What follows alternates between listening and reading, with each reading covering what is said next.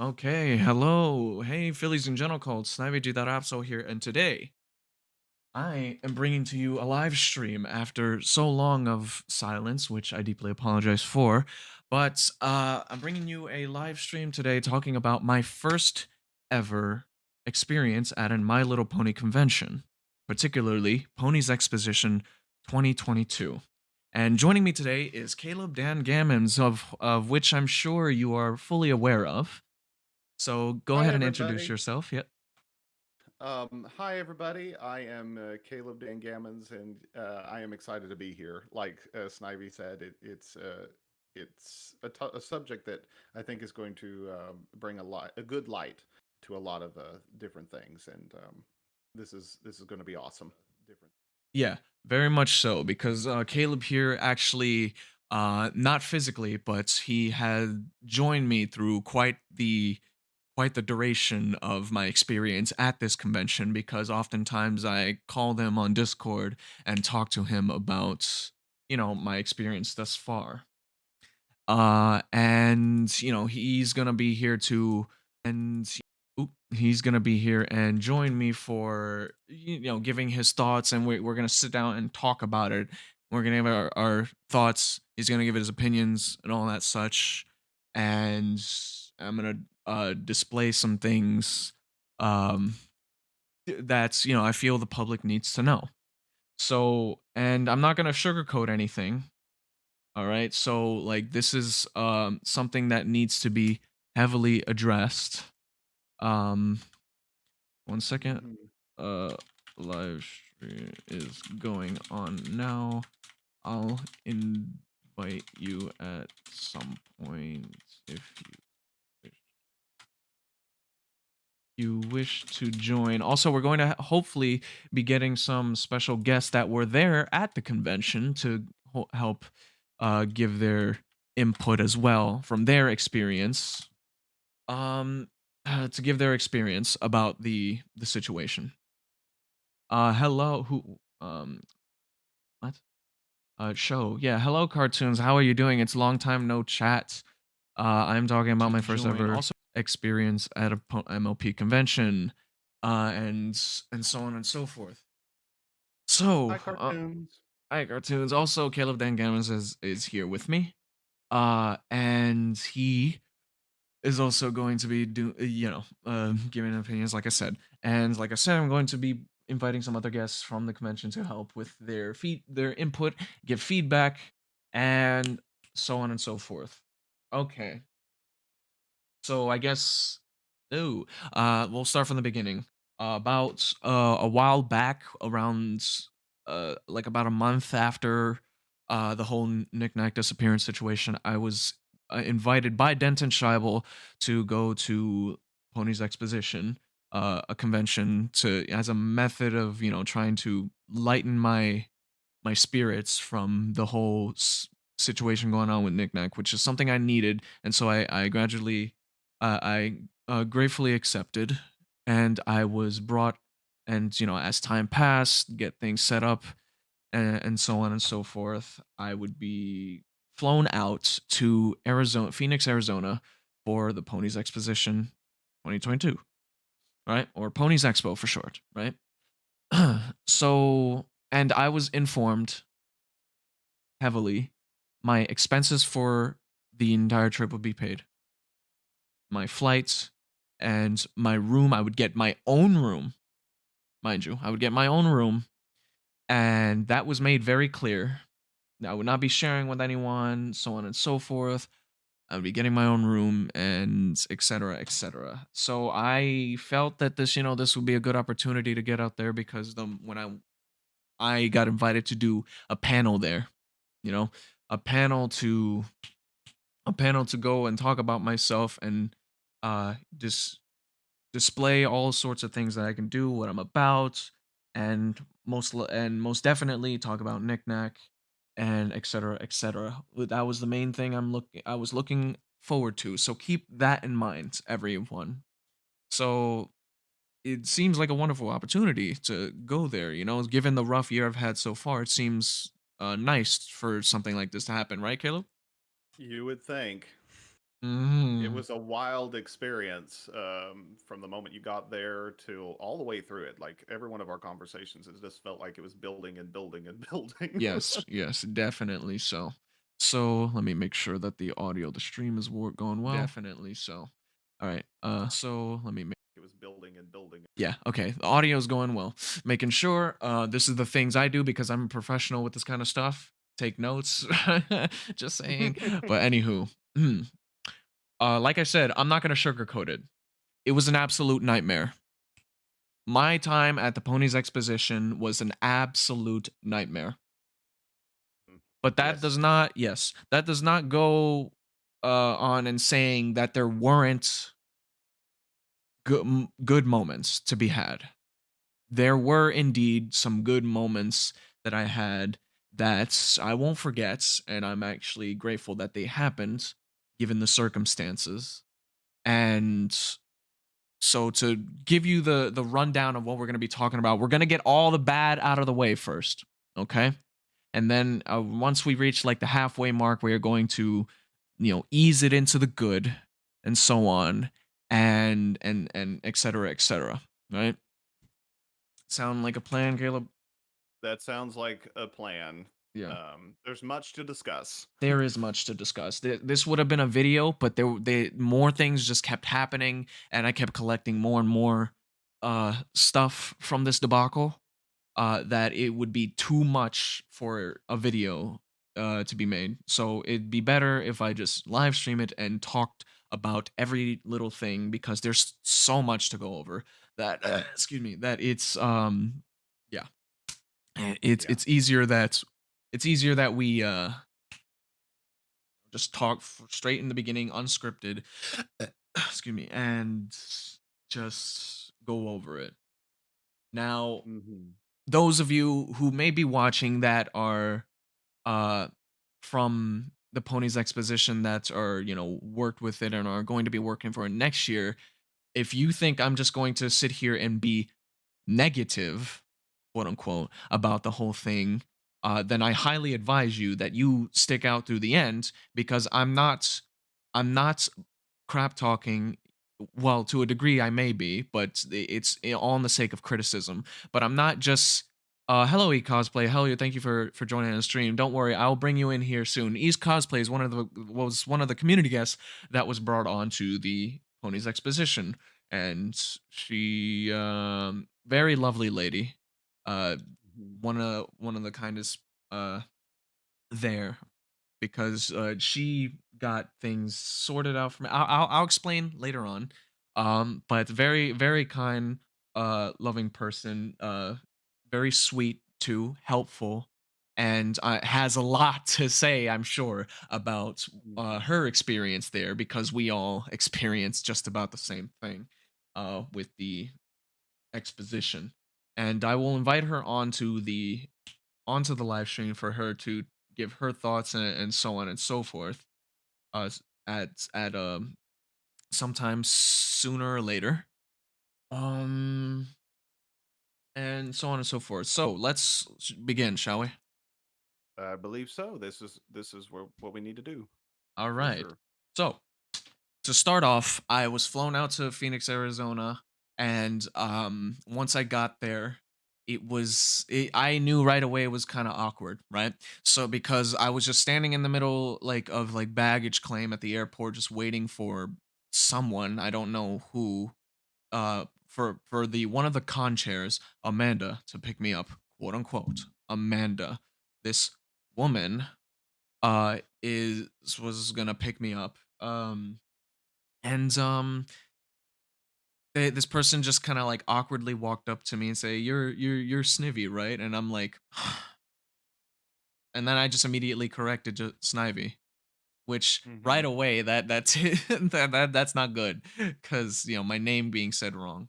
I don't like it when people Yeah. say it wrong. It goes to show you haven't looked up anything about me if you invited me here, which Hmm. mind you, it's true because of the stuff I'm going to say later is egregious. But anywho, I we got to her car and then she drove me to the hotel and so on and so forth. And I was asking at some point, it's like, like, okay, so am I getting my own room or so? And it's like, yo, you're gonna be staying with some other folks. I'm like, hmm? Uh, Yeah. and I knew something was going on that was wrong right away from there. And going a bit forward, when we got to the hotel, right? Instead of checking me into the room or whatever, there was that didn't happen right away. There was something going on with her card or something, and that's not a good sign. Like the card was not accepting and so on and so forth. And then she tells me, "Okay, I got to go run to the bank real quick." Keyword real quick. Um and to fix something, to do some. I'm like, okay. She invited me to, like, if I wanted to come with her to the thing. I'm like, no, because I've just been on like two different very long flights from New York all the way to Phoenix, Arizona. So I'm tired. I want to sit down and rest, maybe unpack some things and just relax and wait, you know what I mean? Cuz the event hasn't started. They brought me out there Right. 3 days before the event, right? Mind you, 3 days. Hmm. 3 days. Just saying. Then I decided, I'm going to stay in the hotel. I probably don't have to wait that long. I ended up waiting for 4 hours. Yeah. Let that sink in. I ended up having to wait for 4 hours for Amanda to show back up at the hotel. And, like, I was at this point, I'm a very patient person, but for 4 hours after I've been on 2 separate flights for a very long time, I was a little impatient, respectively, of course. Like, I feel anyone would Right. be after waiting in a hotel, in a hot hotel, mind you. It's like 90 degrees in Arizona. The reception, I realized at some point quickly that the reception is trash, right? I have to, like, I move one place, videos and stuff I want to watch won't work. Try to make a call, I have to step outside. It's horrible. So, waiting 4 hours, she finally gets back with her mom and Otaku Brony, uh, and one of the other people, which so on and so forth. One of the other guests who's staff. Uh, and then she comes up to me like, "You okay?" I'm like, "No, no. To be honest, I gotta say, I'm a little impatient. You know what I mean? Because I've been waiting here for like 4 hours. I want to get checked in to go into the room. So there's that, right? And then she's like, well, I had to go pick up my mom, and it's like, you said you were going to the bank. Um, hello? And Yeah. so, like, you're already seeing the red flags. I don't need to describe it. And so when I get we her and her mom get checked in because it's under her mother's thing for some reason, or hers, but like using her mother's money or something. Just the financial situation is looking pretty bleak right off the start, right? Right. And, like, I just like, you know what, let's keep going with it. I'm close to getting my room so I can just relax. They book us in a suite, right? And so, like, I start realizing that, like, okay, so we're gonna have to be sharing rooms, and I don't like that. I'm not on board with that whatsoever. It's not. Hmm. I'm not comfortable sleeping even remotely close to people I don't know, right? People I don't, like, I'm not familiar with. So, there's an issue here, you know. Yeah. Um and that's the red flags. And it got to the point, and this is what's about to happen. What I'm about to show is it's just unacceptable right off the bat. Something really bad. Amanda and her mom are ended up like fighting, having a family dispute, fighting in front of me, Mm. fighting with each other in front of their guests that they flew out here, two of them. And I'm caught in the middle in a state I don't know, right? In a state that I don't know, I've never been to, in front of people I've never met before. and they're having an argument right in front of me. And this is day one, mind you, before the event, 3 days before the event even started. You know, Hmm. and this, Yeah. so I'm gonna show this the bit of evidence. This was day one, mind you, and you're gonna see it for the first time, right? If I am able to show it. Actually, let's see if I can do a, okay, yeah, I can do this. I'm gonna do a freaking screen capture. Okay. Let Hmm. me display this for you. All right, you see it? Yes, I do. Okay. You hear that? Hmm. Yes, I Okay, do. so I'm going to, yeah, I'm gonna do, uh, all right, display capture. And then I'm gonna do this. All right, so we're gonna play the first. This is exhibit. This I have all sorts of. This was the first of many recordings that I've gotten while I got there. Right? Yeah, Hmm. hello. Yeah. You Okay. know, Hmm? um, and like if I may, Snivy, just say something about like that, like them having so much trouble there at the very beginning, like getting you into your hotel room, all of that stuff really should have been taken care of before their guests, before the day that you arrived. Yes. They should have been when they knew that they had guests coming. There should have been somebody who had the business sense to be able to say, okay, we need to take care of the finances Yes. ahead of time and go ahead and have their rooms squared away so that when we get there, all they have to do is just check in and get to their room. There shouldn't have been a 4 hour wait Yeah. on that front. There shouldn't have been Hmm. that whatsoever. Because I'm, like I said, I just got off the plane. I want to relax.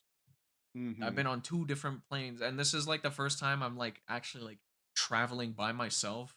So I had to like kind of learn a bit, which it wasn't that hard, but it was a bit tiresome because long waits, walking. Yeah, I had to make sure that I didn't miss my flight because I'd be stranded in a middle of a random state. You Yeah. follow? Yeah. And like they're but you see, like, and that's the whole thing about it. Like, they could have had all this done. They could have made all these decisions beforehand before you even got there, and then that way you could have just gotten into your room. And then, like with what they're about to witness with this argument, is big no no. That's a Yeah, big red flag big red right out flag, of the and this bat. is something I haven't shown Caleb, so he's gonna witness it for the first time. Like, this Yeah. is just like this is something that no one should have to go through because, like, think of it at logically, right? I'm a guest at their place. Think of it at logically as like I'm a guest at someone else's house. You know how out of place and awkward and like just very unsettled I would feel, be uncomfortable I would feel if like a husband and wife started like arguing in front of me or something. You know what I mean? Or a mom and her child started arguing in front of me, and I'm here with my luggage and my backpack, like just standing there awkwardly as they just fight. You know what I mean? Right. And no guest should be made to feel that way. None of None of them. like they should have like had somebody. And it's too much for just having two con chairs. I mean, a convention is Yes, way too much to run for two con chairs. They needed to have more people, but they they did. didn't. They didn't. And that I think a lot of the problems that they experienced were because of that very reason. I mean, it's a lot of stress to put on a con, and a lot of people have like a good idea of like, hey, what, I really want a con in my area, but unless you have the real business sense and know how to like set up the logistics of turning that idea into a reality, then you need to find somebody who does. Yeah. You need to find somebody who actually knows what they're doing, Yeah. because this out of the get go, just from you getting to your room and then having to go through this experience, which I haven't watched like this video in particular, but I will say that Snivy did contact me afterwards. And it was, it was a very emotional conversation that we had, Yeah. about this particular conversation taking place, Yeah. and it was upsetting to me being on the outside because like now I'm concerned that one of my really good friends is in a state that he's never been in, and it's already sketchy from the get-go, and that concerned me greatly, you know. Yeah. So like he's concerned for my safety, and I'm like this like stuff like this before this stuff like this is happening before the event, right? Before the event even starts. And usually when bad stuff starts to happen before the event happens, that usually no, Matt, most definitely entails how the rest of the stuff is going to go. You know, how the rest of the stuff is going to go down, right? Right, right. And I knew And this. Keep going. well, like if they were having problems on day one when you got there, Snivy, they were having problems before that. This Uh-huh. didn't start the day that you arrived. Like, I don't even know like how these I really don't even know how these particular con chairs were able to secure a location and set up what they did before you even arrived, because the disorganization right out of the bat and just not thinking about where you're at and being aware of your surroundings when you're doing things like arguing with a family member, Yeah. that's very concerning. And not Mhm. setting up the right tone for going into what should be a convention all about friendship, love, and caring for each other. Exactly. It's just all I'm seeing is Discord right now. You know what I mean? Like Discord and just bad stuff. Mhm. Like very bad um tension and vibes, energy, all that stuff going on right in front of me. Right? Like what? It's like Mhm. and like it was the first bad sign. I was like I'm starting to think like this was a like right off the bat. I'm starting to think this is a mistake. I even like say Mhm. something like that in this video. So we're going to watch it. This was I felt it would be best if I recorded it because I was like, okay, there's nothing weird about me recording it because I figured, and I don't normally when I see something like when I see something going on in this particular fashion, I don't like oh, I'm not the type of person who's like, oh my god, I need to take my phone out and record this, like those types of people rather than try to, but like Mhm. but this particular thing, it's like I feel like for my safety especially, and like for folks who may doubt that that this has happened, I could just show you. Yeah. You know what I mean? Because there were doubters. I'm sure that Oh yeah. I mean I shouldn't say I'm sure. I know because I'm telling you there were people who doubted that like the bad stuff, and it's like I have it right here. You know. Yeah. Further, so we're just gonna watch the video. It's 5 minutes, pretty 53 seconds, and so on and so forth, and you're gonna see that it's just the madness unfold day one, mind you. Okay. Mhm. All right. So here we go. You want something to bring you something? They got my clothes. No, I'm fine. Okay, they're fine. So the one with the accent is Amanda's mom. You have one? I have a food stamp card and I can. Not the text, not the Tennessee accent. That is a taco brony. Um, another lovely lady. Caught in the midst of this nightmare. So, anywho, Food They have a restaurant in here, no? Yeah, it's across the street. And they have set the food stand card? No, I have to go take it to Walmart or something. Oh, Yeah. okay, let's just, go. I can wait until you have time though. Yeah, I mean, I have to do things for you. You hungry? I can wait till you guys get No, done. it's too much because I want to eat. Um, she wants to eat, and so she's trying Mhm. to rush people to like to go to leave, you know, because like they're about to go have food rather than like focus on the convention type stuff, or mainly Amanda's mom. But anyway, I'm alright, honey. Just do whatever you need to do first. No, let's go. Because when we, after that, we pick up the dog and, you know, let's go, Amanda, please leave the phone. Okay, real quick, I have a few questions. Yes. How many people are staying in this room total? There's another room, Nicole reserved another room. Okay, how many people are staying in this room total, like I asked? One more, that's it. I'm not gonna be in this room. How many people? Like, give me a number. Notice I had to ask that question 3 times. Hello? Wow. Like, give me Yeah. a number. Hello. Like, it goes to show that, like, it's already difficult dealing with them because I had to ask several times, 3 times. Mhm. And that entails that, like, later on, I can confirm later on, it's difficult for them to give me, like, to help me out or give me answers about things. Right? Mhm. Like, so already it's proving difficult. So I'm like, hey, give me a number.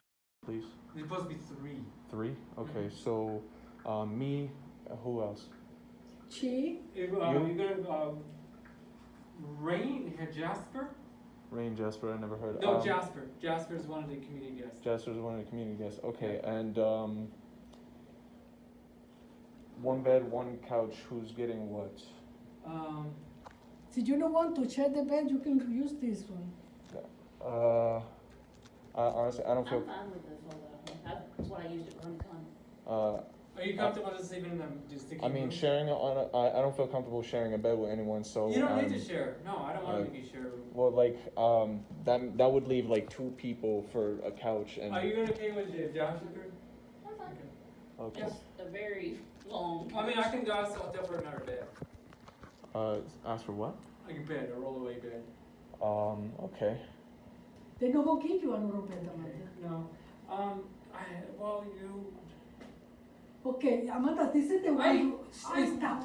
I'm not happy right now.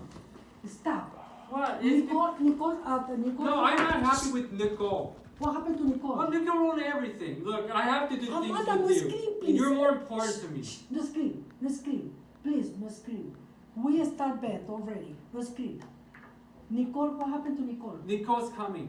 Yes, she go stay in one room. Yes. So only Nicole. Yes. She reserved her room. She reserved the room, okay. Yeah. And he go sleep in the bedroom alone. Yes. And it's only 3 people in here. Mm-hmm.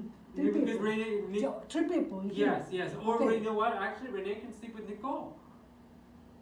Say, hey, it might be just 2 people here. Just you and is that okay with you? Yes. They no matter whether he want, What? they no matter, he no want to sleep with nobody in the Yeah. room. Yeah, I accept that both things. Yes. And you decide, okay. You can sleep there and she go sleep in here and she can share the bed, Okay. okay? Okay. Can I say something though? What's going on here, I appreciate me being invited out here, but this kind of behavior, I feel uncomfortable with this arguing going on. It's kind of unacceptable. See? No, that's just me. Because I get really demanding sometimes. Cause like right now, I feel I'm in a place I don't know, in a state I've never been to, Yeah. and this is making me feel like I'm starting to like. I don't have any regrets, but this is starting to make me regret this. But listen. Yes. We no go stay in here. I have my own place. We Okay. go stay in my own place. I go pick up my dog and we go to my own place. You guys go stay in here.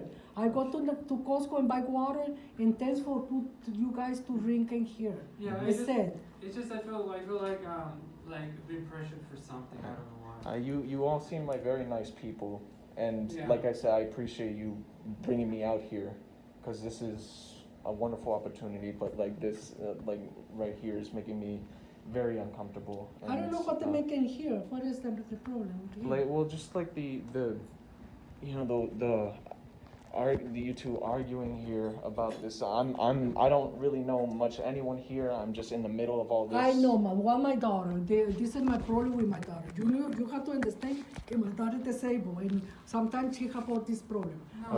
Not an excuse. She no go stay in here. This is her problem. And How about this? This is you restart. I mean, just say we didn't argue. And I'll just say that I didn't argue with my mom. Let's just say I'll just pretend the argument never happened.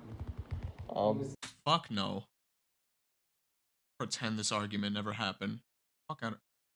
Get out of here with do that. my best. Yeah. I'll do my best, but this is something to. Yeah, but It's it's not- okay, it's not forget gonna be it. like We this, go though. now, I know. and you stay here. No, I just Oh, I feel like you have to be there. because I got watch TV. so many things. I understand. But just like for next time, if you're gonna plan another, events like this, or if you have another sort of just another event in general, like try not to let this happen. Like a family quarrel or anything of this is not something that Well, me as a guest Well, yeah, want to well, see. Yeah, no, You You want know. me to bring you some? I make a valid point here, don't I? Very much so. Very, very much so. Thank you. No, that's okay. You don't want to go right now with us? Uh, No, I can wait. So good. Okay. I don't want you to die. They're hungry. No, I'm alright. Okay, let's go. All right, I'll be back. Okay. Okay. Would you prefer I wear my mask? You're fine. You got the car? Yeah. Woosah. that was that. Yeah, wow. Just my initial reaction to that is oofta. Like they Yeah, professionalism. Professionalism is out the window there. And 1 second, I need to check back at the chat. I wasn't able to see the chat for I wasn't able. Sorry, folks. I wasn't able to see the chat while I was watching that because I was using display capture. I didn't want to like move. Actually, I should probably bring up the chat on my phone like I always do. What am I doing? Let's see. Okay. Agreed. Oh, you will get my feedback on that so much. I'm sick in the stomach for this shit. Hi, I'm Cutesy. Cute Izzy, head of production, and we will get to you. Izzy. Yeah. Hi, cosplay. There's forget it happened. That's called gaslighting. Yeah. And yeah, Yeah. I do make good points. Let me get the chat up on my phone so I can read while we're displaying evidence and so on and so forth. And by the way, Izzy, cute Izzy, you wouldn't mind if I'm going to do it anyway because I feel like this needs to be shown, but like I'm going to display the audio recordings that I had with you. Yeah, they won't see your face, so on and so forth. But like it's something that it needs be shown, addressed, yada yada. You know what I mean? Like Yeah. let's see. So this is the first recording that was 5 minutes. Second one. Okay, so the next one is about almost a 10-minute recording. Thinking about this right here should give you a clear indication of everything that we're about to show you. Yes. Because this right here, that automatically, if they're having these types of issues and they're not thinking about where they're at, they're not alert to where their surroundings are when they're having these conversations, which need to be kept behind closed doors away from their guests. Yes. So this is going to spill into this type of atmosphere that they are creating, these types of decisions that they are doing, and these conversations that they're having. It's going to spill over into everything else that happens in this convention from here on out till the end of it. And it's going to be a wild ride. Just be prepared. It's a wild ride what we have ahead. Indeed. So after all that debacle and later that day, I messaged you, I messaged my mom and dad about like that whole stuff, and it's like, this is not good. And my mother and father are trying to be encouraging and like, that like encouraging that like it's in a try to go through with it and bear with that and try to just put it off or whatever. So I can't remember exactly what my mom and dad said, but I remember like me talking to you, which I can go through that.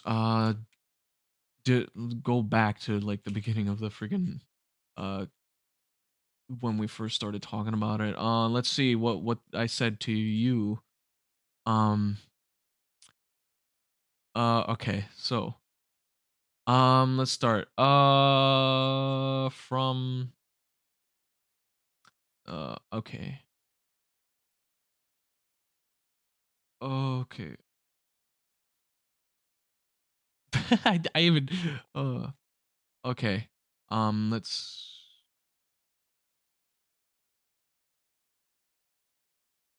hmm, uh, um yeah, I think I did. It was a voice call that we had, right? Oh wait, no. It was a yeah. Here it is.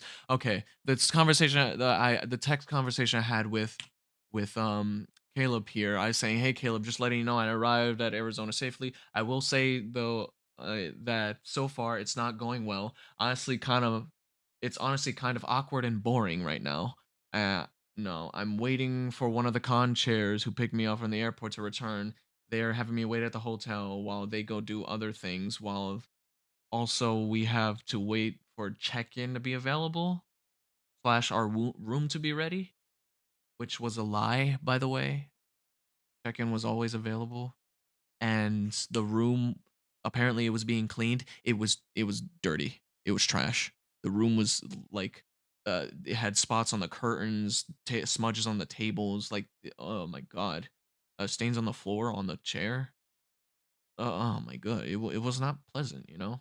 Like, I wasn't expecting a five-star hotel, no, none of that. I was expecting something good, and it was just, The closet door. Yeah, the closet door was all hanging off of its hinges, like, don't even get me started on that shit, man. That I even showed you, like, I'm pulling it, it can fall off. Like, oh, whatever. But anyway, which honestly, something they should have looked into long before flying me out. You know, the whole room thing, like you said, Caleb. Yeah. Since the con is in 2 days, um, I basically have to um find stuff to do in the meantime. Board face. Mm. Furthermore, I have to share a suite, is what I meant to say there, with two folks, and one of them is said con chair, which makes me heavily uncomfortable. It turned out to not be one of the con chairs, so thank goodness. Um, so yeah, and so on and so forth. Then later that day, I was like, yeah, oh yeah, this was definitely a mistake. Um, so then you say, "Yeah, they should have handled my room stuff beforehand, so that you wouldn't have to wait. I'm glad you made it safely. I can Mhm. imagine it would be very uncomfortable. Why'd they not put you in their own room? And like, it's weird. I'm sorry, it's not going well for. Are you available right now, or are you still at work? Yes, I can talk." And then we had a conversation, Yeah. talking like vocally in a voice call, talking about hello, Disaster Hotel. Hello, Singleac. Thank you for joining in on the stream. I am talking about my first ever convention, MLP convention, Ponies Exposition 2022. Yeah. I'm not going to sugarcoat it. It was an absolute nightmare, but with a bit of good things here and there that I will get to later down the road of this stream. Thank you for joining in, Singleac. Though, thank you so much. I'm glad that you are here, enlightening, Mhm. filling the room with your presence, as you always do. Mhm. Caleb Dan Gammons is here too, the one who also participated in the video project with, for Knickknack. Um, Hi, Singalek. Yay. So yeah. Anywho, let's try to skip on ahead. Aw, thanks. Hi, Caleb, says Singalek. She says that to you. Aw, thank you very much, Singalek. I hope you're having a wonderful day. I'm sure she is. Also, I would very much love to like introduce you to in a call one of these days. So if you're okay with that, Singalek, let me know. We can set that up because Singalek, Caleb would love to meet you, Singalek, and I'm sure you would love to meet Caleb because you two are very awesome people, and so on and so I forth. would love to. That would be awesome. That would be like fantastic if Oh that could yeah. happen. Oh yeah, Caleb loves you and your work as from all the stuff I've talked to him about your work and how awesome you are, how close of a friend you are, how sweet you are, everything. So yeah, I love to meet you. Says yes, Caleb. I love to meet you. Says Singalek. So yeah, we'll definitely set that up. You're so kind. Aw, crying Well, thank face. you very much. I appreciate that. I think she's actually like she's actually from Italy. I think that's where well, she's Italian. I'm sure she lives in Italy. Denton Scheibel, welcome. By the way, before I read your thing, if you ever, if you ever, uh, pitch a convention to me ever again, Denton Scheibel, I'm gonna head for the fucking hills. Oh my god, no offense. Because I know you were in good spirit when doing so. You couldn't have known that any of what I'm about to continue explaining would have happened. But I do thank you for the opportunity. It did not go without complete without something. But nope, Italy time zone. Yeah, I told you, Italy. But anyway, hi Snivy, I'm so glad to make it a stream. I'm so sorry again for not being able to make it to Ponies Expo because with you because he was supposed to, but due to scheduling issues. I swear I really wanted to go there for you. But yeah, I'm gonna go sleepwalk tomorrow morning. Uh Singleck is a blessed character. Very happy go Very lucky. much so. Like Italy, if you go find Joe Carey this year. Okay. Anywho. But yeah, thank you for regardless, Denton, thank you.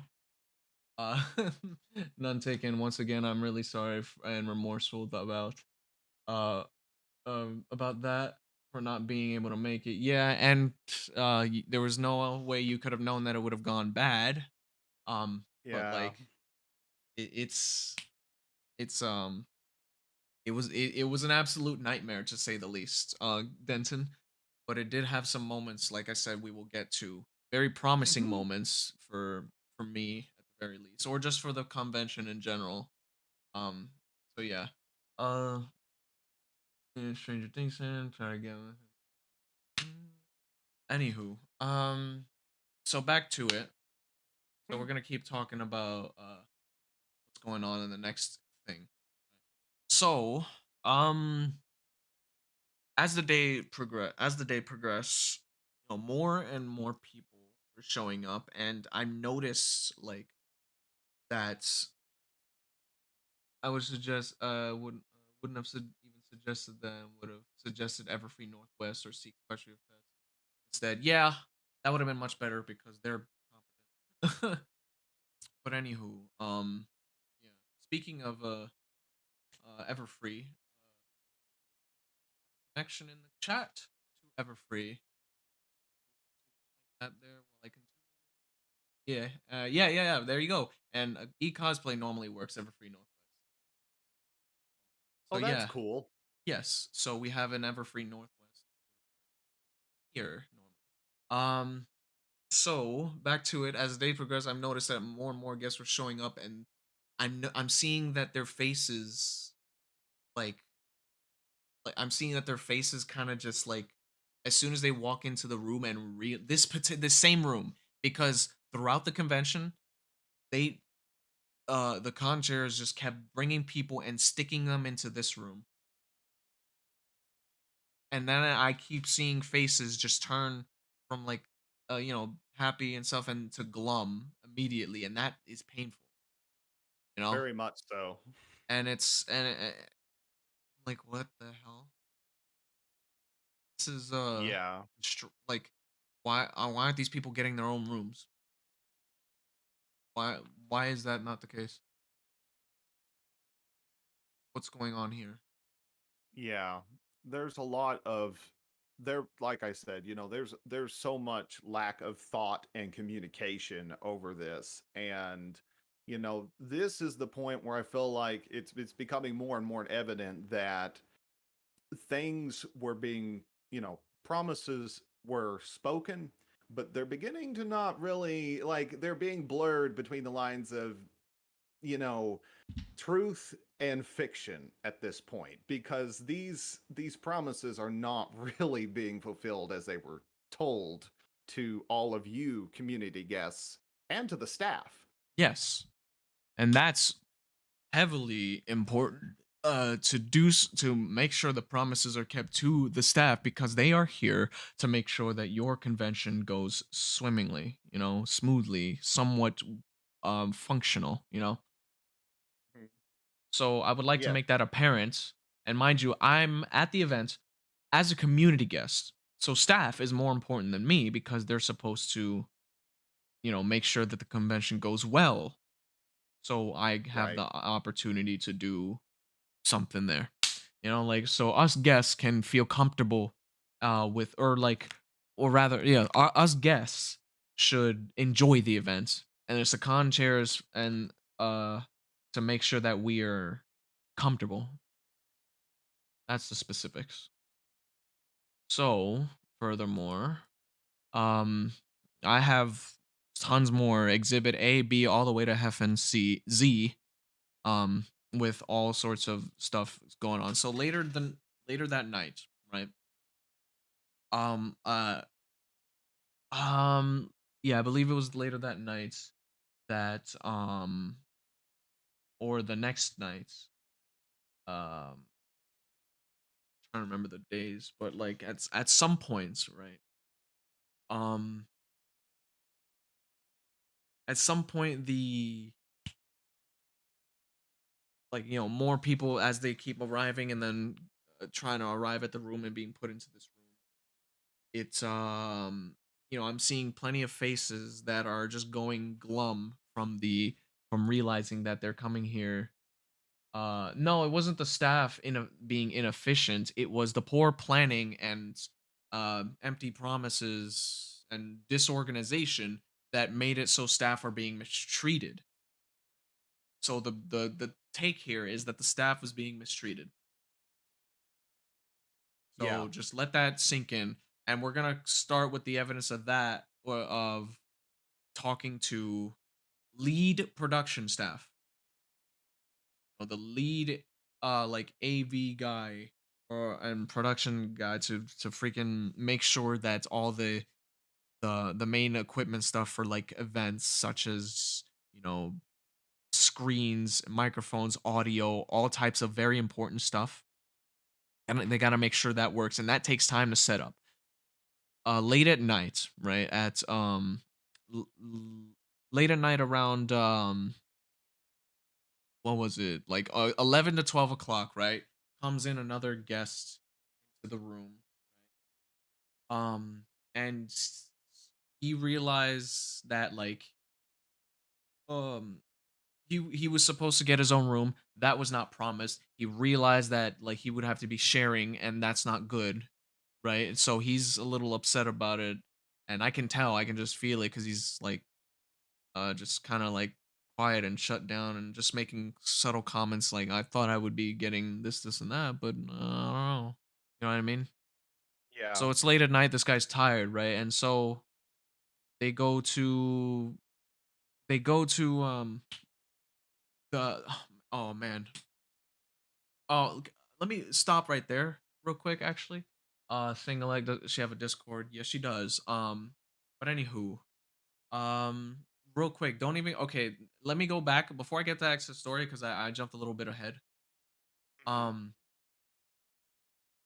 it was the second day. Um, and like so far after the first day being crap, and I was uncomfortable. I had nothing to do because there was nothing to do before the events, you know what I mean? Like Right. so like they had nothing, the poor planning on their part had nothing for us to do before the actual event. You know what I mean? And there was such a lack of communication between um yeah, it is private. She doesn't want to do that. So yeah. Sorry.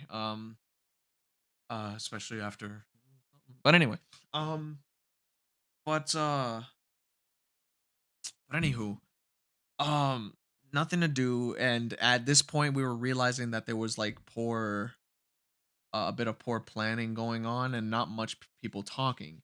And there was at like Not to some mention, point, hmm? not to mention, Snivy, um, they didn't bring you your food for like ever, and No, then they yeah, didn't. like they promised you all meals. Hmm? That was not delivered hardly at all. No, the Um, most they got was some shitty Costco pizza, which I've had better Costco pizza here in New York because New York is good with pizza. Arizona is not. But or as far as I know, but still, like the God, like you know it's bad when like just got me just a couple slices of Costco pizza, which I ate still, but it wasn't as good as New York, regardless. Yeah. And that was the last meal they gave me until the next day I had to go out in the scorching sun to try and find a restaurant for myself because no one would give me food. Or well, not that day, but when I had to, but because the second day I went out with my mom's cop buddy who was in the States at the Mhm. time, and we went to go out to eat, and that was the highlight of my day, of the second day, right? Um Yeah. um because talking with the cop buddy was very nice because he had no idea. Yeah, hungry me. Very, it was upsetting, man. Single leg. Yeah, uh, they gave me bad pizza, unacceptable. Exactly. This is coming from an Italian, by the way. If you Mhm. can't mention bad pizza in front of an Italian, she will rip into you. Let me stop. But Yeah. um, but anyway, um, it was nice because this guy, my mom's cop buddy, didn't know what was going on, and he was there. My mom set up this whole thing for me to hang out with this guy because to check up on me to make sure I'm doing all right. Because my mom is concerned mothers and all that such. Who's my mom is a retired police officer. This is important to remember later. A retired police officer, and she got one of my mom's cop buddies to hang out with me for the day. I talked about with him a lot of stuff that I enjoyed talking about. It was a lovely conversation. I ate a wonderful pasta and shrimp, spicy shrimp thing, a meal. It was delicious. I had leftovers for later tonight. It was good. But this guy didn't know anything about like the event or what I do or anything in the internet type of stuff. So I have a completely outside perspective on things of this that I can talk to, and it was nice. Mhm. I made a lot of points. I even talked about knickknack, talked about what we do, writing, and I'm here to express that at this convention to get the opportunity to express what I'm about, what do I do, what have I done, and express what I'm capable of. Talk about knickknack, the future, and my writing, all sorts of things. That all the stuff I'm excited to talk about here. I talked to this guy, had a wonderful time. This guy was cool. Then yes, nickels is everywhere. Um, nickels everywhere. Now, I get home. I wish I get back to the hotel after having a nice lunch, nice meal, and then right back on that bullshit, right back to it, just right back to the weird, the bad, and the uncomfortable, right? Because this, when Mhm. I walked in, waved hi to a taco brony, then walked to the room. I'm about to walk in, and then I hear down the hall, "Oh, you're Snivy, right?" Like, and then I turn around, put my mask on, and turn around, and I meet the second con chair for the first time, Nicole, quote unquote. Look, I'm just gonna say this here and now. I don't care what you do or who you are, right? You can do whatever you want and believe whatever you want about who you are in terms of your body and your identity crap. I don't follow that stuff because it's a load of malarkey.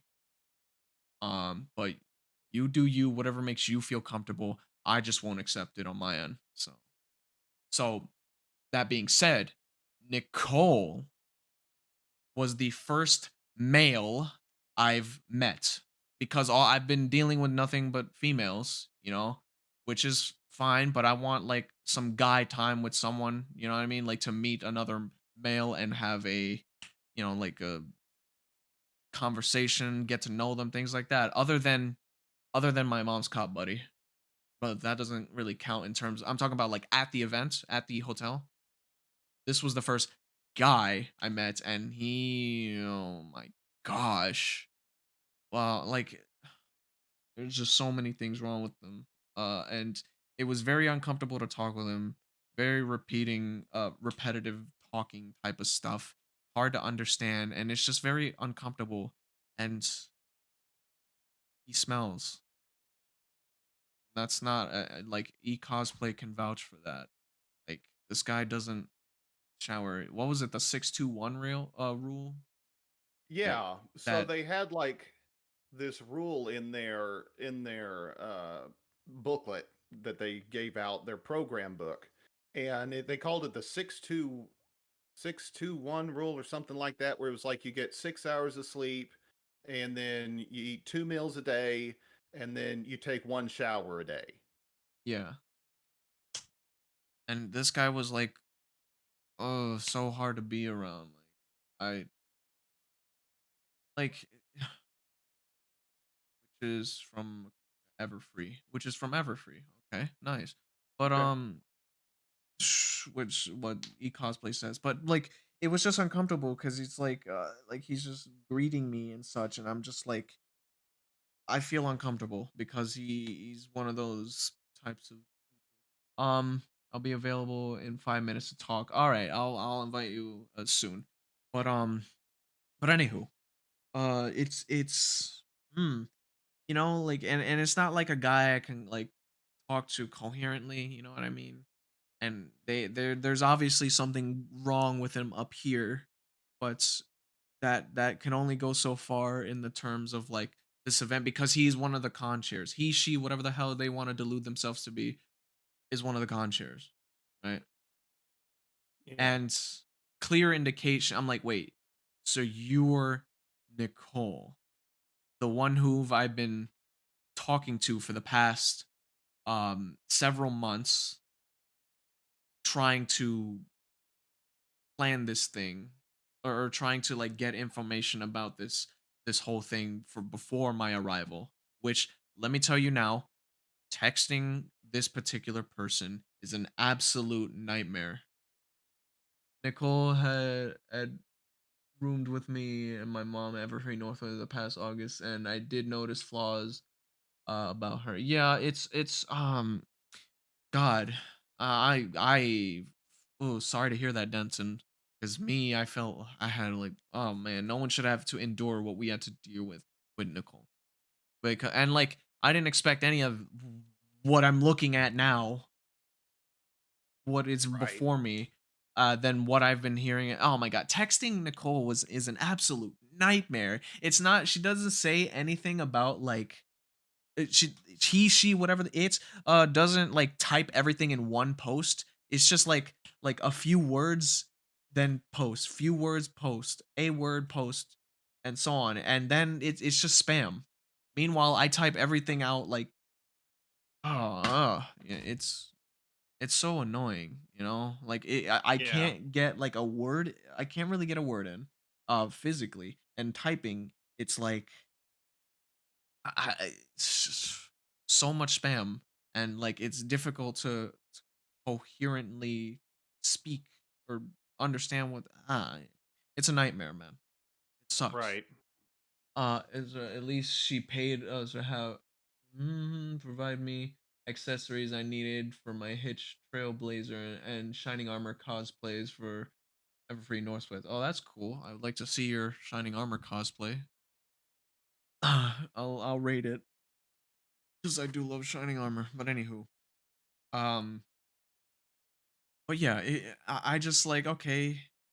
I'm just like very quiet, giving like one word response, 1 to 2 word responses to this person, this first guy, quote unquote, that I met, right? And like I'm just like, oh my god, like I'm like, this is really the first guy I met, and it's like, ah, do they have some sort of condition? Yeah, I don't know what it is, autism, uh or some sort of, they're disabled some way or another, but at this point it's like that regardless of any of that, they're incapable of running a con. Mm-hmm. They like Yeah. those types of things can only go so far. You can't just like you can't just like use that as an excuse for this kind Right. of this bull crap, you know what I mean? It's bad because they're at this point I'm already realizing the disorganization and the unprofessionalism of these people, and just the severe lack of comfort and so on and so forth. Because this particular person, Nicole, quote unquote, kept trying to put people into the room that I was in, into the suite.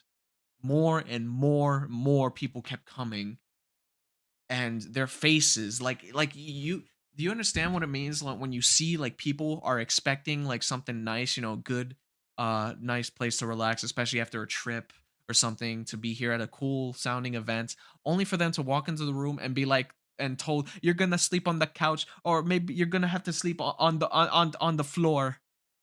And I stuttered on purpose there because it was just constant stuttering. Being told that you're gonna sleep on the couch or the floor. I'm gonna Yeah. be silent for 10 seconds and let all of you let that sink in to your minds.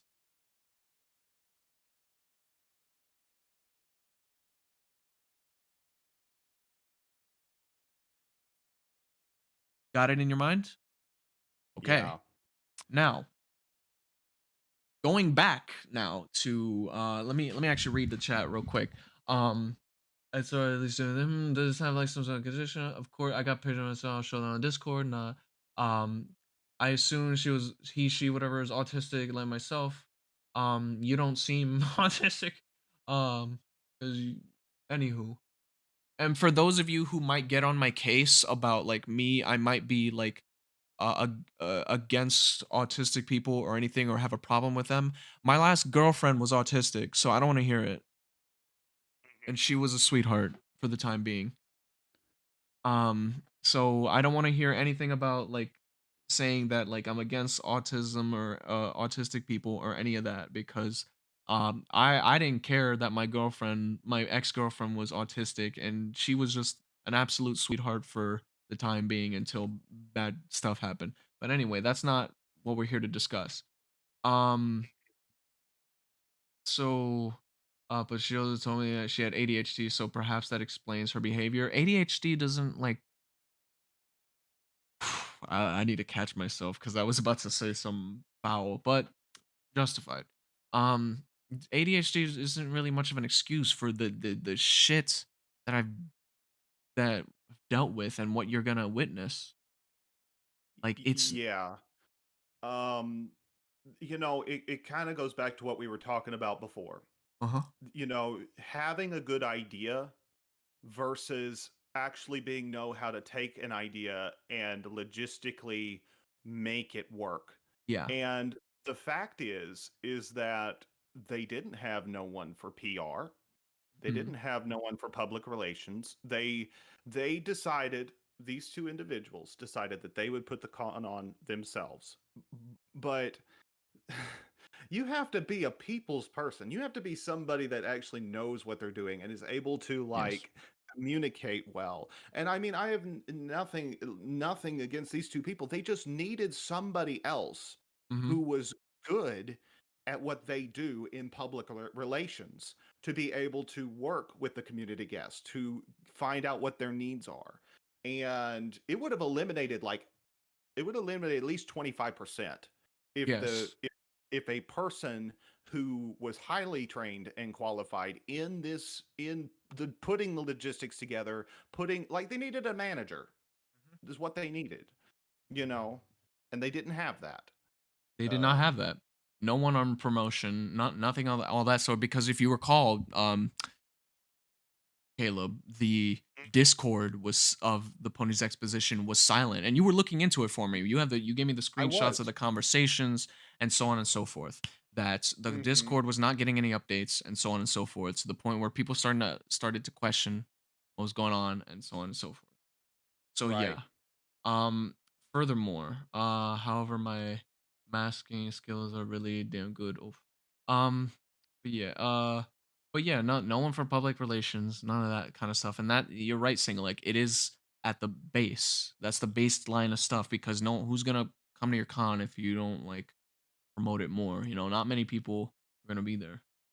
I mean, you can tell that they didn't have it either. When they made a public post about SnivyG.Absol coming to their event, you know what they said? They Yeah, tell said them that this. it was egregious. They said that Snivy, one of his biggest highlights for coming to the event was he was able to make debates fun for people. And it's like, who is Snivy debating? Who am What I is this? debating? Man, apparently, I don't know who came up with that either, but like apparently like you said, I make debating fun. I do, as far as I know, I don't really do debating on my channel. I'm not into that Yeah, kind of stuff. Like like it goes to show that like these people don't read up on me, you know? They don't read up on their guests all right. that much. On the pamphlet thingy on their websites, it was like Mm-hmm. a good ish thing, you know what I mean? The jack of all trades thing, whatever they said, that was fine. That was fine. They missed a few things, but here on the Twitter post, it's like they put a I give I bring the gift of debate in a fun way. What? I Yeah, don't. That's not me. Hello. I wrote back in a comment and I said, SnivyG. Does acting, singing, and I just listed a whole bunch of things that you Yeah. did, Snivy. And I said, you guys, this Snivy is an excellent choice to Mm-hmm. have at your convention. And I said that so that if anybody, and I was too late, like I was 2 months late getting to that post because like that post was actually written like 2 months ago. Yeah. But like, but like, at least people who were like gearing up for the event, if they ran across that post, would have something a lot more than just Snivy brings debates in a fun way. You Like, know? huh? Like, I mean, I know I'd be good at it because I'm good at speaking, but like that's not what I do. And this isn't like what we're doing right now. Like in this stream is not a debate. It's expressing my experience there and giving criticisms and giving highlights and talking about the both the good, bad, the ugly, and the pretty, you know, all that such. But this is most definitely not a debate. Nothing of what I say here is up for debate because I'm just Right. explaining the facts here and my experience and what we can learn from it for the next convention. Um, so on and so Yeah. forth, or for any convention out there to take notice. If you're thinking of starting a new convention, don't do what these people did. So, Right. furthermore, Caleb Danganman said on the Twitter post specifically, SnivyG. Is really awesome. He does gaming, MLP audio dramas, voice acting, art, singing, and much. I added the extra much and much more. The not to mention he's the author on film fiction of The Spirit Crusaders, which is a fantastic fan fiction about Princess Flurryheart. He is an amazing choice for the expo. So, which thank you for saying that, Caleb. It really Of course. puts my heart warmed. So yeah, that's Well, a I much couldn't better just thing. leave it the way that they said. I couldn't just leave it like that. That was not you. And Yeah. I knew that was not you. And I, like, come on. Like, come on. Just going on your channel, you can see there's no debating. Yeah, there's no debate. Like these people don't, and there's gonna be more evidence on like these people. They don't do their research on people like that show up. They didn't do it, like the con chairs and them, because of something I'll tell you about in like near the end. So hopefully you stick around for that. But anywho, yeah, thank you for doing that because I'm so much more Mhm. than just debate. Huh? Right. Like Lamel. Anyway, but yeah, like the good things I was looking forward to in this thing because I'm scrolling at it now. Um, if I may take a moment to say, because this event seemed like it had some promising things, but the way it was going, like didn't seem like the way it was going. It felt like some of these things were undeserving to be here. Like for example, Midnight Mares. That's one thing. Um, Oh, yeah. the Midnight Mares was something that I found out, but like 2 days before the con, or like on the 6th of the con. So that was actually it started on the 7th. So yeah, the day before the con, like early in the day. Or yeah, I found out about like the Midnight Mares on the thingy saying that like, oh, they're gonna be premiering some stuff about the Midnight Mares, and I was like, I never heard of this before. But as soon as I saw the stuff about it, I'm like, I'm in full support of it because this looks really good. I went to the event. I actually got to um but I actually got to see stuff about it. But that's a conversation for later when we start talking about the good. But anywho, back to it. Let's see what else we got. And we got to a point where actually let me read the chat. I know I haven't been reading the chat because I mean I have been, but just not out loud. To run something, everyone must unify their talents. I mean, if you manage a bunch if you manage a bunch of fish, I would never tell them to climb trees. Lamau. uh Okay, yeah, I didn't even know I didn't have anyone for public relations either. I was under the impression that all organizers were more professional experienced than this. Yeah, I was under that impression too. We were I wrong. think everyone was. Yeah. Everyone was, yeah. We were wrong. If your channel contains debating, then mine contains politics and Caleb's contains cooking recipes. Oh, Oh I was man. I wasn't even told. Professional. You see, yeah, cosplay gets it because none of this was professional. The con was essentially saved by the guests and the celebrity and other folks and the staff working there. None of it was Lacan chairs, really. Like there was at a point where after the first like argument I had on day one, Amanda came to apologize to me while I was on the phone. Mom heard it, and like I like firmly informed Amanda like if you're gonna host these events, you cannot have these sorts of incidents happen in front of your guests that you invited out here. You know what I mean? Like you can't do Right. that because we're here to feel comfortable and have a good time. We're not gonna have a good time nor feel comfortable if this type of stuff happens. She assured me that her mom would not be a part of it anymore. That was a fucking lie. Excuse my language. That was a lie because oh boy, oh more stuff on Amanda's mother coming soon. Trust me. Trust me. Okay. So, furthermore, uh as we continue talking, oh, where was I left off? Oh yeah, we're gonna get into the staff treatment because I was talking about like the lead production staff being mistreated. Uh, we're gonna show that now. I'm just gonna get right into it, and uh, I'm gonna share screens for you to watch in real time Okay.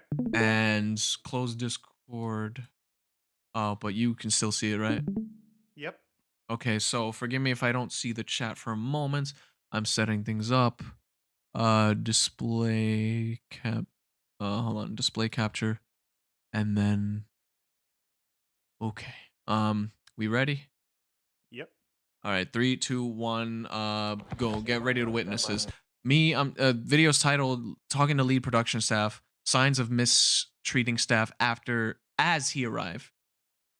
Okay, so I overheard the stuff going on, and I'm like, yeah, he comes back and talks or comes to talk about what's going on, and we have a like almost 10-minute conversation about this stuff. So here. Do you mind running that by me again?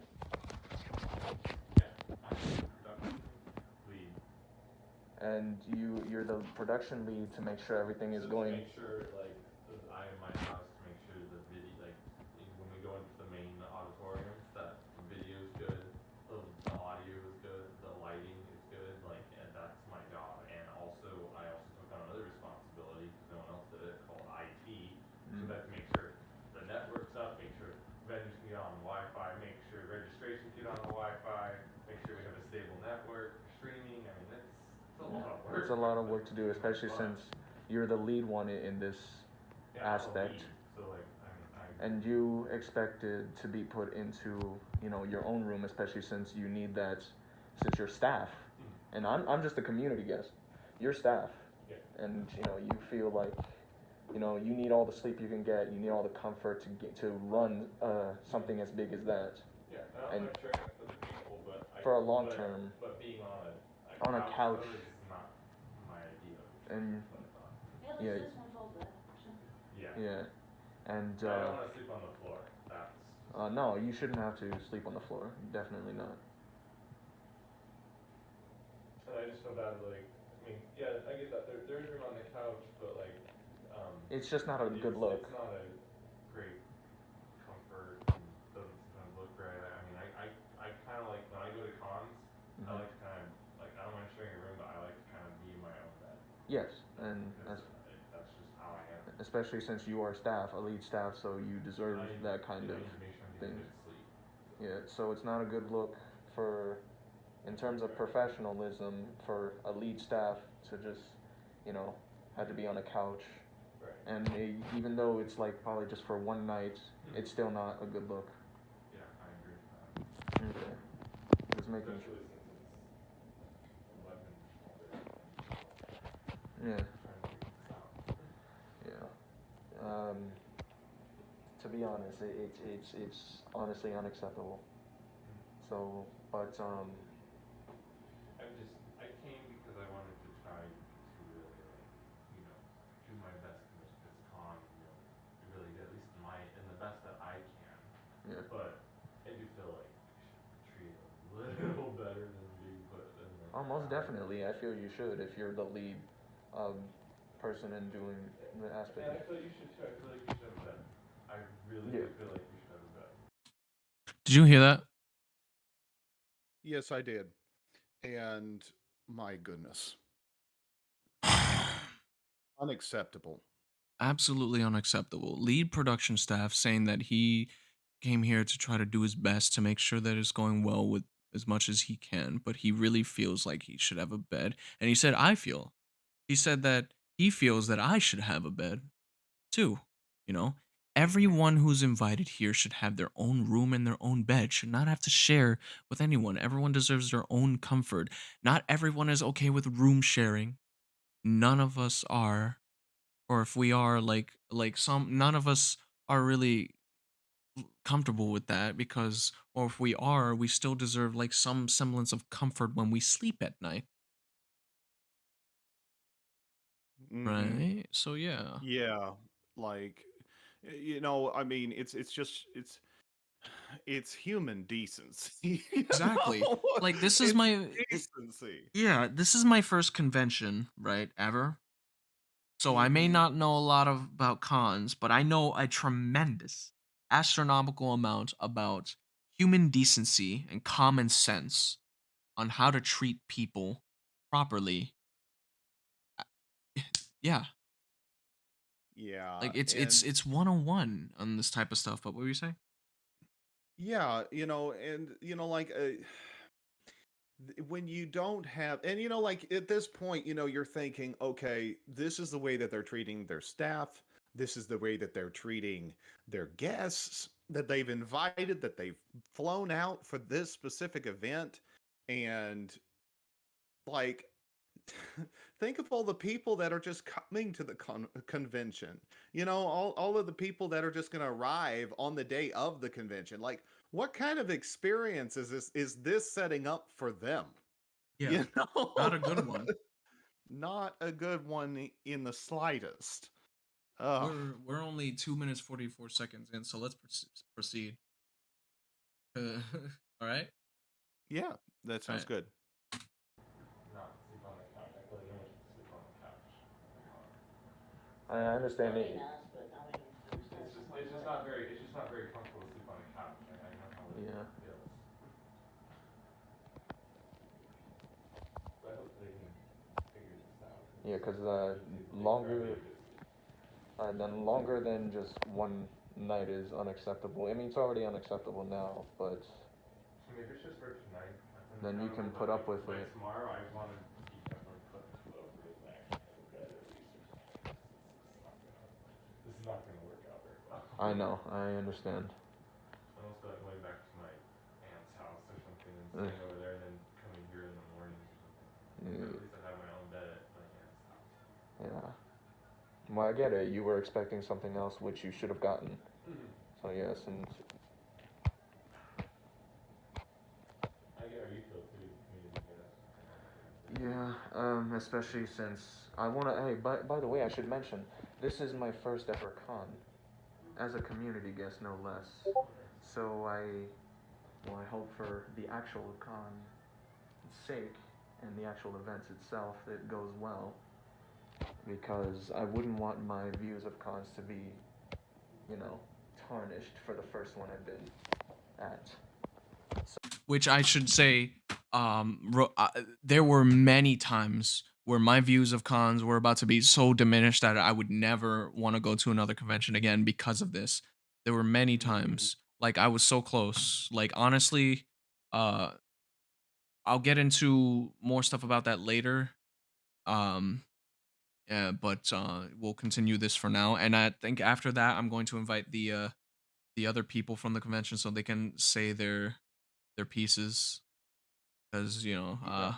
yeah, just to do so. All right, so let's continue. So far, I'll be honest with both of you, it's not as I expected, to say the least.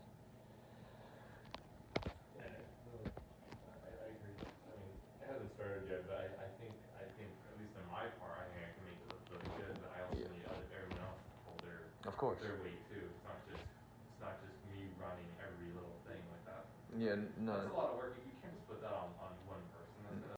Yeah, you cannot put a lot of work all on one person, especially for just like the lead staff guy. You know. Yeah, I agree wholeheartedly, Snivy. You can't do it, man. It's just too much. Yeah, and they You know?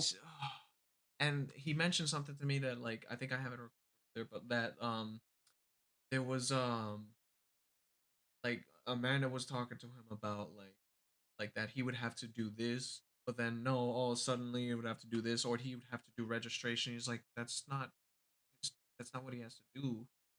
Or so on. He's just being Mhm. thrown into the things, and he's like, there's a lot of disorganization and not like much communication.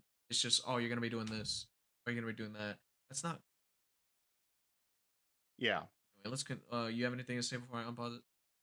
Yeah, I mean, when you are there at the convention, and whether you're a staff, like whatever position you hold in the staff, you should never feel overwhelmed by your responsibilities. And like the from the chair heads all the way down, nobody should feel like they're overwhelmed. And in this case, what we're seeing is time and time and time again, and because of the lack of communication, and because of the lack of the fulfillments of the promises that were made, everybody's getting overwhelmed by this point. I mean, Yes. especially for you, Snivy, because this is your first experience with any con, and if it's painting a picture in your mind, I'm sure, that is this what every con is like? Like, I'm not missing much at this point if this is what it is, Yeah.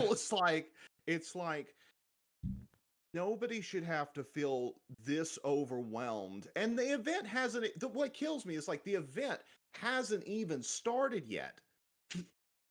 Yeah. It hasn't even started yet, but already we're getting this sense that things aren't going well. There's a lot of things from the chairs down that is not being communicated well, and there's a lot of things being called into question on just how much of this is actually planned out.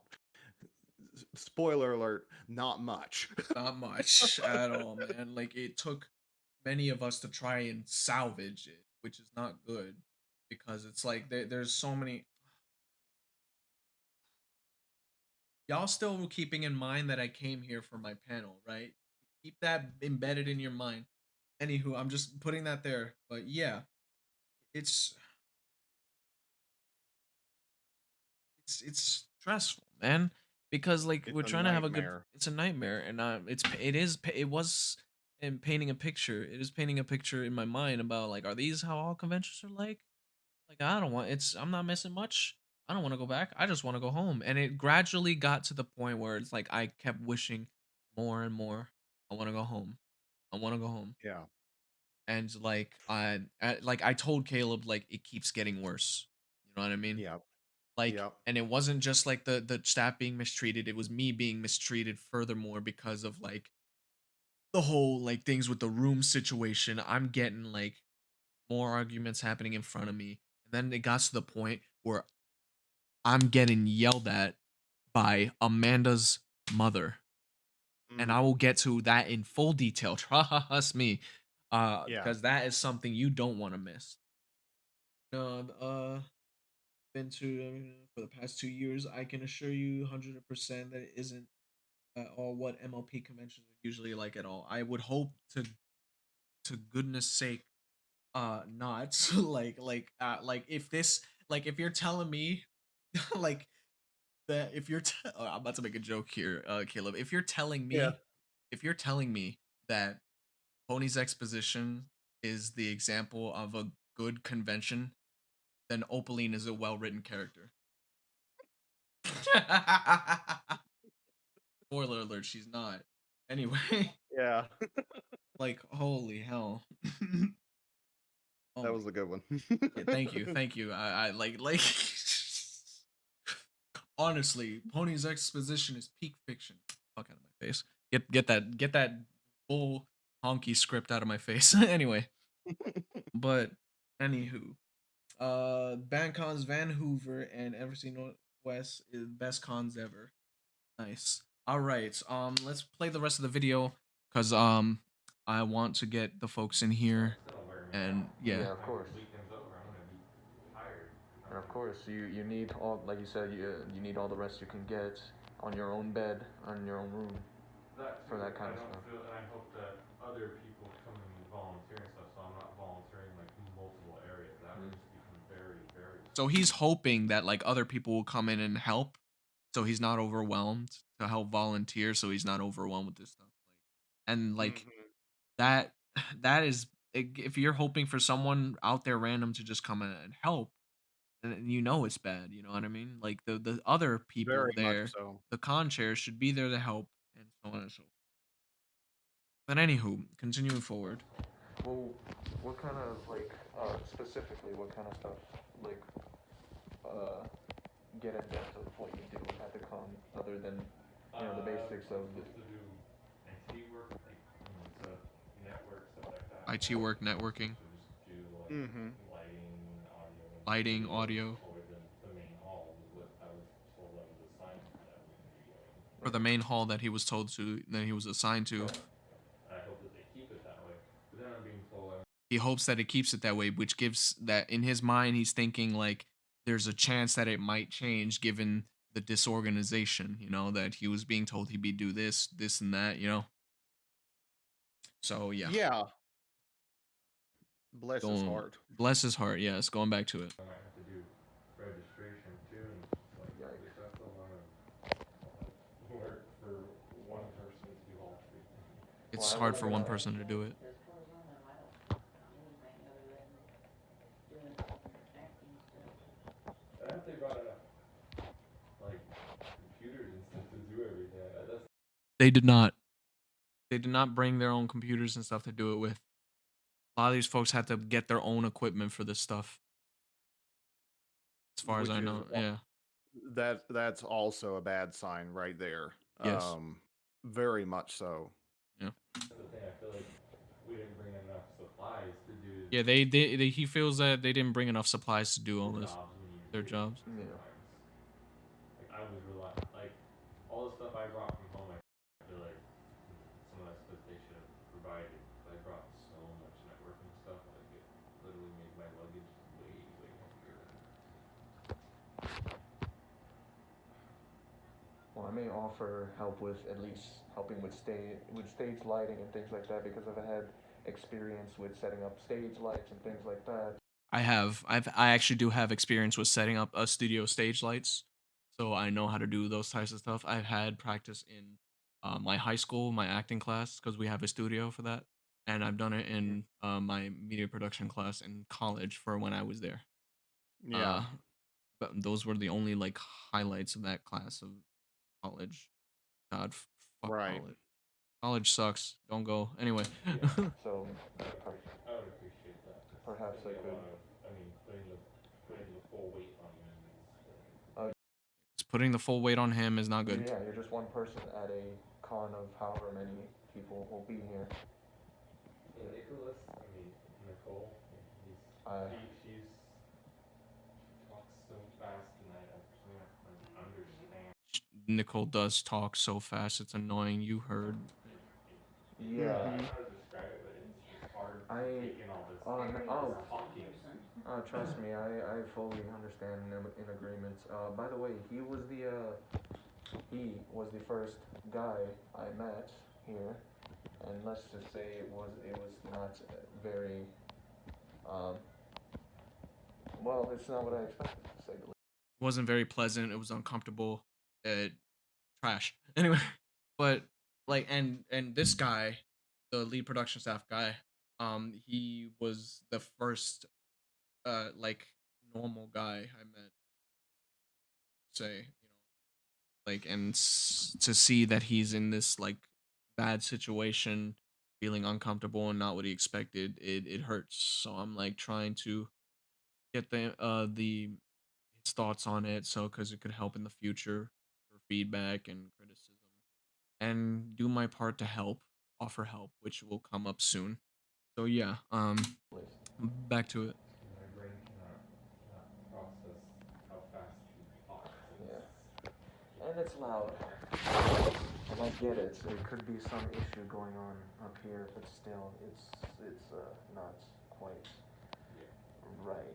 Like opening ceremonies and stuff, I think it's probably best that he just tries not to talk very much. I think it's better if a man talks more than He's basically saying that like it's probably best that Nicole doesn't talk at all or anything in terms of like announcements or on the mic, because like he can't really talk, man. It's not like someone you need someone who's good at speaking, like myself, Put me on the Yeah, stage, like give me the microphone. I will introduce everybody with flair, you know?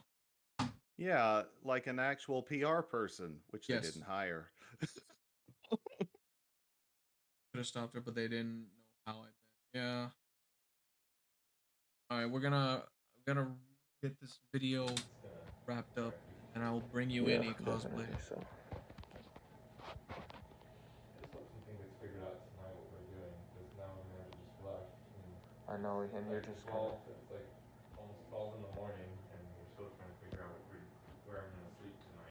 Almost 12 in the morning, and he's still trying to figure out where he's gonna sleep tonight. Nicole did say he had one more room in his, because they got two separate beds, they could fit two people each. They could fit one more. And Amanda was gonna be in there, I don't know. It's gonna find Poor planning. Nicole, I think we're just trying. I whispered poor planning because it's like they poorly planned like people's situation with the room. No? Yeah, it was really bad. Everything about the way that they've got this set up was just bad. Very much so, man. I couldn't. There's one reason why I couldn't stand being Nicole for that long. I think I would probably lose my mind a little bit. I don't doubt it. I'm probably the same way. I don't mean. I'm not trying to be mean. Oh, no, you're but not. It's the constant just talking. It's hard to process it all. Constantly talks. Oh my god, you should see the what I had to go through with trying to text with Nicole for the past however months since I've been. It's literally spam. It's like that. Because they don't say everything in one post. Yeah, They, It's like most six. about It's it, like they it's said almost like something about spam. it really is. easier for somebody to read it. What I tell you, it's spam. Yeah.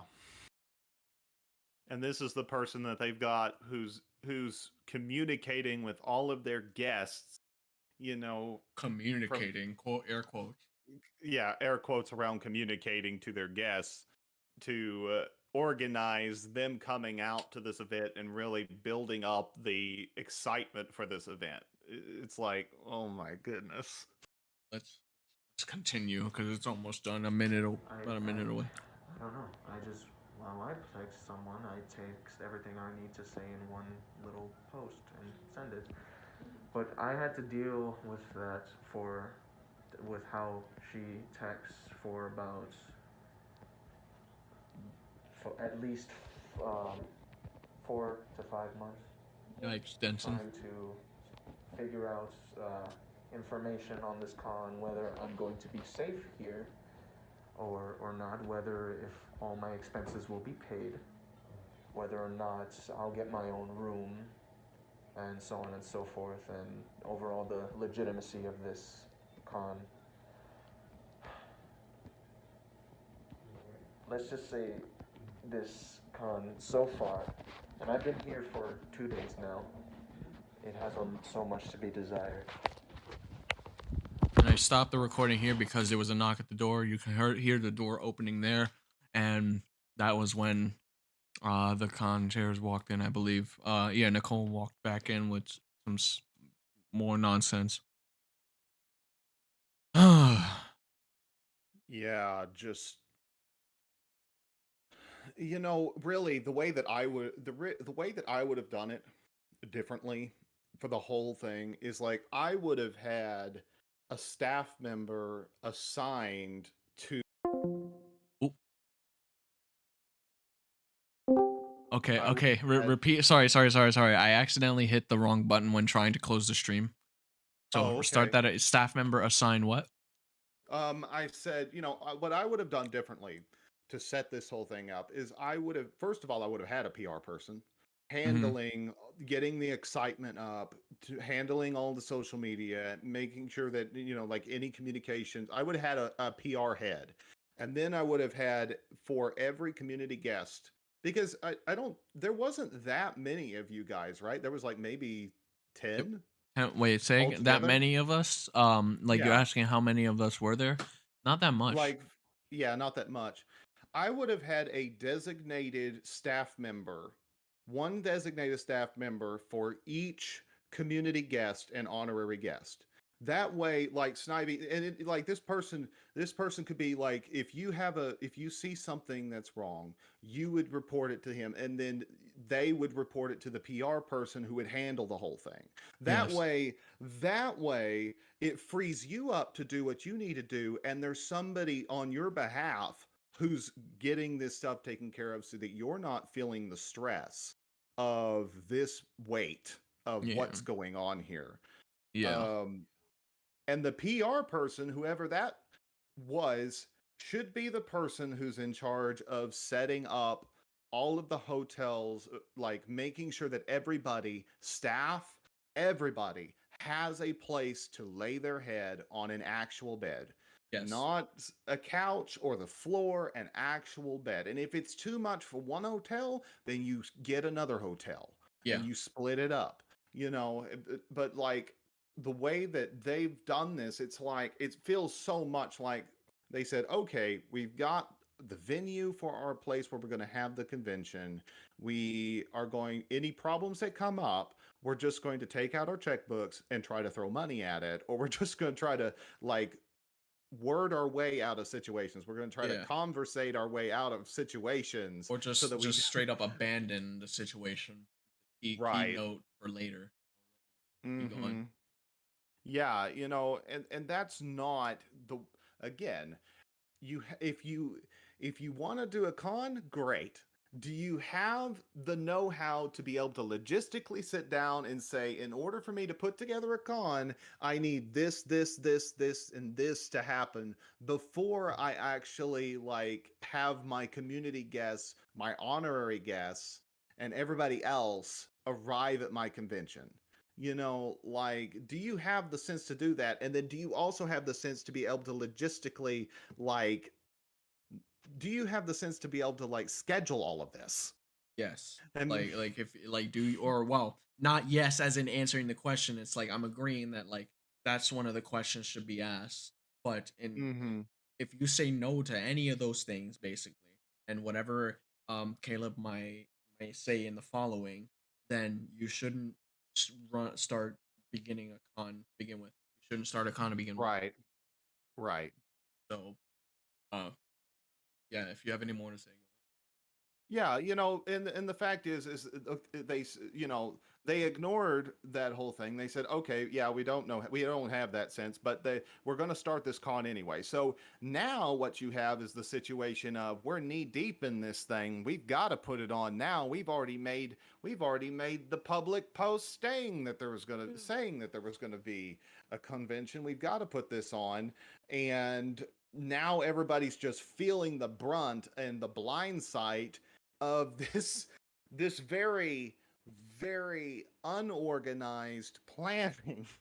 Yeah. And the financial stability again is still in question Yeah, here. yeah, Like, yeah. You can't, like Caleb said, you can't just throw money at a situation and expect it to be fixed. uh-huh. It's not a good image. Hey, sorry, I gotta leave. My phone needs to be charged. We'll talk more personally on Discord, okay? Like I said, I'm sorry about everything you had to put up with. Okay. All right, Denson. We'll talk more about it later. The stream will be going on for quite a bit while. There's still a lot to talk about, but like I said, there are some good stuff that happens that will be addressed later. So it wasn't all bad. But like this kind of stuff is really freaking bad. But anywho, so take care. I'll see you later. We'll talk more soon, etc., etc. You have any last things to say about this part, Caleb?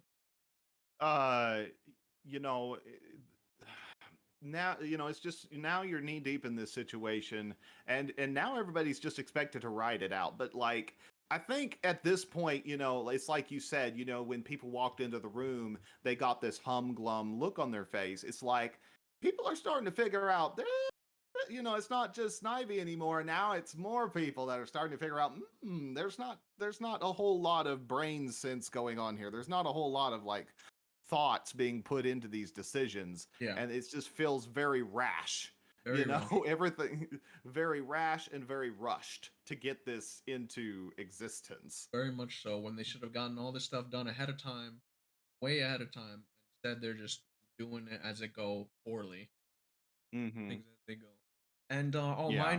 mind you, when I start, and especially me, I was the first one to start experiencing and seeing all this stuff and starting keeping a record. Right?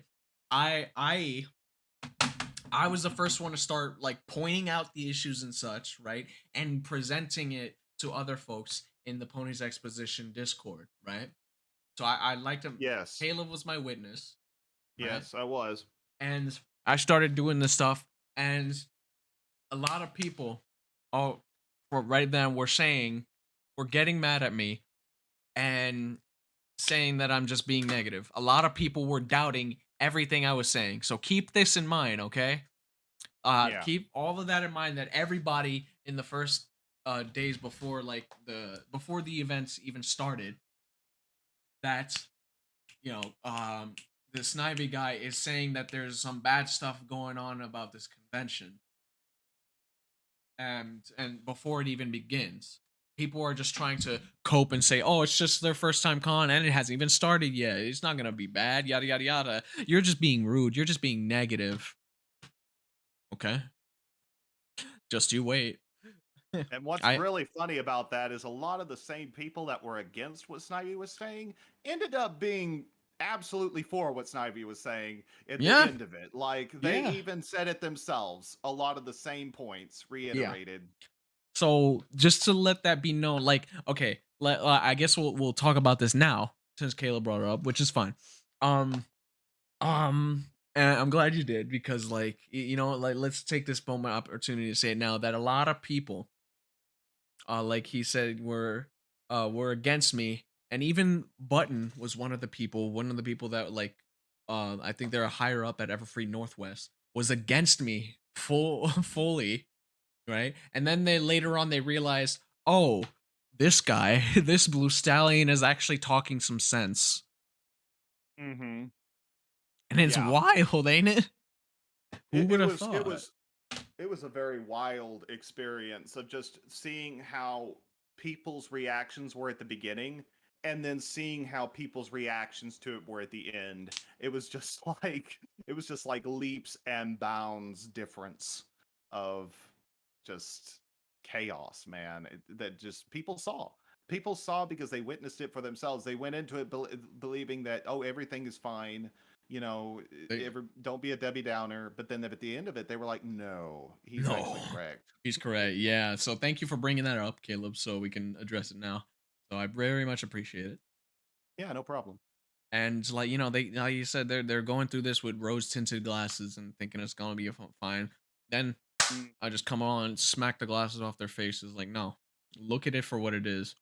I see you typing, Izzy. I will bring you and what's it called? And cosplay on in just a moment. I'm gonna do it right now because if I don't, we're gonna keep talking.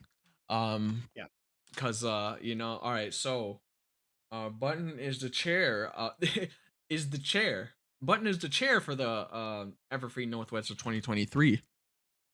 So Oh, my that's just wonderful. that's wonderful. So like, no disrespect to you, Button, but just like I told you I was right from the get go. I have a sixth sense for these things, and Caleb can vouch. And Oh yeah. I'm not wrong when it comes to these things, because like I knew that some bad was coming, and like people were saying, "Oh, I'm being negative," so on and so on. It's like, no, there was even other people.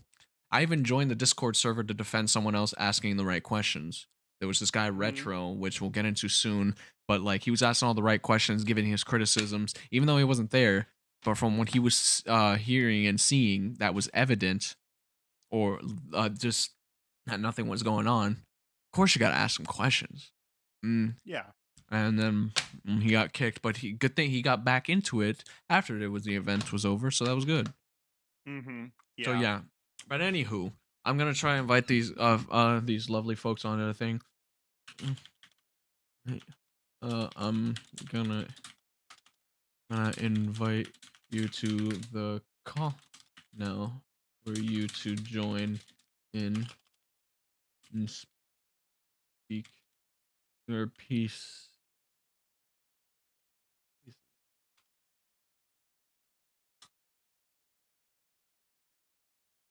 And then I will copy and paste the same message to these other people. Okay, so I'm gonna do that with the call real quick. I'm gonna invite them to this thing. All right, add friends to DMs and arrow. So here's the first one we're gonna do. Hit ready. It's gonna start a new call with the three of us, and then the four. Okay, that sounds good. All right, boom, and there we go. Now we Awesome. welcome to the stream. How are you doing, cosplay? Let's see if microphone work. Hello, hello. Can you hear me? Yes, we can hear you. Yes. Awesome. All right, so this is known as cosplay, one of the community guests that was shown up at that was brought out to Ponies Exposition to also give her input about what has going on, what has happened in her experience from her end, and what she also witnessed alongside with me during the events.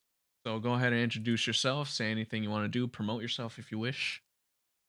I am cosplay. I go by Arrow Senpai on most social media because I work in Seattle or Tacoma or anywhere in like the Pacific Northwest doing things other than Pony 2. So if you find me, I'm on Instagram as Arrow Senpai. Snivy will have the links to my general stuff too. I will give them later. Yes. But yeah. And that's Arrow Senpai, EROSEMPAI. So that's Arrow Senpai.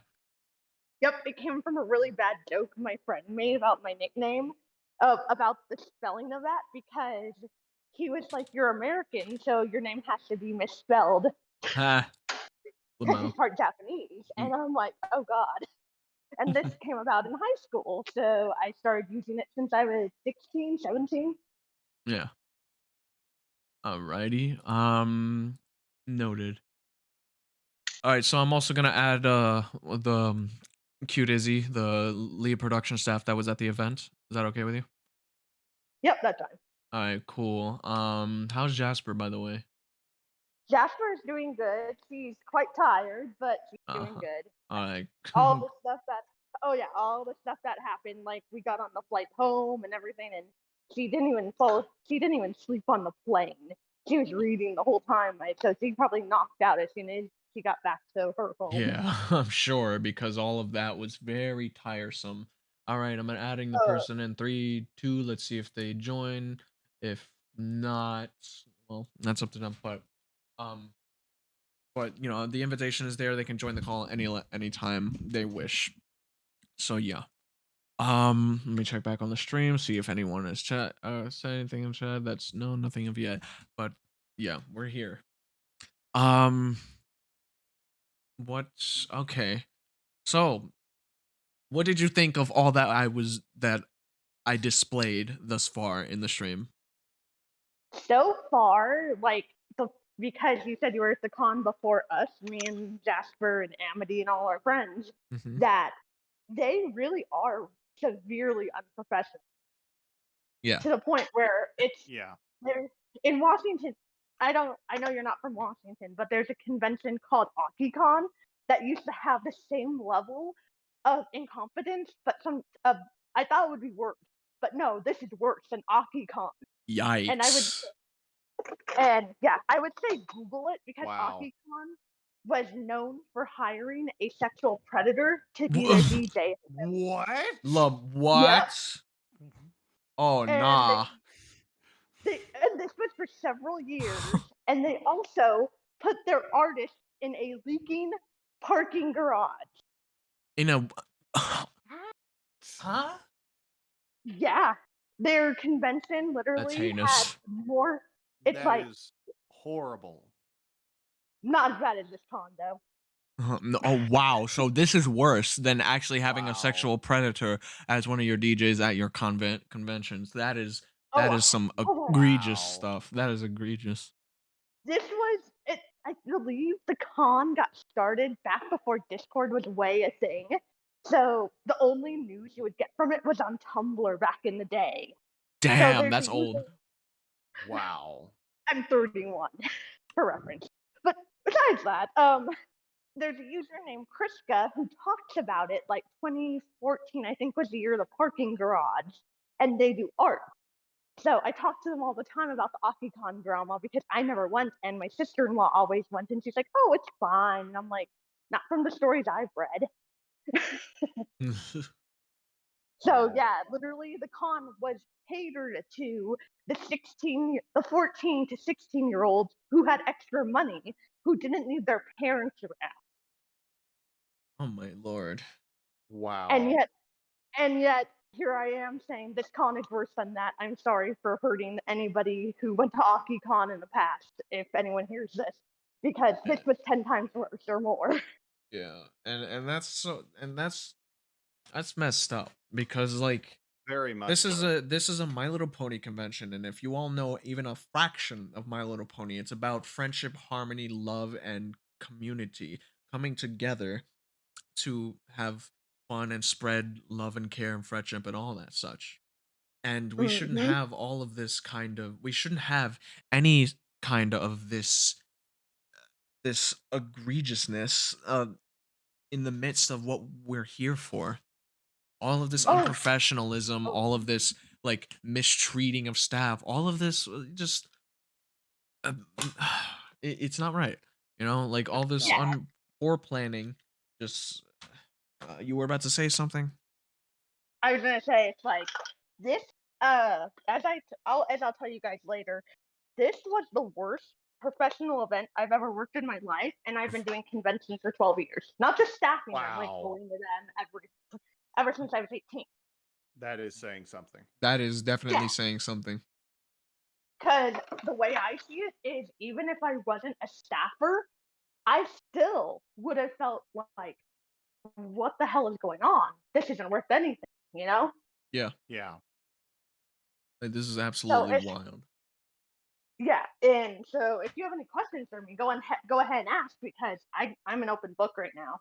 Oh yeah, I will definitely ask. Like for instance, let's we'll go back to more about the staff stuff, but to sum it up, that lead production staff guy, cute Izzy, ended up he after that recording that I just shared, he went back to he went out with Nicole to try to get his room situated, but like it was taking too long, and Nicole's so difficult to talk to, even let alone work with, excuse me. And apparently the person, like, he was gonna go to this room, he was still had to excuse me, share a room. I don't know why I'm burping a lot, but he still had to share a room with someone, but at least he would have a bed, I believe, as far as I Huh. know. But that he Nicole didn't want to wake up the person that was at the event, that was at inside the room, if they were even in there. I think they were sleeping. Yeah, that's what I was told, they were sleeping, but Nicole didn't want to wake them up, which keep that in mind. He didn't want to wake up the person sleeping, but he doesn't have an issue with waking me up at 2 in the fucking morning to try and stay in the freaking room when me, Jasper, and whoever else specifically told him that we do not want you in our room. Did Oh, you Emily. did Yeah, Amity, Yes, did you that was you it. did you hear me? Like, did you wake up at all when like he came into the room? Like at like 2 in the Uh, morning? You probably I don't I know. heard the phone. I heard the phone ring. Okay, that was the thing happened before the phone rang. So Oh yeah, no, I was so okay. asleep. Okay, good. I Then was out. thankfully that what happened, it's as far as it seems from what you just told me, it seems that it didn't wake you 3 ladies up. Thank goodness, because it was That's good. like I had to kick Nicole out of the room there, which I'll get to, but we're gonna go back. We're gonna get back to like the lead production staff stuff. But I want to jump ahead since I have E cosplay here the for what I'm about to say. But after, but lead production staff, cute Izzy. And for now, I'm saying their aliases for the sake of privacy reasons or whatever. But um, they cute Izzy said like what we're trying to work with Nicole, let alone talk to them. It was an absolute nightmare. Nicole didn't want to wake Mhm. up the person sleeping in the room, even though this guy wanted to get in the room so he can sleep because he needs to get up to set up all the AV equipment and stuff, which takes time. I would know. I work with this stuff on a daily at home. Oh, dude, Um, we have that in my acting, and I'm like, I understand how long it can take. yeah, believe me. Oh man, like, but anywho, and then it got to the point where like, yeah, Q Izzy just gave up on trying to work with like them to get into his room. So he ended up coming back to room 120, which was where all that stuff happening, our room, our suite, whatever. I now call it the cursed room because of all the debacles that happened in that room. All the Ugh, bullshit. agreed. Yeah. God, that place was a mess when I left now because of all the shit. But anyway, it's not our problem anymore. But anyway, he ended up coming back to the room, right? And I go check on him like, wait, what are you doing here? Didn't you have to go in your room? He said, like, no, I Nicole is just so difficult to work with. They were taking so long, so I just decided to come back here and I'm just gonna sleep on the floor. Oh, ow. Yeah, let that sink in for a few seconds. Yeah, if you are willing to sleep on the floor because you're not wanting to work with someone and they don't want to work with you, that is really bad. Very Yeah, much so. very much so. And dude, you can imagine how like and I told Caleb that like I don't get angry very easily, but I was getting my anger was rising slowly and steadily as the days progressed, as more egregious stuff happened, and like it was rising so higher and higher that when I heard like that he came back because he ran out of like patience trying to deal with Nicole, which is understandable because it's hard to deal with, Mhm. that he came back and Yeah. he was just gonna sleep on the floor. And he, mind Yeah. you, he's lead production staff. Mhm. Lead. So a staff member being forced to sleep on the floor because he doesn't want to freaking deal with you who are hard to deal with because you are so disorganized and all over the place. That Yeah, that's like ugh. that's so bad. And so and then he asked me, can I use the bathroom? I'm like, yeah, go right ahead, bud. And so I'm like thinking to myself, I'm pacing for a moment, like thinking that this is just wrong, plain wrong, right? Yep. So this is just Mhm. plain wrong. And so I get out my phone, hit the record button, set it down, let it record the audio, and then like and then he gets out. I'm like, can you run by me all that again? And so on. So he runs by me like thoroughly for the recording, which I can show maybe later though, but Mm-hmm. about how he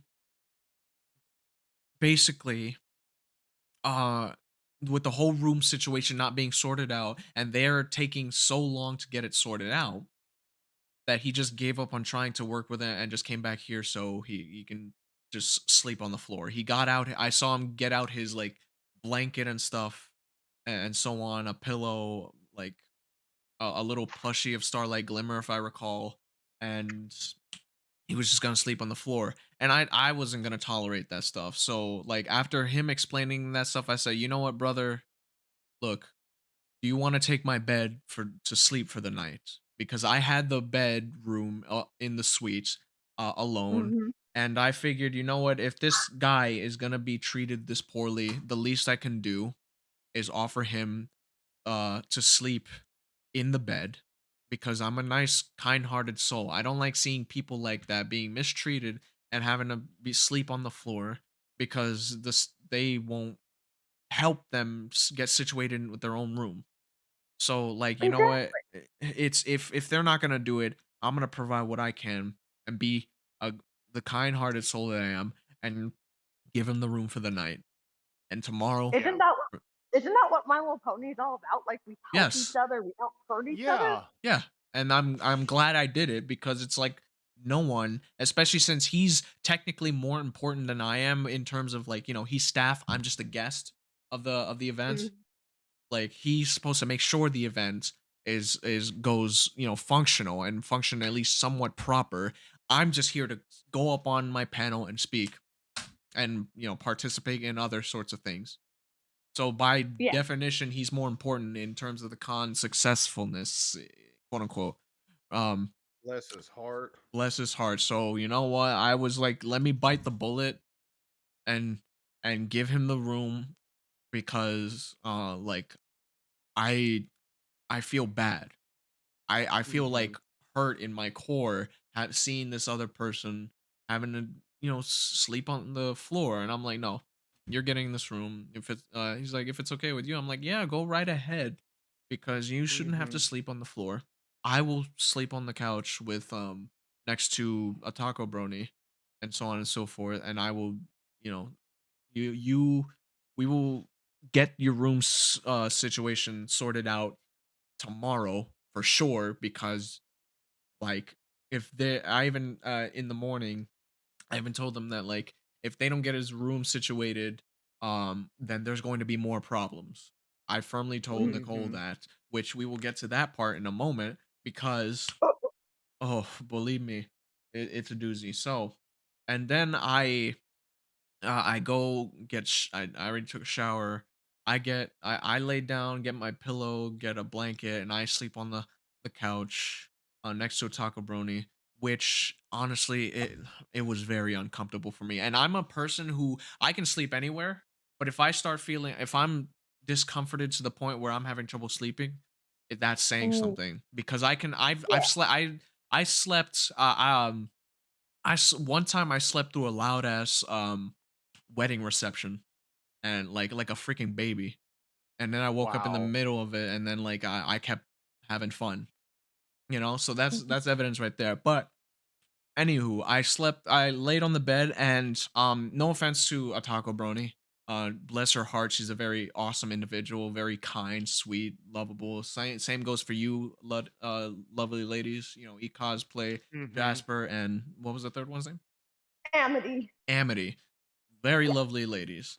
Um, so bless all your hearts. And going back to a taco brony, very lovely individual, but she snores, Oh dear. and that was quite loudly. But I have a lot of patience, and I put up with it. I have the strength to put up with it, to endure it, so others don't have to. So he wouldn't have to, because he would have to deal with the snoring. He would have to deal with sleeping on the floor or the couch, which wasn't all that comfortable. But brother, I endured it so he wouldn't have to. That's Mm. Yeah. me being a kind soul to do that. So if he can get all the rest he needs, like, think of it this way. I thought of it this way. If he gets all the rest he needs to make sure that it goes somewhat smoothly, then that means uh everyone else, including myself, will at least have a good time at the convention because it will run smoothly on that aspect. Right. So he can do his part to make it go well. Because, good night's sleep, so he can get all the equipment set up and so on and so forth. And yeah, so there you go. Anyone have Yeah. any inputs they want to put in?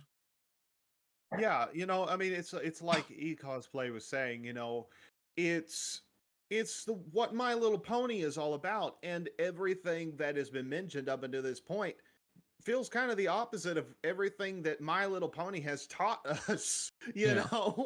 It's we are here for friendship, right? And we're here to be a caring community to each other. I mean, if I was somebody who was like new to My Little Pony, and I had come because I was expecting to have a good time at this convention, and then everything was like disarray, all these arguments were going on, everything else, it may turn me away from this, or give me the wrong impression of what this community is actually like. And there's so many people in this community, in the My Little Pony community, so many folks that are genuine, true, kind individuals, and so I really do feel sorry for the staff members. I feel sorry for all of you who are having to face the brunt of all of this. And I'm just an outside observer, but man, this is rough.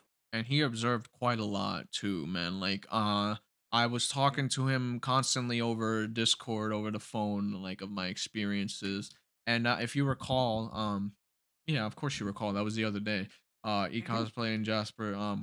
I was outside on the porch of that room of that little uh, patio space or whatever you want to call it, and I was on the phone, sitting in the chair, and you heard me talking most of the time. And that was me talking to Caleb here. Yeah. Which, yeah, you recall. He's still there, Acos? Well, I hope she is. Hello? Well, maybe she had to go do something. But anyway, let's continue. But, yeah, you see my point. Oh, easy. Oh, Yeah. she said okay, and there she is. Here he is. Hello, welcome to the stream. Welcome to the call where we are talking about Yeah, the I'm current. the one who's. Trust me, I've seen probably stuff that you guys haven't seen. Yeah, because he's behind the scenes with because he's staff. He was staff.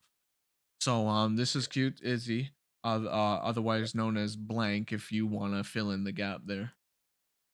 Yeah, keep blank Izzy. Go with that. Okay, I'll call you just cute Izzy and try to keep your name anonymous. But So I'm not sure. Have you already gotten to the part where I just sleep on the floor?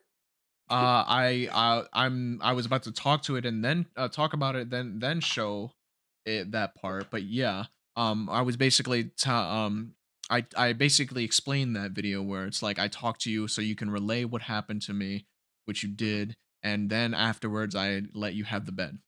I offered you the bed, you took it, and then yeah. We were good. I mean, me and you were good. The con was still a disaster, but at least we were good that Yeah, night. of course. But yeah. Like, because like I was gonna share that and say like, hey, okay, you, it was just a nightmare, man. Like, and you shouldn't have been treated the way you did. It was unfair because like, especially like you told me that like your flight wasn't paid for. Correct. And mine was, and I'm a community guest. Which I feel like staff. Mine was not paid for. I had to pay almost like $400 to get out there. Yikes! Oh my goodness! Yikes! Absolute yikes! Wow. But yeah, do you not want me to? Do you not want me to show that recording of the of me when you got out of the bathroom? Well, it's fine. I just don't want what's the face? I just don't want any of the like chaos in them seeing it. Like, I mean, If they have a problem with it, they can talk to me directly. But this stream is not all talking about the bad of what happened. This isn't about slandering Pony Expo. No, we're not slandering. No. We're not, because we're gonna lead into the good later in the stream. I assure you, because I do have some good that I want to relay and what led me to, and if those who are not assured yet, what led me to want to go back to Pony's Exposition next year. And I will Okay. explain that I will explain that later in the stream around when it's coming to an end. Because Yeah. this all this stuff is what people need to see, so they're not and they not need to not look at the world and all of this through rose tinted glasses, because this is the Yeah. type of stuff that everyone needs to see so they can avoid it, they can learn from it, avoid not to do it, avoid doing it. I Yeah, mean, we're not. English. I just don't want to say we're not trying to get where we don't want like people to No. come back because we're not trying to do that. We're trying to make sure people come back next year. We're not Yeah, Right. trying to cause the absolutely. We're trying to don't make go sure back that on.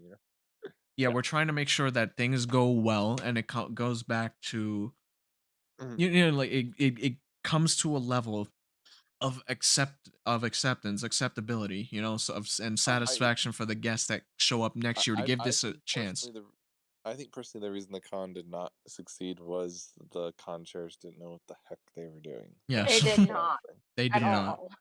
whatsoever. They did not whatsoever, and it was plain to see because there's so much disorganization, there's so much disarray.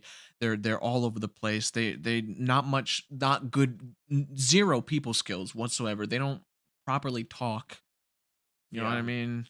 Like they're not capable of running a convention, and they honestly, part of me feels like they shouldn't have done it to begin with. But there's some good that came out of it, and I'm hoping Yeah. that next year will be a lot better. And I immediately told Sean this, not to be rude to Nicole or anything, but I told Sean Nicole cannot be anyway in charge Yeah, of this con. She's just Right. not in the head. She's not mentally, I don't think, capable. And that's no offense to her. It's just I just don't think she is. I no, don't think she it's an knows objective 100% what fact. she's doing, or if like what she's doing. She kind of just goes off on her own tangent. It seems like it's one of the things that I noticed a lot. Yeah, and Hmm. it's not okay. She for Nicole to And how she like handled everything there or and lack and thereof this personally handling. upset me. This personally upset me too. We were sleeping in the morning, and all of a sudden, knock, knock, knock at like what 10 o'clock in the morning, Oh and I my was like, god. Yeah. we were trying to sleep, and she just comes in like whenever she wants. It is like the most like absurd thing that it was driving me insane. Like, cause we Mhm. were all sleeping, then all of a sudden she comes in and just starts knocking on the door, and I'm just like, we're trying to sleep, and you. Yeah, same here. It would that happened on the day after the morning after, I let you sleep on the bed. She came in at 9 in the morning. I'm still trying to sleep like on the couch here to get some rest cuz I don't have to do anything really important until like later. Um for Yeah, when the actual like convention starts, not the opening ceremony, the day before, because right. technically that also is a beginning of it, because I wanted to see how what would go on, especially for the upcoming oh, e-cosplay, you're gonna love this topic, the upcoming Equestria's Got Talent thing.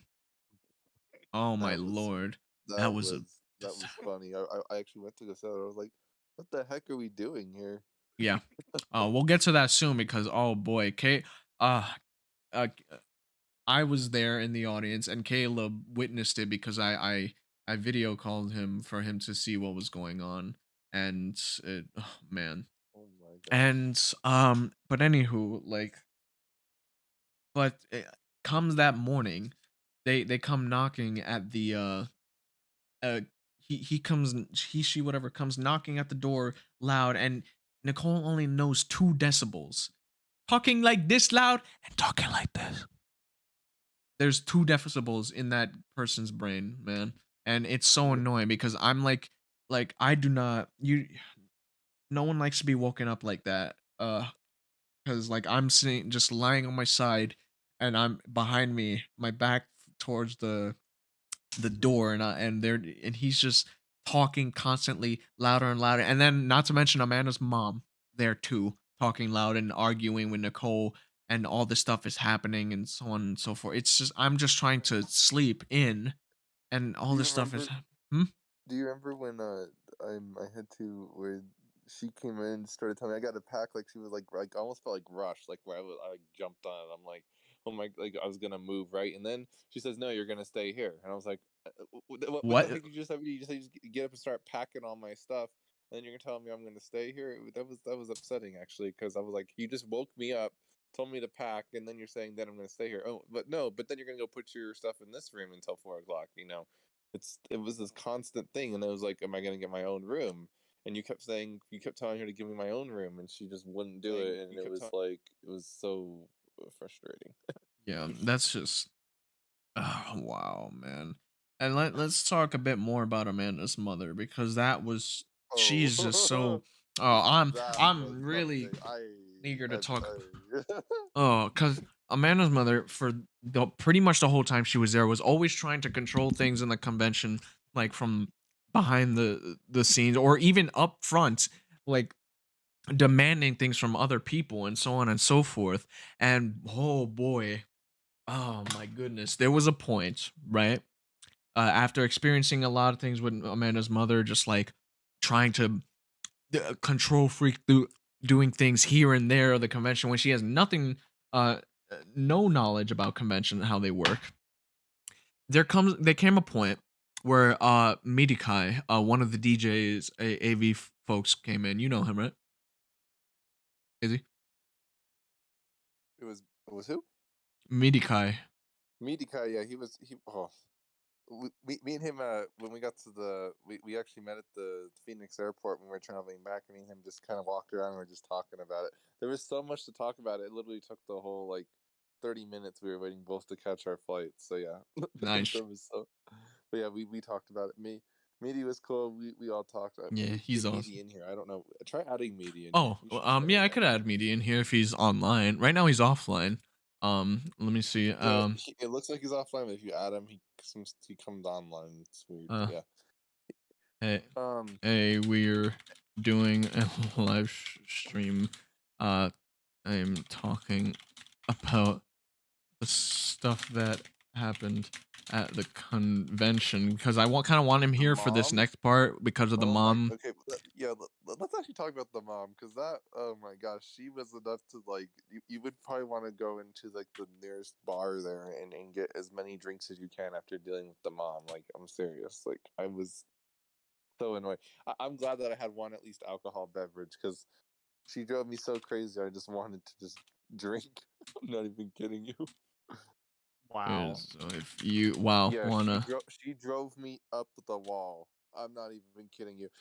Even at the end of the movie, or we were watching the movie with Ellie Ray in the main room, and she comes up to me and is like, "So when we gonna pack everything and all this stuff?" And I'm like, "Well, we're trying to watch the movie right now." And then I said after the movie, she's like, "Oh," but she goes like, "Win, win, win, win." I'm like, "Can you please just leave me alone?" oh my lord. Man.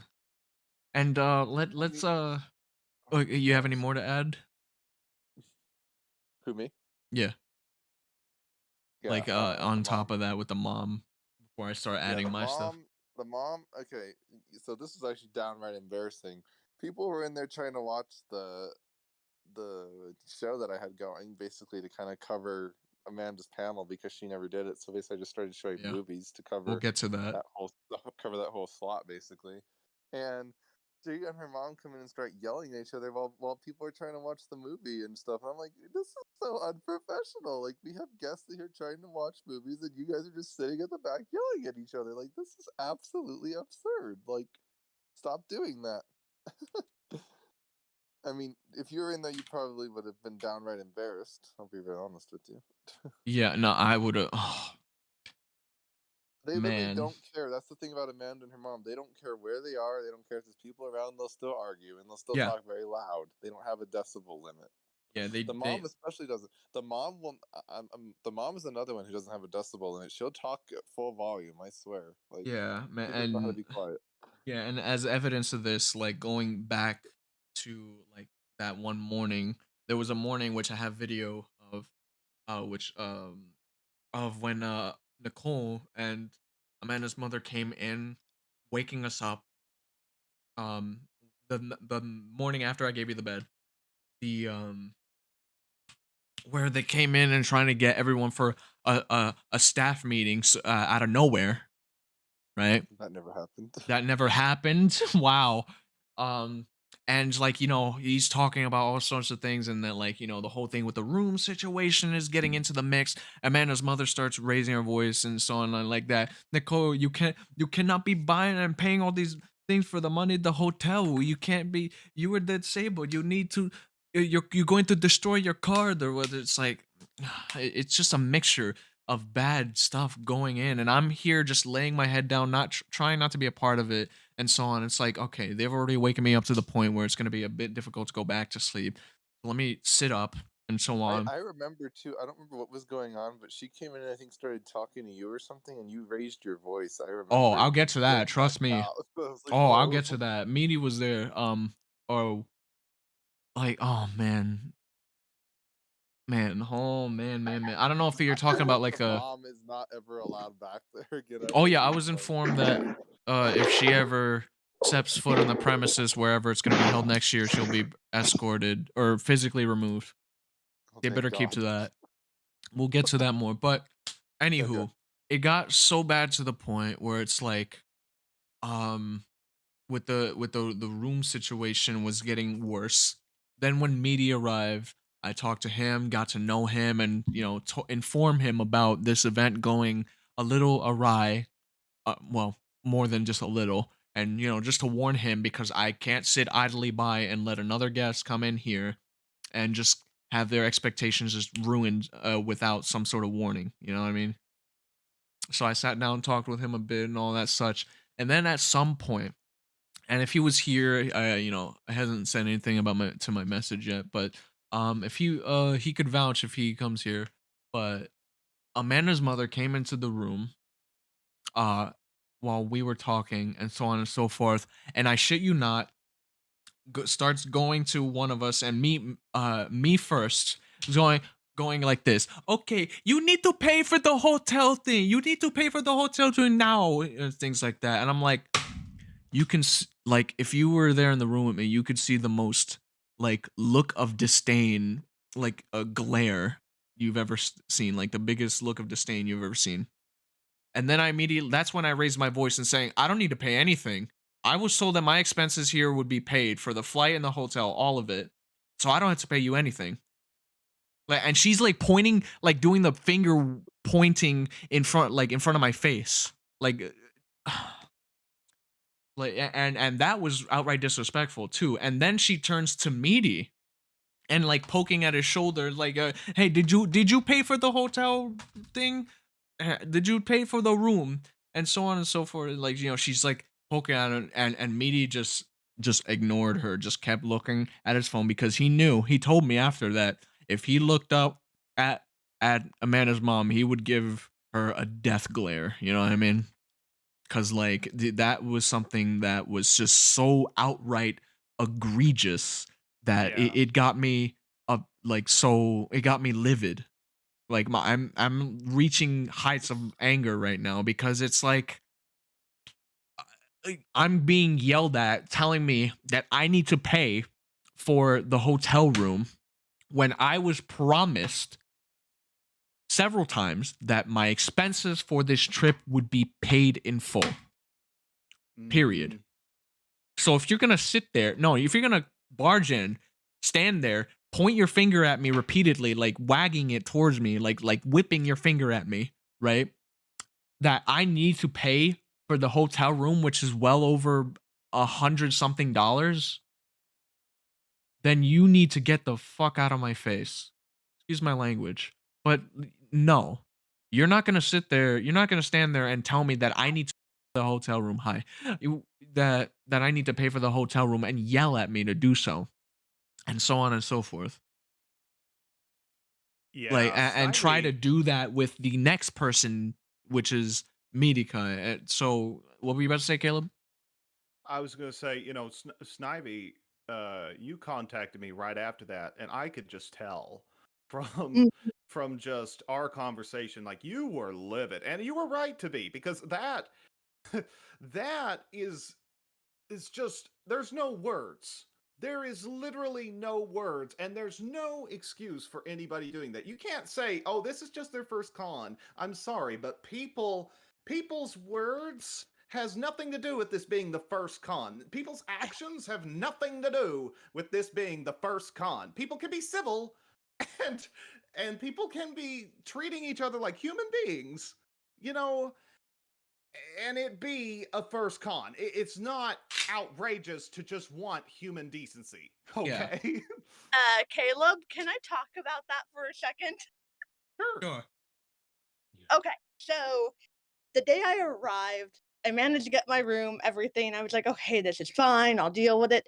But everything was so last minute, and there was no written contract for me and Jasper or Amity.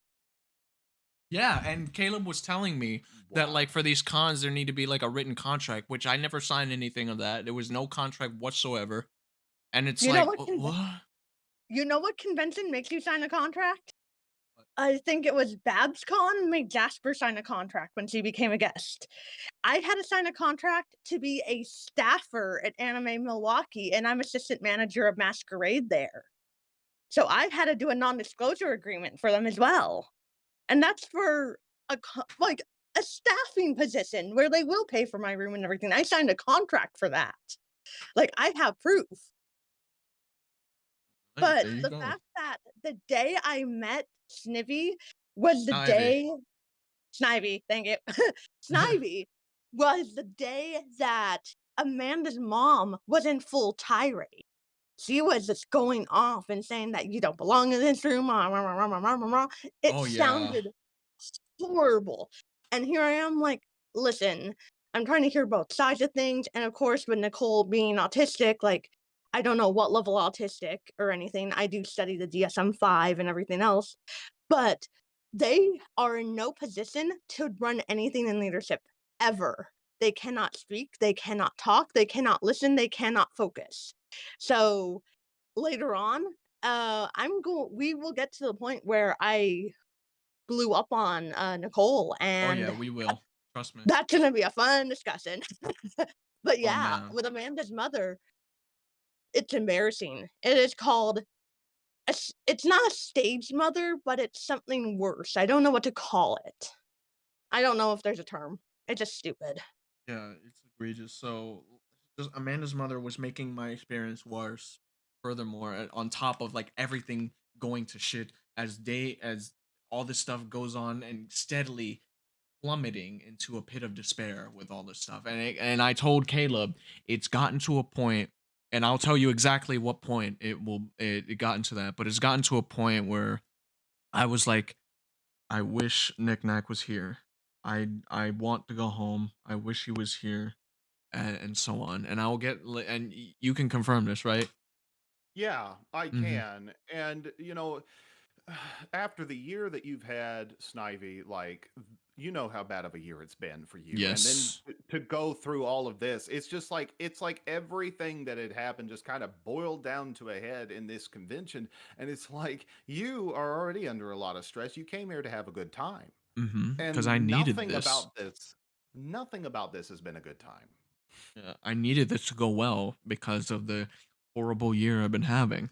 What with Mhm. Nick's disappearance and me bearing a lot of weight on my shoulders because of it, you know? Like I want to continue what I'm doing and bring him along with me with the legacy I'm trying to make and what you, me, Singalek, and whoever else trying to bring him back to figure out what's wrong. And it's like, and I came here to this convention for that. Nick was a big part of the reason why I wanted to go to this convention, and it just got worse and worse. I was there. It's like the beginning.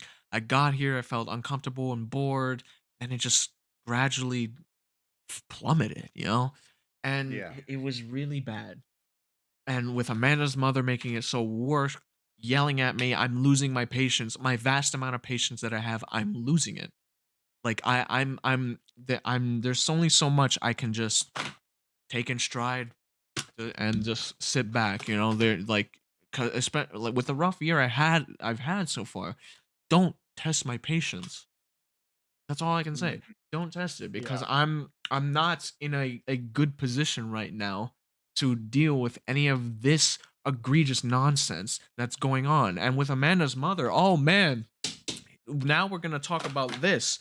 because when these ladies showed up, E cosplayed Jasper and damn, I forgot the third one's name again. But Amity. Amity, thank you. Amity,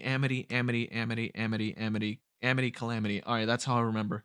But anywho, it's how I like when these ladies arrived and Amanda's mother trying to come in and just like control things, and it's like I'm just sitting by the at somewhere on the couch, I believe, um, and like they're trying to shove more people into this room, and it's like I have the bedroom part of the suite, right?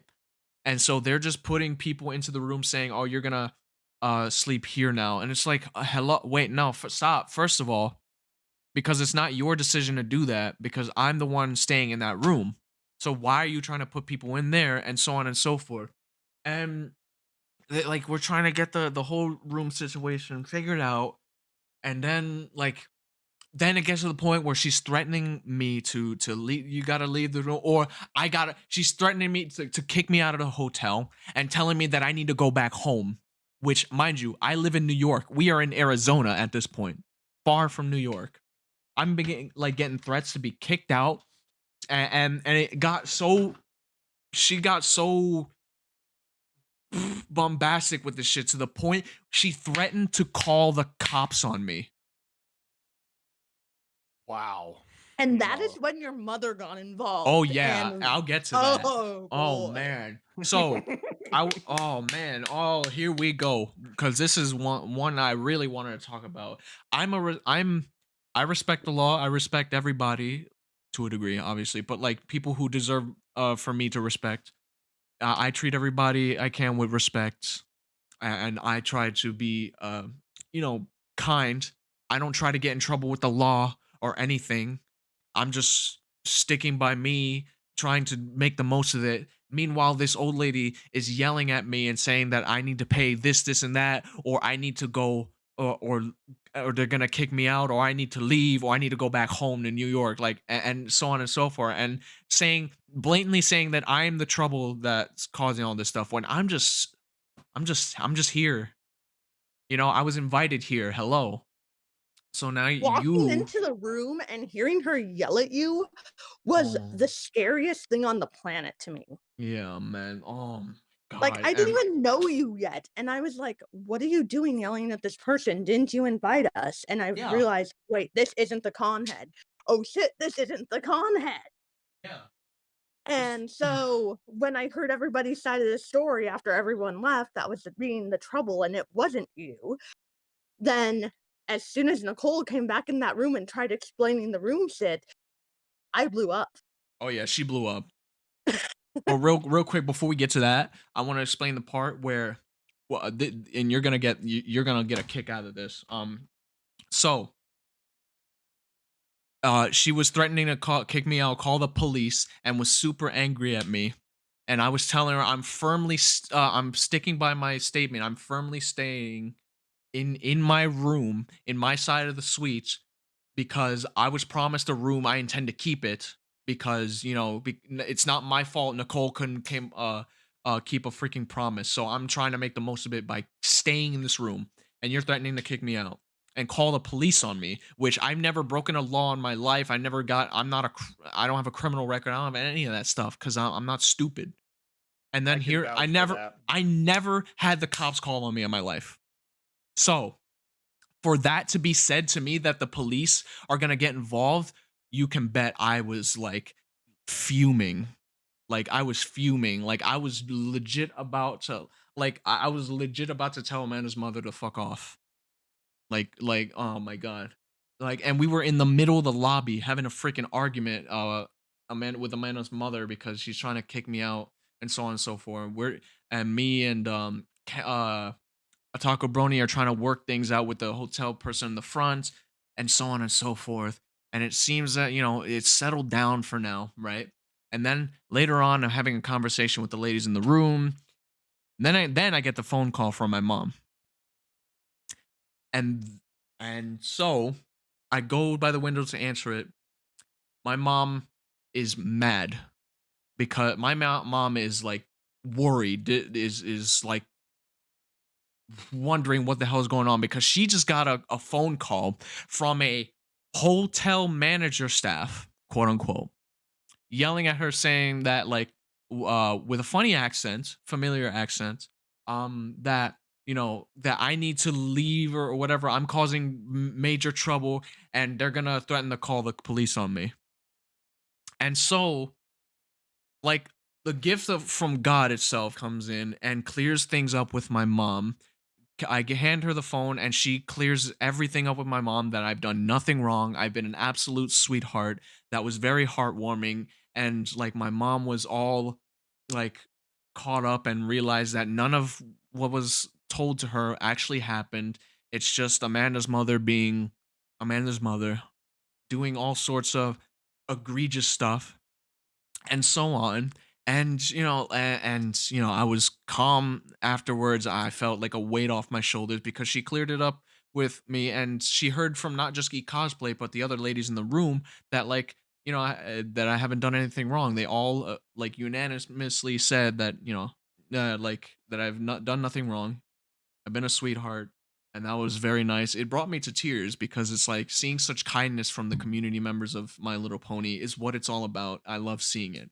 So, after I got the phone back, I that was all cleared up, and call my mom if anything happens. She'll check up on me later, and so on and so forth, and that was good. I ended up giving cosplay Jasper and Otaku Brony a hug because clearing that up because I was like shedding some tears because it's like having such lovely ladies to defend me at that point was something I really needed. It was rough, and they helped me out. So thank you very much. On top of that, cosplay you set me up with my ride back to the airport and paid with your own money for it, which if there's anything I can do to repay you for that, let me know. And thank you so much for that because that took a weight off my mind of how I was gonna even get there because I wouldn't trust Nicole or Amanda with my life to go there. Not even No close. problem. I could Yeah. talk to you about that later because right now, what you need is all the hugs and all the support because you Oh got yeah. me, you got Caleb, you got Cute Izzy, you got Jasper, you got Amity, a Brony. You Yeah. got all of us. Yeah. Right. A taco Yeah. brony is Kayla. But yeah. Yeah. But yeah, and I'm glad that I have such lovely folks to fall back on for like that I can turn to. And this is what the MLP community is about. All this coming together for harmony stuff. It's very Mhm. nice. It took a weight off my shoulders. Mhm. I was at ease with the whole thing because I knew these ladies had my back and so on and so forth. Now I would like to talk to you about one particular thing. It was Amanda's mother that she impersonated a hotel manager staff. Now, mind you, my mother is a retired police officer. So she impersonated a hotel staff to a retired police officer, which I'd like to inform you all now. That's a felony. So Amanda's mother committed a felony. So just, That is really fucked up. that is And really fucked up. So she's lucky we didn't do anything about it, which we very well could have. We even talked about it. But committing a felony in front of an officer, and it's like, and my mom told me if the police show up, call me. And let me talk to the police because my mom is the sheriff of my family. So yeah, because she's a retired police officer. She knows the law. She knows how to deal with this kind of stuff. And So, Snivy, mhm. Snivy, if I may, they even goes against their own policy that they have in their program because in their program, in their very own words, it says Pony Expo is a place of inclusion where everyone is welcome in a safe, harassment-free experience for our attendees, guests, and staff. We have a what? Zero tolerance policy on harassment of any shape or form. How is this not harassment? Yeah, this yeah. is How is that very not much harassment? harassment. This is very much. You're threatening to call the police on me and threatening Mhm. to kick me out of the hotel, nowhere to go, and I'm in a state I don't live in. I live in New York. I'm states away, many states away. And you're just gonna do that to me? And dude, my mom told me that if some shit like that were to happen, she would fly her ass all the way to Arizona and confront this problem with utmost of prejudice. And because my mom is not one to be trifled with, because she is very authoritative when it comes to the law. She was like a very influential police officer, a very strict and very tough one to be feared and respected. So yeah, Mm-hmm. um, and bless my mom's heart because she, moms are some moms are great, some aren't. Like that one, like Amanda's mom is not is the example of a what not to do as a mother, and whereas my mother, she's like, phenomenal in the aspect of making sure I'm okay and having my back in through and through with this kind of stuff. And furthermore, with the inclusion of, you ladies and whoever else uh in full support of me with this going through this stuff together, it made me feel safe, that I had someone on my side with this stuff and realize that this is unacceptable. This shouldn't be happening. Like Oh yeah, whatsoever. everything that happened was their fault. None of it was your fault. None of it was community guests. All of it was the fact that this convention, not just being the first year, had the audacity to have hotel rooms not under a corporation name either. Oh, Think about it. So usually with Everfree, they're under corporation name. So that means it's not all under one person. Usually it's under a staff group, you know? yeah. So Yeah. with this convention not doing that, it literally led to room limbo and headaches and pain and everybody getting pissed off. So by the time we get stuttering Nicole back in the room, I was livid. I'm like, listen, I didn't have the money to rent out a hotel room. I didn't have the money to get Airbnb and B&B. I'm a single income right now because my husband's not working. This isn't helping.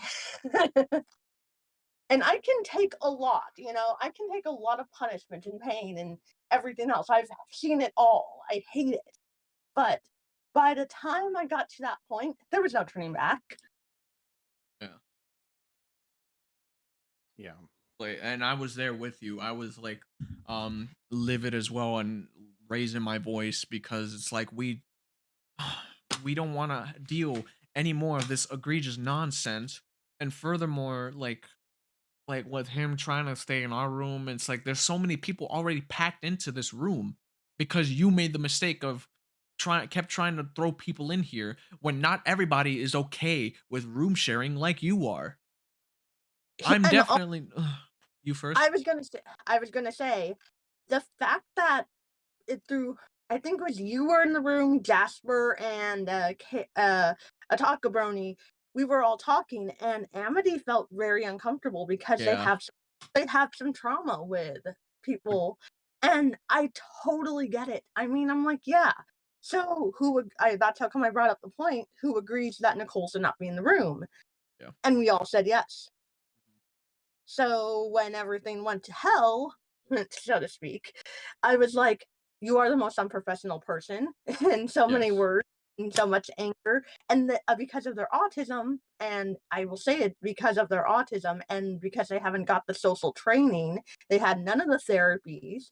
It feels like if they stuck, they were just trying to walk away and get out of the situation. I get it. But if you are a con head or a co-chair, you have to hear every criticism. Yes. Mm-hmm. Including So, this. so even though I was yelling, even though I was livid, I still was so much calmer than I would have been if I was 18 and this happened. Because when I Yeah. was 18, explosive. In my 30s, I'm not explosive. I'm literally, well, there's reasons why I wasn't really explosive, but I'm not saying that on podcast or whatever. But yeah, it was a shit show from the start, and the fact that they called at 2:30 in the morning to wake us up too, and then you told me that what they did in the morning. Yeah. Oh, Like to give you the rundown. So after you ladies went to sleep, I sat down on my bed and laid down, went to sleep. It was, and then 2 in the morning, I hear the door. You know how loud that door was when you opened it. The door loudly open. My eyes just shoot right open, and my back was to the door, so I'm like concerned. So I immediately go into like tense defense mode, like if I have to fight someone or something, because I don't know what's going on. And then I carefully reach for my phone, turn on the light. I see this motherfucker Nicole just kneeling on the floor, and it was a pathetic sight. Like, oh my god. And I'm like, after many, many, many times, I, and the other ladies were saying, we do not want you in this room. Why are you still in this room? Why did you just come in? Like, I saw him there. I'm like, oh my fucking god, what are you doing here? And like him only knowing 1 decibel being loud at 2:20 a.m. in the morning, like, and I just like sit up. I just kind of like sit on the edge of the bed with my head hung, and I'm just like thinking, what do I do now? And I'm like, you know what? No, I've had it. I've had it. I've reached my limit. So I I just stand up. I have the phone flashlight like angled enough to illuminate the space between us, and I'm just standing there over him like, what are you doing? What, we told you many times that we do not want you in this room. So why are you here? And she said like, Amanda wouldn't take me or whatever he tried to say. I'm like, no, well, we told you you're not gonna stay here. Here you are speaking loudly, and you probably already woken up the girls. And I'm telling him to just be quiet. Just be quiet. Because I've had it. And it reached to the point like, I don't want to hear this anymore. I pointed at the door, get out. Get out. That's it. Not a word. I just told him, get out. Because I'm tired. It's 2 a.m. in the morning. 2:20 a.m. in the morning. You're speaking so loud that these ladies are probably gonna wake up. We told you several times we don't want you in the room, and we don't want to share this room with you. We don't feel uncomfortable with you here. Get out. I just told him no, just get out. I had enough, and I'm a very patient person. But after several freaking thousand exaggeratingly attempts that we told you, we don't want you in the room. We feel uncomfortable with you. No, get out. I don't care. Sleep in the lobby for all I care. It boggles me because like on the opening ceremony, Amanda was like, "Oh, Nicole is like a sister to me. Then why won't Nicole take you in to their house so you can sleep over there, huh? Certainly, you have no problem with sharing a room, let alone sleeping on a freaking couch or on the floor." She's like, "I'll just sleep on the floor." It's like, no, you're not sleeping in here at all. Get out. Oh, yeah, like, literally, I was Get told, out. "I'm not gonna do anything wrong," and it's like, "You've done how much wrong? You've literally I cannot pay for anything right now." It's like, "Oh my god," I I was pissed. like I never felt more like I mean no like it felt like oh man like like I really felt like I was like I don't know how to describe it, but like I was just standing there with the utmost of intimidating statures that I could ever do in the dark, illuminated by a phone flashlight, just looking down at him while he's just there, just oh, it was a pitiful freaking sight, and I didn't want to look at it anymore. I've had enough with how incompetent this guy is. I just no. I'm not No, I totally extending get I'm I not totally get extending any more patience for your sorry ass. I've already let people okay. I've already let lead production staff take the bed. I've let even 3 more people take the bed now, and I'm just trying to get at least some semblance of comfort, and all I can do to get that at this point is sleep. And I can't even have that with you barging into the middle of the night and waking up these nice people, waking up me, making me feel like I'm about to be freaking attacked in the middle of the night because I was under the impression only 4 people would be in the room that night, me and the 3 other ladies. And then this guy Mhm. comes in anyway. So I'm thinking I'm going to sleep well, and then no, this happens.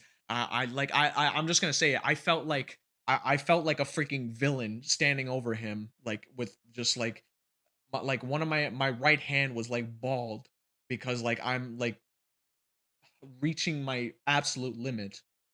Like I was trying not to yell because I didn't want to risk if you guys were still asleep. I didn't want to risk waking you guys up. I'm trying to stay level-headed, which I did, but like I wasn't the freaking villain here. Like at this You are point, not like a I'm villain. I'm just trying to sleep because in the morning I gotta get ready to get to go out in the hot sun to get food because damn well they Nicole or Amanda or anyone's not gonna pay for my meal. I have to walk far to get what I want, you know? And then I gotta get ready for the my panel that I came to this trip for. So I need all the sleep I can get at this point. After the previous day of all this bullshittery that happened, I want to sleep. And this happens. I just kicked him out. I've had enough. You sleep, find a place to sleep. It's not my concern. Okay? Exactly. It It's is not my literally concern. it was literally called I had to yell multiple times like, "You are not allowed in here. You Amity is not comfortable. I'm not comfortable with it." And it's like, and again, they don't get it through their skull, and I usually don't use that term for when I'm being professional, Mhm. that I was livid. I was pissed. I did not care if I yelled. I did not care if I hurt their feelings. Right, So I don't every care time I either. saw them, every time I saw them, I would give them a resting bitch face or just have my fist clenched because I'm like, if you dare stand near me and not act professional, I'm going to be mad at you. Yeah, and you're completely in the right for doing so because of all the stuff that had happened. Like you my God, let's go back for a bit because this is a topic I do want to talk about. The the Equestria's Got Talent. Let's talk God. about this because this is something I really want to talk about. Which Caleb, you saw because I shared it with you, and you saw how Oh, much of a shit show that was. You read my post on Discord too because I'm Yeah, like, I know damn well and at some point I went and personally apologized to the lady because yeah, I what I said in the Discord was no disrespect to them. All I said and I quote, for those of you who wanted to go check out Equestria's Got Talent, you're not missing much. Some people one yeah, person I radio saw pin that was and I'm like, oh dear. yeah, and I was in the crowd. I'm sure you saw me, the mask. But anywho, Mhm. but like it was no disrespect to you. Like I said, you know what I mean? Because it was a result of poor planning, no guidance on how it would go. There was no thing to sign up. It was so confused. And when it was so confusing, I was confused because it started 35 minutes after the original time. So it was late. And like and when it officially began, Nicole just goes up and be like, "Okay," to the guy next to me in the audience, saying, "Okay, you're the first contestant. Go up and do your talent." I'm like, "Huh? What?" oh my Caleb, you gosh. saw you remember that, right? It was so cringe-worthy, man. Was It was just like, oh, bless these people's hearts. Like the judges up there, you could just tell like they were just trying their best to come up with something because Yeah. they knew that the whole thing was about to just be nothing. Yeah. It was just a big load of nothing. And Yeah. so then Nicole was up. She's like, "Oh yeah, we're gonna get the audience involved." It's like, what? Yeah, like, oh, excuse no, no. We came here to watch this event. There was no description on like saying that the audience would be involved because there was no guidance on that, you know, like nowhere we can look for some sort of description about it, how it would go. None of that. And then like since no one would go up respectfully of course cuz no one wanted to go up, it was very cringy. And these ladies had to improvise their hearts out to try to come up with jokes to entertain or to try to entertain, you know what I mean? Like it, and that did not go so well, admittedly, right? Oh, not at all. Not at all. Like and like it's none of their fault. That's why like I went to e-cosplay and apologized to all of them personally because if they were offended by my message, you know, to clear that up because it was not their fault. Like no, I totally get it. yeah, cuz like I came here to see like some talent, you know what I mean? And to for this to happen, it's like no. And then it's like, you know what? Like I heavily contemplated actually going up there and like singing or something to try to save it because Caleb can vouch I can sing pretty well, but like Oh yeah. very much so. Like, if you need me to prove it now, I will. But anywho, I wanted to go up there, but I felt like so uncomfortable and cringed out, whatever that and that I didn't want to go up there and waste my time there or like waste my talent there, because like it's like I felt so weirded out. The room like there was just tense pressure in the air of like awkwardness. You know what I mean? Mhm. And then like it got to the point where it's like okay, I'm out of here. Like it's over. Nothing eventful happened. That was the first quote unquote event of Hmm. the con. And it's like I felt What bad for what you started for out like the promised food? yeah, no one got promised. Here's what happened. Like, all of us were like, okay, we're all pretty upset by this and everything else. Amanda and Amanda's mom are fighting as usual. And Lonnie, was trying to defuse us, like, listen, we're gonna go eat, blah, blah, that kind of thing. It took 30 or 40 minutes just to get them to stop arguing and get Nicole and Amanda to be like, okay, fine, we're gonna go eat. Oh my god. You were not at the community. Yeah, that even though the food was good for community guest dinner, all I can say is they made us wait so long, and here I am. I'm hangry off my ass. I'm literally, oh my god. I was not having a good day anyway because I'm in a new state. I'm tired. I had to do fine. I'm doing finals for my college at this point Yeah. because it was the week of my finals. Yeah. So Ugh. yeah, I literally was like, I can't focus, that kind of thing. And Jasper and Amity can tell I am livid. I am pissed. This is before you get me pissed off the next day. So I'm like, oh, you want to piss off and like smolder the dragon? You got the dragon. Like, you got it. Damn. Can I go? I got some things now because I was the one who had to keep the audience entertained most Yeah, of the go you time. Yeah, I I remember feel that. I feel we haven't let Q Daisy talk enough, so let's let him take the floor Okay. here. So you So go Well, I on and got tell the your story stuff. anyway, as I have first to of all, go eat. So go. I will be hearing it on the YouTube. Alrighty, take care. Okay. All right. Thanks. Take Yeah, no care. Yeah, problem. good night. Okay. Alright, All right. your turn. You have the stage. Okay. Okay. So this. So let's go to let's fast forward a little bit. Go to Friday. Okay. Yeah. Go to the audiovisual equipment. We get all the stuff. Come back to the hotel. Notice. Oh, I have extremely short XLRs. Man, I'm not gonna be able to make this work. So we had to improvise. No one just telling you the way that we had it set up. Don't ever do this. They basically had me move my front of house to the side of the stage, which absolutely is not recommended at any production company ever. Um, because they got the wrong chords. Not on top of that, they got the wrong equipment as a whole. So Yikes. we basically had explain this. So we had one microphone the whole time. We didn't get any more than that, but we had one microphone the whole time. And think about this for a second. How are you going to have a panel with one microphone? not Lord. everybody's not everybody's going to be able to speak, right? So that was already the first mistake. Second mistake is we had to go and have a fun time at Guitar Center because we did not have any equipment. And Amanda's mom said, "Oh, you don't need no light. You can just use the light in the ceiling." I'm like, "Okay." I'm like, I'm like, Fucking so you want us to have a egregious. so I just started scratching my head and I'm like, so you want us to have a concert by leaving the lights on? What kind of concert is that? It's like a lights off party entirely where no one can see anything and bump into everything that's on the floor. Right. So anyway, um, me and Midikai, I think that's his name, Midikai.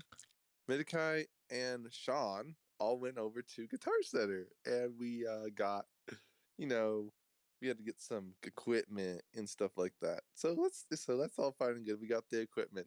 Long behold, a little bit after, like I think it was a day after, I'm just sitting, running the movies or whatever, and her mom comes in and starts yelling at me. She says, "We need to talk outside. We need to talk outside right now." Oh I'm like, Lord. what did you? And then we all went. This was after we thought Amanda like left or something. I don't think she left, but I think she went to weed or something. But there was a whole thing going on in that Pony Exposed thing, saying that she walked out or something on the Twitter. Someone made an account called Pony Exposed or something, and we went on there and it said that Amanda walked out of the convention thing, and I was like, I don't think so, but apparently she did. Permission to go get food or something. Anywho, walked out of the. When she came back with her mom, me and the whole production crew got yelled at by her, saying, "Oh, you don't need. What'd you do? You think I have all this money? You think you can just buy all this stuff?" I'm like, "Well, we had What? to do it to make the con succeed." And it wasn't even. It And wasn't even. It wasn't it Wow. like your own money and not even hers? Why is she in it here? gets better. It gets better because Sean had to buy it on his own credit card. Oh Lord. Credit card too. So oh my Lord. Top of Fuck that, he had to, that. Wow. on top of that, like that's just messed up. You're telling me that So we have to much. center and spend our own money on equipment that you people should have already rented ahead of time. Yeah. Oh. It was the most cringiest thing I think I've ever seen in my entire life. Wow. And unless and you know what, I had to get video equipment because let me tell you right now, the rental was Centric. We did not have any video basically adapters or anything like that, so I had to you know kind of get defensive a little bit over her mom and actually like step up to Centric, and I'm like, look, I don't know what's going on here, but they did not get the order right. We need to have video equipment. I don't care what she says. We need to have video equipment. And I stood up at Centric and I'm like, I don't care what the order says. We need to figure out how to get video equipment, or else I'm gonna have screens and not have any video. And I got really stern because I And was like, this is then you have a right to absolutely. be. And then you're Right. telling me that I don't need lights, and you're telling me all this stuff when I've been doing production now for what, a few years now, and you're telling me I don't need lights and I don't need this and I don't need that. Well, that's ridiculous. I need what I need to do my job. Yes. So And she I doesn't know stood a up. jack anything about audio So I video equipment stood or up. anything of that sort. So why is she putting an input anywhere in this place? Right. So I stood up and I thank goodness I got my equipment, but it took a little bit because the mom was fighting me left and right about what I apparently did not need. Yeah, and you were in the right to step up like that, and anyone who feels that way is retarded. Cuz like The whole it's what? the trick the whole trip back from Centric was another, oh my god, that was another fucking disaster. I don't want to get into that though because that's just too much. That's Yeah, basically after doing all that stuff, I had to hear her bitch and moan about, oh, we just spent all the money on this and blah blah blah blah. I'm like, well, you want your con to succeed, right? So don't bitch at me about how much money I spent. And next thing I exactly, was and it's your money to spend, or Nicole's money to spend, or whoever money to spend. You're the ones who spend it. We don't care. and We're not supposed to feel. If you're expecting us to feel sympathetic about any of that, we're not. yeah, We were told that our expenses would be paid, and so on and so forth. It's not our problem. You're losing control. It's not our problem. You're losing money. right. And then we were about to go to Tar Center, and Sean was like, "We need the credit card from Nicole or something." And I was like, "All right, I'll try to get it." Eventually, we just gave up because the mom would not give us the credit cards. They were like, "You know what? We're just gonna go do it, and then they're gonna reimburse us." And then we made sure they reimbursed us, which Good, thank goodness. That's They good. actually Good on you. good. the Because only reason they reimbursed us is because Sean yelled at her, and I don't know about yelled at her or not. I don't know, but I think Sean did something and got all of us our money back, and I was like, "Thank goodness, Sean, you got all of our money back." thank Oh God. my! Sean is a freaking Yeah. legend. And like, uh, golly. but yeah, the mom is enough. If you were there, Caleb, if you were there, you would probably want to go to the bar and drink as many drinks as you can to keep your damn sanity. Man, I can only imagine. I mean, I was an outside observer to all of this, but like Snivy would come to me every day, like, Caleb, take me home, please. Just Please. take me Like, home. Oh And what man. the hell? What were they thinking for that hotel? Like, I don't mean to say it like this, but hotels they do not take good care of that hotel. No, they I don't. worked at nice hotels. That hotel, the floors were dirty, Mm, the mirrors were smeared. They did not clean that hotel. not at all. And on top of that, I think I was bitten by some bed bugs because I went to go get my bumps examined, and that's what they determined it was. Oh Really? no. No. Yeah, No Oh, brother. way.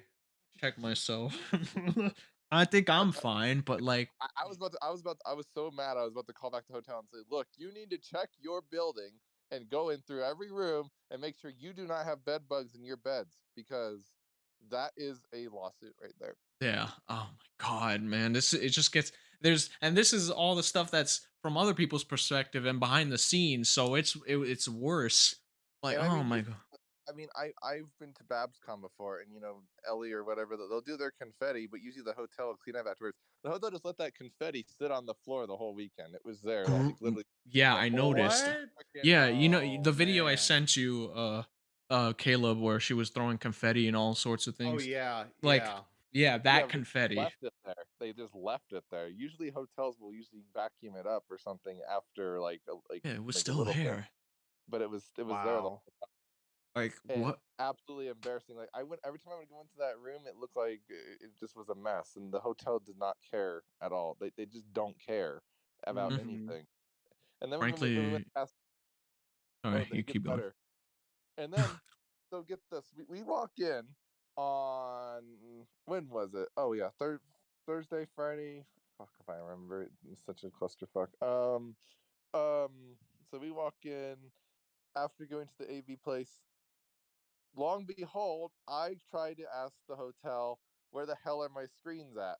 They tell me, oh, it's not in the contract. I'm like, bullshit, it ain't in the contract. It better be in the contract because it better, like, I was pretty pissed. I was like, you better people get your freaking act together. They said, oh, you need to talk to our sales manager. I'm like, well, the sales manager apparently is not here today. I'm like, you gotta be fucking kidding me.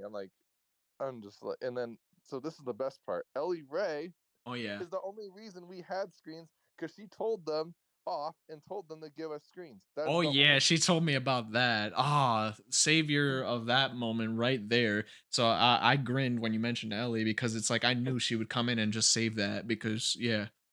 Keep going. But then here's the funniest part: they could not find the contract that they signed, so we had no Come on. proof of any of this stuff.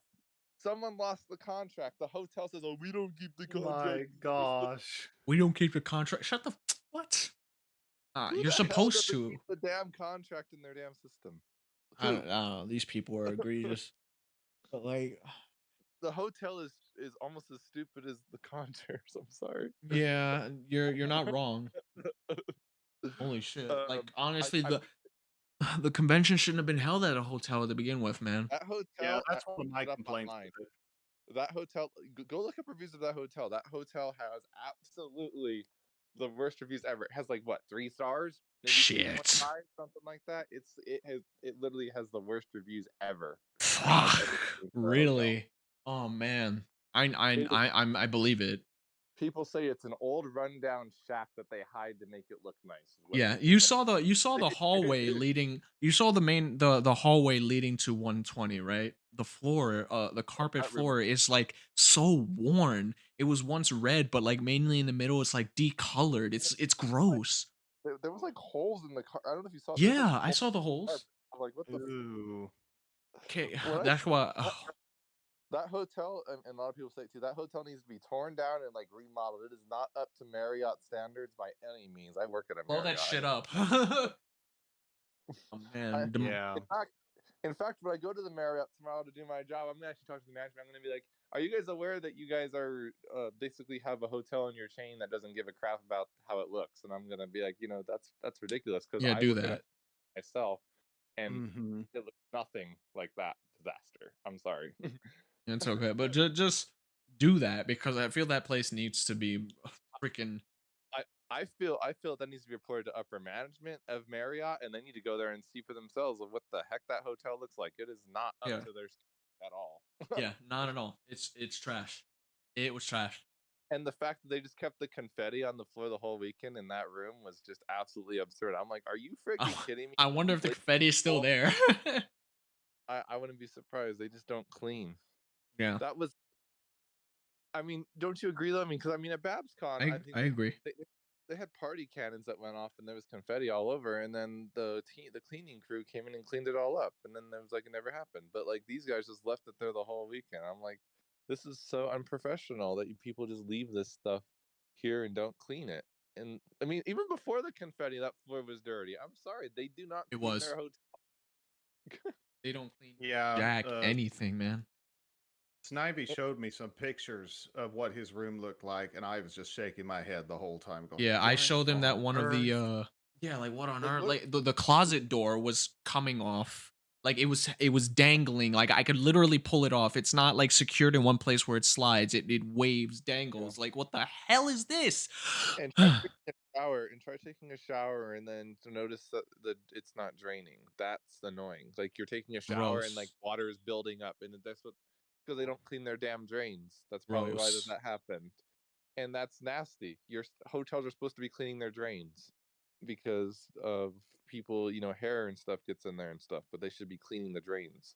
Yeah. Um, you know what I mean? Man. I mean, this is all stuff. Wow. Hotel is like, where the hell did they find this hotel? Like, this hotel, like, is not a good hotel. I It's liked our not. previous hotel better that they had before when it was CantorCon. It was like Embassy Suites or something. I was like, that's probably a better hotel than where the hell we were.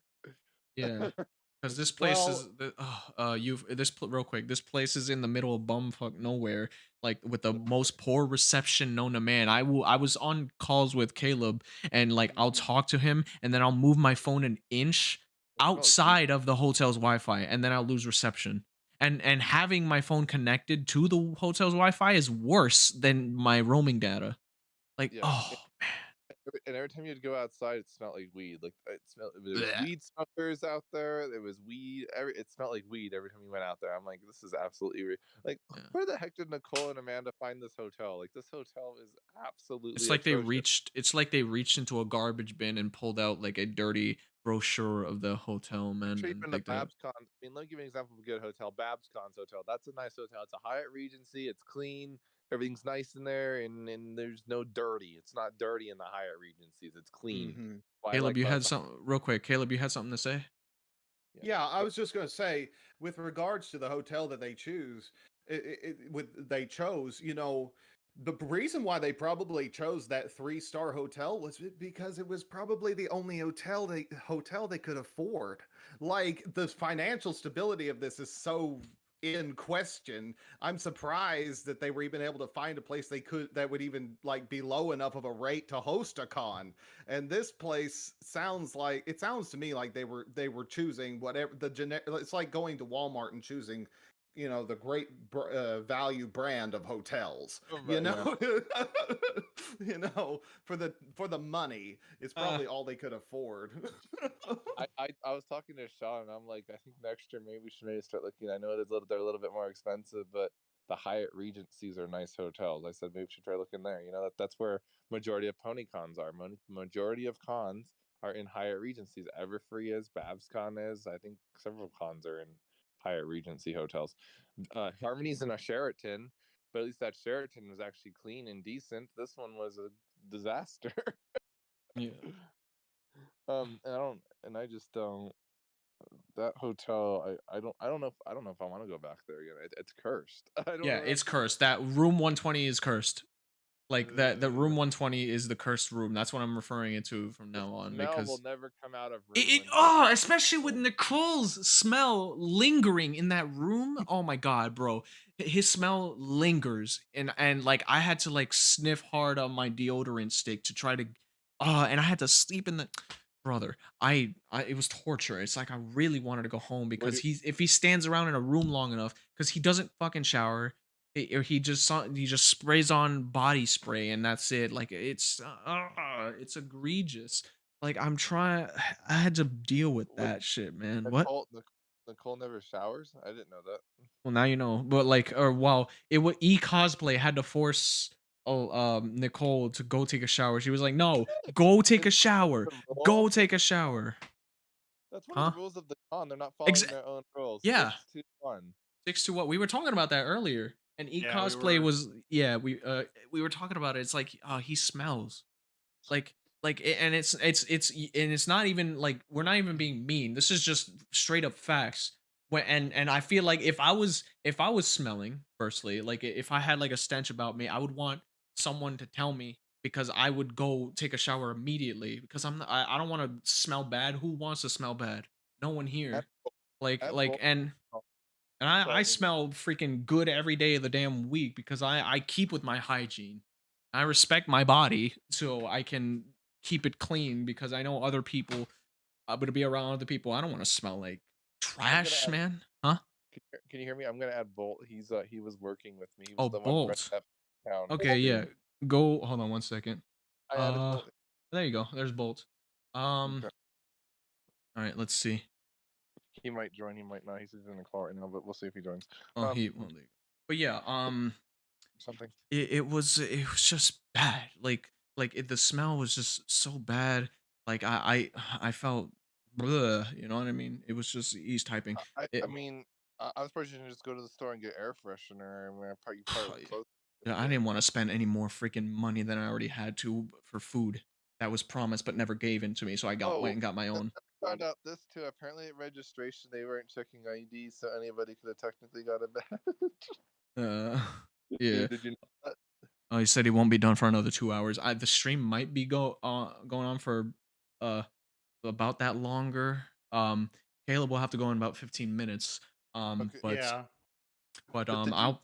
Hmm? did you Snivy that they weren't checking IDs for badges? They were just kind of giving badges away to everybody and Okay, anything. hold on, Bolt. Shut your mouth. Um, I did. You were just thrown it. I did. You were just thrown in, by uh Izzy, by Izzy. Not a not an issue with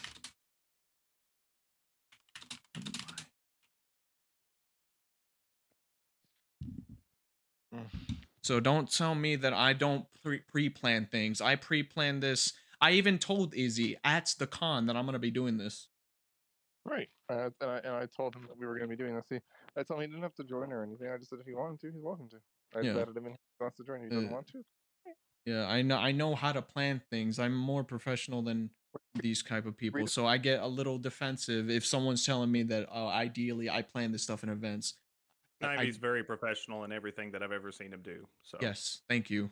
Like, I just wanted him to give some of his feedback, but well, it's fine. Like if he can come in here respectively and give feedback, and yeah, the reason I want him in here is he was working with me yeah, on the streaming, the Pony yeah. Town, all that stuff. Anywho, So that's why I added him in here. But it's okay. If he just doesn't want to join, he's busy right now. That's cool with me. I understand. yeah. Um, But oh, nothing. Just the con. I can't really think. It didn't start going well until I'm surprised this wasn't on the schedule to begin with. I'm surprised that we had to wait till the end of the con to do MLP karaoke. I wanted to do that at the beginning, and I'm like, yeah. why make this at like the way end? I think it would have had a huge success if it was an actual panel in the con book, and they didn't plan it, and I was like really upset that they didn't. Man, so much to freaking go over. I still have like plenty of videos, but it's like we're so I think we're good with just the folks just talking, expressing their voice, rather than the evidence. Because if anyone needs to see the evidence, I've got it. Because mm-hmm. it was so I'm it was cool so with Ellie. egregious. I think she was fine. I just feel Ellie was bad. fine.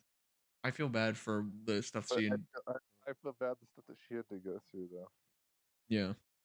Which brings me to the next topic, which I'm gonna start turning this around because I don't, like I said, I don't want to start talking about all the bad because I know it picked up as it got. It was a bunch of up and down. You know what I mean?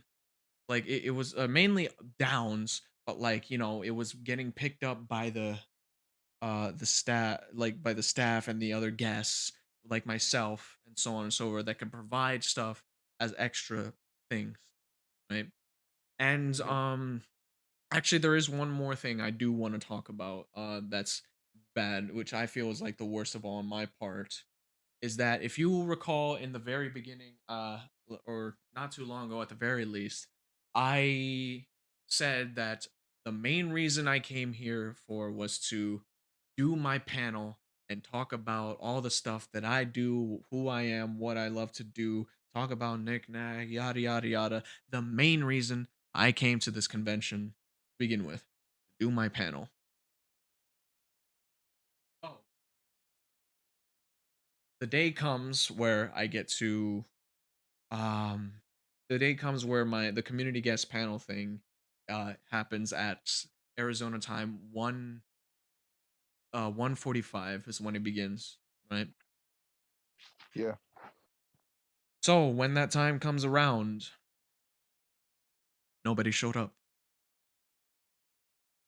Nobody, not a single soul really showed up, and I ended up sitting in that room for over an hour alone, empty, and most of all, very, very sad. I I was saw very someone made a post though of your panel, but I guess no one saw it or something.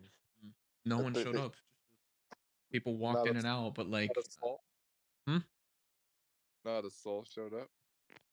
Not really. Just some person came to talk to me for a bit, but like that's it. I know Bolt. Was it Bolt? I think it was Bolt that walked in. Mhm. He introduced himself, then walked. Okay. It's like, this is the meet and greet. I'm like, yeah, this is it. Then he goes up to me and goes, well, what's your name? I'm like, Snivy to the Absol. All right, I'm Bolt. Well, we got that out of the way. Well, take care. See ya. Walked right And back then out. And and I then we just was like, under my, I had my mask on, but under my mask, I was just like a mixture of uh true sadness. sorrow, like true sorrow and a tinge of anger.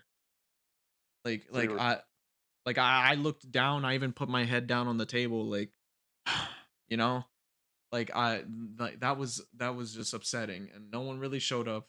No, what room nothing. are you in?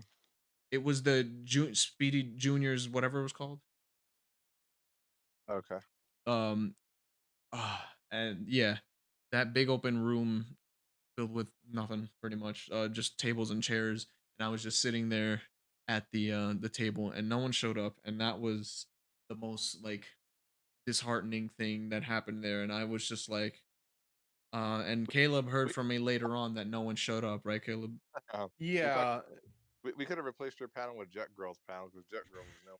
Yeah, and which, like, and let me get to that, because the reason why no one showed up is because um Amanda, Jet Girl, whatever she wants, she goes by so many stupid anyway, she abandoned her panel, and so you guys had to improvise to by showing clips of Make Your Mark and so on, to, or not clips, episodes of Make Your Mark, which drew everybody's attention towards that and away from me. So you improvised in that part, but other people suffered from because of it.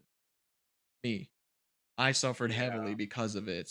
And it wasn't just me, I'm sure it was other folks, because like at first it was Jasper and Amity that also joined for the community guest thing at first, but they ended up leaving in the beginning, but like after a few minutes they realized no one was going to show up. They left. I stayed because it's like, I wanted this. I was hoping for this. I came here for this. And Mm-hmm. I I never got it. It was it was soul crushing, because like I had my notepad that I written right here in my hand, that my I had, like, all the stuff that I written down on the plane that I was gonna talk to you about, like uh things here like introduce self similar to my intro. If already introduced, say the first Guys, part of my intro, express my thanks to be here, tell them what you are, what you do, what you're about, and mention my channel, saying things like I'm a gamer, singer, writer, voice actor, director, artist, Pokemon lover, things like that. Talk about my motto, which would lead eventually into talking about Nick, things like that. I have it all written down on this notepad that I was gradually just carefully jotting down on the plane ride here, and I was excited. No one showed up. I just want to let you know that Medidekai is on right now. Oh, you want Medidekai. Midikai? Yeah, he's on. Remember, Do you he was want? with you. He does all Oh, that shit. I'll oh, add him real yeah, I quick. remember. You'll add him. All right, there you go. Well, if he joins, then that's it. But I'm gonna keep talking. So if and Caleb, if you want to put a point in here that I when I came to you later about my panel never happening. Mm, yeah, no, it was devastating. It was honestly devastating. After everything else that Snivy had gone through, to not even get to do the one thing that he came to do, it's like it was gut wrenching. It really was. Like this is ridiculous. This is you invite people out for specific reasons, and then because one person makes the decision to up and just abandon their panel and go way off into who knows where, everybody else has to suffer for that, and that should never be the case. Right. Ugh, Yeah, just That's ridiculous. it's ridiculous, man. Like Caleb, you can tell how sad I was because oh yeah. I wanted at that point that this is the point when I was alone in that room. That was the point where I was like, I wish Nick Nack was here. I want to go Yeah. home. I'm fed up with all of this. Like I'm tired. I didn't get to do anything. No, it felt like no one cares. Like the one thing I came here to do, never got to do it. And so Right. for the rest of that, like I just went back to my room and that yeah. Honestly, if it hadn't been for those key moments that kind of saved your experience and made you want to come back next year, Snivy, like honestly, like this convention would have been just worthless, Yeah, like like altogether. yeah. And it was because a good portion of it, like a large portion of it was because of Ellie Ray. And at one Hmm. point during the I think it was the first day, like on the 7th, Hmm. I had a very long, emotionally enlightening conversation with Ellie Ray. And it was like a conversation that I will never forget. Hmm. Very like hitting deep kind of conversation. And um it eventually led up to a point where she apparently had heard of one of like our creation, one of my creations, specifically, well, to clarify in case Nick might be watching, Nick and I's creation, the story was written by him. I helped bring it to reality, yada yada yada. I'm not trying to take full ownership of the Crusader Save Heartswarming. No, no, no. I just helped with getting the voice actresses together. I did half the work, he did the other half. It was a together thing because Hmm. me and Nick were together in that, and we made it a reality. And like it was a phenomenal thing. Ellie Ray had apparently heard or seen before the Crusaders save Heartswarming, and like my as soon as that happened, like she said that, my eyes lit up, and I was like, "There's no way. Are you serious?" Like I'm like in awe that she apparently like heard of something that we created before. I'm like, "This is big," and I'm like, she's like, "Do you have it?" Yeah, I have it like on my channel. I can bring it up and so on. And she's like suggesting we should play it for the con for the event. And I'm like, I'm in full. I'm in full agreement of that. Let's do it. And I ended up showing her I ended up showing her uh some of my song covers. One of them being "It's Time to Be Awesome," which like I think that might have been her favorite one. The one with me, Singalek, me, and Nick Nack, right? Mhm. And it was really like she was all for it. And like we decided, you know what, we're gonna take your songs and we're gonna, she got the idea of like, let's play these songs, some of these songs for the pre-opening ceremony. And I was like, yes, let's do that. Let's do that. And I was so happy about that because it's like that's also a thing I wanted from this, to get my stuff out there. you know, to get the stuff that we worked on out there so people can see how great it is, you know? Like, cause a lot of these stuff, Knick-Knack is in it, and like this is a good way to express like Knick-Knack's greatness and mine, and so on, the stuff that we're capable of doing and that we've done. And and so we went into like the bar area, the restaurant bar area, and sat down on one of the tables. I still have the list. This is technically my autograph from her. The list of the of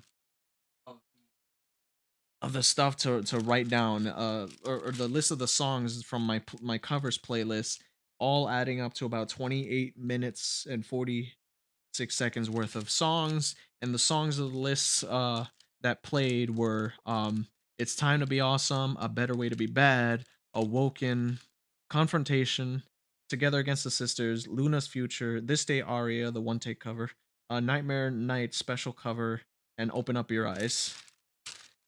Like all those songs, all nine of those songs played during the pre-opening ceremonies, and it was a time to be awesome last before the opening ceremony began. And that's when the video came up when she introduced to introduce herself, yada yada. And it's like, did you guys like the music? And so on and so forth. Caleb, would it be all right if you stick around for if I show that video real quick? Yeah, yeah, I'll stick around for that. Thank you. The Ponies Exposition shout out. She shouts out me forgetting the dot in my name because that's important, but it's okay for now. But then she says Knick-Knack, Sing-a-Lek, Banco Zero, and Voxel Hoof.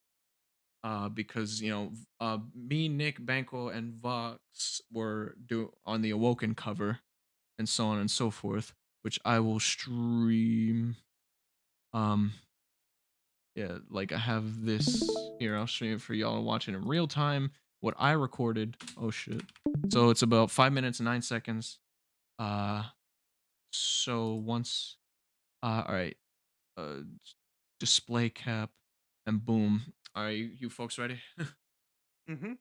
All right. So this is like the after the music was played and the opening ceremony begins, and this is Ellie Ray doing her thing. So here.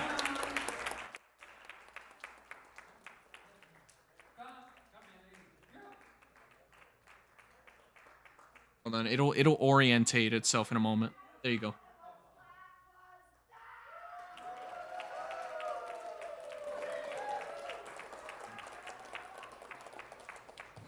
Are you ready to party or are you ready to party? Is this a pony convention? Are you asleep? Come on, every pony! We are here to have a good time because we are family. When I say mayonnaise, what do you say? Mayonnaise? Mayonnaise? Okay, so when you hear me scream mayonnaise or magic, anytime, oh, there you go, somebody gets a prize. We come together in these conventions because we are friends. The world is lacking in love right now. The world is lacking in togetherness. We are separated by despair, fear, anger, shame, guilt, remorse, etc., etc., etc. Here we do not experience those things. Here we celebrate. Here we have a good time. Here we include every single pony.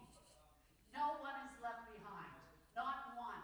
And that is absolutely beautiful of Ellie to do such, to say Oh yeah. such, because it's true. Because that is awesome. And like we were saying before, if not for Ellie, this convention would have plummeted much further. You know, Oh yeah. she was single-handedly saving a grand majority of this, at least a decent, great majority of the convention You itself. are the reason this fandom is happening. The show works because you are the main character in it. Every That's single it. That's the pony main here character. is the reason the show works. You are its greatest characters. Do you understand? Mayonnaise. Bing bong. Magic. We're going to have some fun this weekend, folks. We've got a lot of things to do. There's going to be autograph signings. Obviously, the little ponies are here from the charity that we're trying to raise money for. Go and pet them. They are there to make you feel better. That is their job.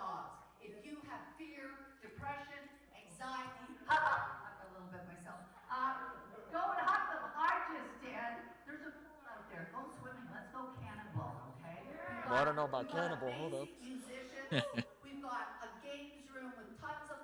There's so many great things. Go on Ponytown, have a good time, dance tonight, sing tonight. Come and chat with me. If you see me in the lobby hanging out, which is rare because I've got a lot to do, but come and join me. You are welcome to join me. Did you guys enjoy the music? Oh, The here we go. pre-show music? Did you have a chance to listen to that? I just wanted to give a shout out to those who created that. So Snivy G Absol, Nip You Nap, forgot the dot. Single Act. This sounds like a song right there. Banquo Zero, Voxel Hoof, amazing, amazing. If you notice how great the music was, this is all on YouTube. And by the way, like if Ellie Ray says it's good, then it's objectively good. So just putting that there. I agree. Snivy G Absol is here. Can you stand up, hun? Where are you? In the fox mask. There you have it. Thank you for that. And then I gave a bow. Volunteers, thank you for everybody who helped set up. It is a lofty task to create this kind of platform for all of you fans. I'm going to be playing another one of Snivy's online YouTube movies. Oh wow, pony related, of course. So yeah, that's going to be tonight. We're just trying to locate some kind of a laptop or something that we can, or what's the cable that I'm looking for? I think it's the HDMI cable. HMQPWXYZ. Mayonnaise. Okay, so you know I'm going to find it. We're also going to be playing, I'm trying to get the Gen 5 movie for Sunday, for those of you that are still here. I'm going to get some popcorn and some really bad candy, and we're all going to sit together and we're going to watch the Gen 5 movie together. So stay tuned. It'll probably be in my room. Or maybe one of the suites. So there's so much, gang, there's just so much going on. Please take an opportunity. If you didn't get your gift bag, make sure that you do for the different levels of sponsors, and there's other little prizes all around the town in Ponyville here this weekend at Ponies Exposition. So I need you to know that I love you. We are all one. We are together. And the only thing that matters is that we hold each other up and celebrate each other and our time together. I love you much. And I'll see you after the opening ceremony. Ponies!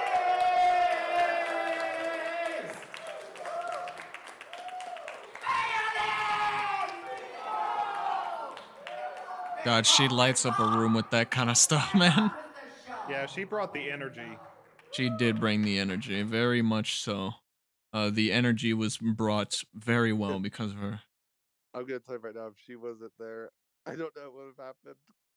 Yeah, I was just saying before that, like, if she saved a grand portion of the convention itself with how she is, like if she wasn't there, no, this thing would have completely failed. Yeah. Like there were a lot of failures here and there, but it's like it's not as bad as it would be if Ellie wasn't there. Like if she wasn't there, it would have flopped much more majorly. But you know, this was brings me on to now talking about the good and upbringing and such of the convention because of because of Ellie, and very inspirational, very kind, and God, she saved a grand portion, like I said, because with that kind of energy, we need that. We need more people to step up and take charge like that, like the staff did when they took their part, like Sean did, his wife did, and yeah. So yeah, so anyway, Why are you Hey, unlisting? Snivy. Why are you unlisting the videos? reasons. Anyway, what were we gonna say, Caleb? I was going to say that I do have to go, but definitely to everybody who's watching this right now, stick around because the good definitely outweigh. Like there was a lot of bad, but there's a lot of good too. And Snivy's about to get into that, so you definitely want to stick around for that because there's a lot that happened that was good in the mix of all this. So most definitely, of course. So all right, I am going to have to go, but y'all have a wonderful night. and I'll Thank talk you. to you tomorrow, Snivy. Alrighty. See ya. Bye See you. bye. Have a good. Bye. All right. Like, So, do you want to stick around for this? oh yeah, I mean, I was around for the good too because I've been literally here since it started. Awesome. Awesome. Awesome. So basically, continue off because it was because of that one conversation that I had, a long conversation of which, Ellie didn't need to stick around for that conversation. There were many times where she needed to go, she was about to step out, but she stayed for me to have such an important conversation about what was going on and so on and so forth. And we talked about it. We set up the thing for the pre-opening ceremony and the thing for the Crusader Safe Hearts warming, where like she, one second, where, one second, just technical stuff. All right, she set up a lot of things with the Crusader Save Hearts warming, where we could like actually sit down and watch, which meant a lot to me because the Crusader Save Hearts warming was a very loving and passionate project that me and Nick like worked in extensively hard to create and be brought to life, with the story being written by Nick Knack himself. He's a wonderful writer. I do his writings and stuff are still on film fiction, which I should probably put a link on my channel somewhere for that, for his film fiction stuff. But I'll do that at some point. But he has wonderful stories. I also have my own stories if you want to check out on FinFiction. It's the same name as my one on YouTube, except it doesn't have the dot because this website doesn't allow me to put the dot for some reason. The dot is important to me. But anywho, to continue forward, the Ellie, if you have things about like what Ellie did to to help bring up the con, like to make it better, then well, feel free to say that in just a moment as I get to that part. Because I'm sure you also had interactions with her as well, and it was very nice. Um, because and like I said, I'll never forget the conversation I had with Ellie. Because like it was very inspirational, and to see that she loves uh the stuff that we made and wants us to put it out more. It's wonderful. And there was like and especially during the Crusader Save Hearts warming screening, um there were quite a bit of people, and so I'm glad, and they seem to enjoy it quite a lot. Ellie enjoying it most of all because she was like so like into it, like she was like eyes locked on the screen, jaw dropped at certain points. She was like reacting vocally to it and so on and so forth. Like she was like, "Oh no, oh, be quiet, Mister Humbug. You're a meanie." Things like that. Like God, it was very nice to see that she was loving it, and I even got recording of her like feedback on it, how it was, how wonderful it was, and how she loved the characters and such. Everyone who performed on it in terms of the voice acting was did a fantastic job, etc., etc. So while I get these videos to try and play, um do you have anything you want to share about like your experiences with Ellie that you may have? It's actually till 8, and it's after 8. Izzy, Yeah. do you Oh, have any? Ellie was great. I felt bad for her, so I was trying my best to help her out. That's one of the reasons. Remember, she said in that when Pal was going to be in her room, I'm like, you know what? For all the work you've done, you don't deserve to show it in your room. I was just like, you know what? I'm going to show it in the on my two screens here in the main ballroom, and I'm like, that's what we ended up doing. So I made it up to her. So we ended up watching the movie in the main ballroom that night. Yeah, that was good because it's like Until until Nicole, of course, as always, messes up my screen. But yeah, which you told me at the con that you never had a problem with the signal until he stepped on the thing. until I stepped on my stuff, and then all of a sudden, oh, no signal. I'm like, Yeah. dang it, Nicole. Why are you guys Yeah. gonna mess everything up? Yeah, really, man. Ah, But yeah, do you want to get to the good now? Because I think the good's also good too.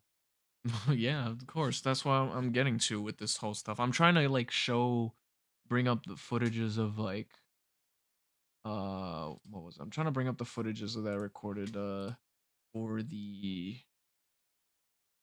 where did it go? I know you're in this folder. You are in this drive, this folder, and then this folder. What is brought out? Oh yeah. Like as proof, let's just show. Hold on, let's see. Oh, that's good. Okay, as proof of like let me see. As proof of what's it called? To show that like I did show the Crusader Safe Hearts warming for the events. We in the hotel part, the place where the TV was. Let me let me share that screen. Will it share that? Yes, it will. All right. Now to figure out how I'm gonna display it, I'll just do display. What was this? This was at This was around like 6 o'clock on the second day on the 8th. Hmm. Um, so it went on for about um over an hour and 30 minutes or so, give or take. Folks didn't get to see the ending of Act 3 because we ran out of time, but I told them if you wanted to watch the Crusader Safe Heartswarming, it's on my channel. All Wait, three acts. What? was your panel? Because I wanted to help you out. Was your did you need screens for your panel? Because I was like, we should have had it in there if you had videos to show. I Because you had mean, I did have stuff I did have stuff to show like on screen and so on and so forth. Plenty of stuff actually, but like the panel stuff was hosted in this junior speedy place, well, that room, which is not too far from this one. It's just like literally out. Junior speedy stuff is actually behind the camera that you see there, where I'm filming towards the screen. yeah, my question is though, I feel like your panel maybe should have been in the main room if it had video and stuff like that. Because I would have probably had to Yeah, show. yeah, most likely, most definitely it should have, but that was a bad thing on their part. They fucked up. They didn't Okay. put they didn't put my panel. Like it would have been nice to put my panel here so I could display my stuff. Um, Right. Okay. yes, because like if I can, but I we still needed like a laptop or something so I can show my thing. But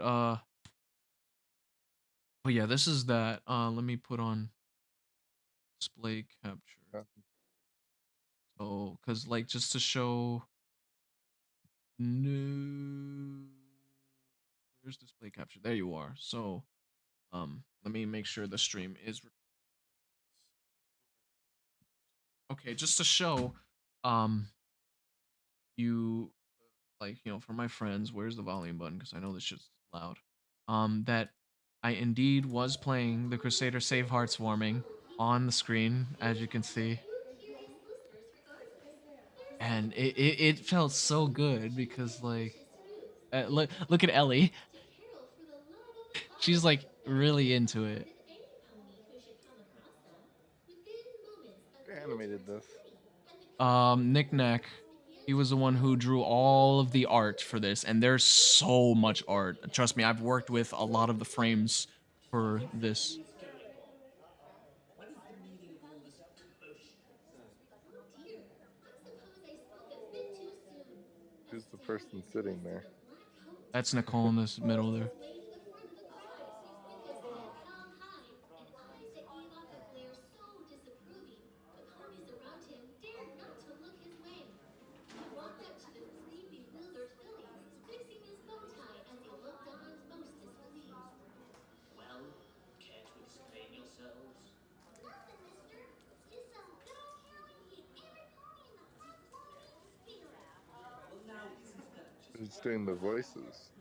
Um, Banquo Zero is actually the voice of Humbug, and I was the one who had the idea to enlist Humbug. I mean Banquo as Humbug, and it was like one of the greatest decisions I made for the voice of Humbug because I remember it exactly. I was in the call with Nick Nack that one night, and we were looking at the casting call, and no one like good enough was like no one was good enough for like the voice of Humbug, and we were getting close to the date we wanted to start production, and and it's like, man, we're getting close, but like none of the actors are for Humbug are any good. It's like, and then I'm sitting there, we're just thinking, and I'm like, it comes to mind, just I'm gonna take a shot in the stupid. What about Banquo? And then Nick goes, huh? Yeah, that is a shot in the stupid. It was a because you know the saying like I'm gonna take a shot in the dark. I'm like, I said let me take a shot in the stupid because I figured like this might be a stupid idea, but let's see if we can get Banquo and see if he can provide a good voice for this old grumpy stallion. You know what I mean? And it was a wonderful decision because he nailed the voice of Humbug. Like, he is the voice he is Humbug now because like he did such a fantastic job as Humbug that like Ellie Ray like Ellie Ray like it's that kind of like you dislike a character but you like them kind of thing, like you like a baddie in a in a show that you're like boo, but he's such a good character that like like you feel the need to to boo him or whatever. 'Cause that's how you know that we've written that Nick Nack has written a good character here, and we voiced a good we had a character be voiced very well so they can feel that type of emotions towards the character, because like that's how you're supposed to feel for these types of grouchy characters. You don't want them to succeed, you're like booing them or so, and you're like, "Oh, be quiet, Humbug," things like that. That's like what Ellie Ray was doing, and it was good to see that. But she did love the character. Like she said that like we've written a good character, that Nick written a good character here for the story, and we brought it to life with such like flair. Like Humbug is such a well made character, and I'm so glad we feel he came out perfectly. Like don't if you haven't checked it out, I highly recommend you check out the Crusader Save Hearts Warming. But anyway, you have any thoughts you want to add to that? Um, about what? Which part? Any part? I think that that's a cool animation you got going on. Much. We made that quite a bit ago, and this is one of the things I wanted to promote here because it's like this was a big thing for Nick and I. Uh, and The frustration continues even right now because I'm trying right now to get the Pony Expo website so we can start working on 2023, and they keep yeah, sending me press, and I'm just like, I don't want the WordPress login. I want the darn because I have a dev who's going to help me do this, and he wants the IP backend changed to his server, and they just don't even know what the heck they're doing. Still, it's right. frustrating. I was not focused on some bad, right? We're on the good section now, so let's just keep on going. Real quick. I remember this part. Let me see what Ellie.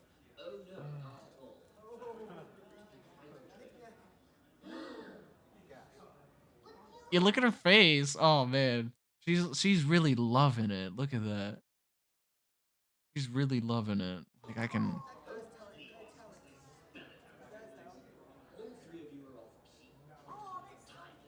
Yeah, she's having a good time. Yeah. These are the good parts of the con right here. Yeah. Exactly. You see, that's Ellie right there, like booing the character, but she does love the character. You know what I mean? It's like the Yeah, character you have a love hate because they're written to be the yeah. baddie, and so they're supposed to be hated until a point or whatever. But And let's see, who was who's voicing Apple? Bloom though. That has to be a girl doing Yeah, Apple Bloom. Yeah, we played the cast. It was voiced by a individual called Lizzie Bloom. She Okay. does a wonderful Apple Bloom impression, and she centers herself around like doing Apple Bloom related stuff because she's really good at it, and she's a treat to work with, very much so. And then I look over Ellie's like she's getting her phone out, and then she just goes and takes a picture like or something. Yeah, she took a picture right there. Who's the girl in the back of her? She came and talked to me too at the end of the con. Right The here. purple hair. Yeah. Yeah. Do you Yeah, know her? that's Amity. Yes. Wait, what did? Whoa.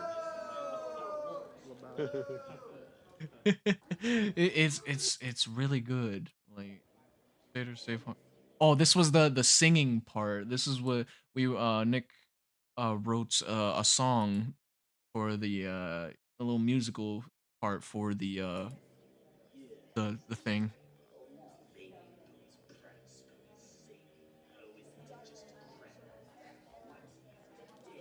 Look at her. She's like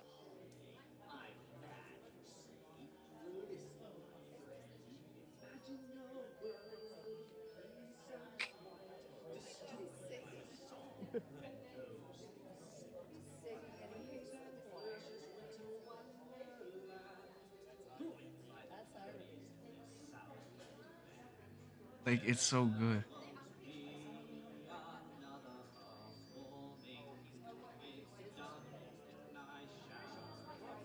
Like her reactions are priceless, man.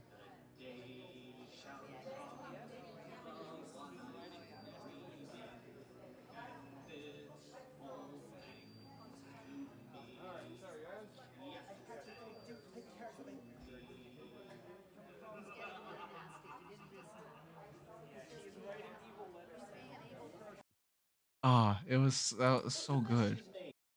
Oh, there's Nick Nack. In one point in the story in Act 2, he actually integrated his own character to this story, which was awesome. And that's Nick Nack's voice you're hearing there. Uh, You three have a lot of cleaning to do, and none of you are leaving until this gets resolved. God, Nick Nack's awesome. But yeah, there was a lot of things. I still have more footages too of like if I was able to put it on my computer, which I can, but like technology giving me issues. But and I have a very high end computer, and still bullshit happens. But but yeah, you there still? Yeah. Yeah. Have any input about like this going on so far? Heck was that? Oh, sorry. It's nice using Flash. Um. It just looks really good. I like it. Like I I wish I said, could have. I wish I could have saw it, but unfortunately, due to me being AV, I have to sit at my table the whole time. So I can't use. yikes, man. Well, like if you ever have free time, it's on my channel. It's a playlist called, the a Crusader Save Heartswarming. You can check out all Oh, three acts. I think you should. I don't know if you have the money for it, but I think you should go to Consider Fest with me because it would just be nice to go to a con and not staff it and just go have a good time. Like I'm exhausted. I want to go to Yeah, a con and have a good time now yeah, because I've staffed one now. Now I just want to go have a good time. Could yeah. you go to that? That one's a little bit too pricey for you, Which one? possibly. The one in Milwaukee. I'm not sure. When is that? It's November 4th, I think, Oh, 5th. probably not because I'm just gonna stay here because I got a lot of stuff I gotta do after all this kind of stuff, all this of what you're seeing. Well, I mean, Um, I think it'll be good for me to go because I've been staffing it, and it'll be nice to just kind of go as an attendee and like enjoy it. Because yeah, I'm, trust me, it's nice to go to cons as an attendee. I'm sure you don't have to worry about any, well, other than the con being crap or not. Should we talk about the new chair, Sean and his wife? Yeah. Well, like you don't you all you have to do is like if you're coming as an attendee, then like all you have to worry about whether the con is good or not and no Right. stress of people like yelling at you or anything of that sort. A room situation, nah, you don't have to worry about any of that while you're, yeah. Okay. But like, Um, but here's my Sean, question. hmm? Here's my question. Are you ready for it? Yeah, Do you think we should start doing the positive things, telling them about Sean Base, the yeah. comic channel? I'm getting to that. I'm getting to that. Okay. I'm just like expressing all the things with my end with the Crusader Safe Heartswarming since this is a big thing for me. It looks like And I'm you say were again. happy. It looks like you were happy when that was going on, so Oh that's yeah, good. I was very thrilled, very happy. Like this was probably one of the happiest I've been at the convention because it was displaying such a phenomenal project that took blood, sweat, and tears to make, and a lot of time. And it was fun to work on this project, and to Hmm. see that these people are enjoying it live, you know, and I'm there to get their reaction, especially since the celebrity Ellie Ray is there, voice of Mistmane, was loving it, and she's wanting to to see all of it. She's wanting me to get it out there more, and I'll get to more on that soon. Because I want to get every bit of detail because there's one important thing that sparks a wonderful opportunity for me in the future, and all this of what you see, my Crusader Safe Heartswarming, other creations that I may make that I'm going to make on my channel. I have a big thing going on here. And but yeah, and I remember like people like especially for this part, they're like, "Oh, it's derpy hose." Like people were loving it, man. Um like and then there was this one picture. Hold on, let me get it. As soon as I oop, turn that back on, let me get this picture and I'll display it on the stream. It's a picture of like one of Ellie when she like during her reaction to Crusader Save Heartswarming, and like there was one point where she was like sitting curled up in the chair a bit. Yeah, here's the picture. It's such a priceless it's such a priceless image of her reaction, like because she was like so into it, like it was her wait, let me all right, so let me put a little what's this? Oop, all right, that's something else. All right. I guess I'll put this on over screen now since we're in the good portion of the stream. Yeah, we're in the good portion now. Let's say the good now. Yeah, I've been Uh, saying the good. and then next year, and then yeah.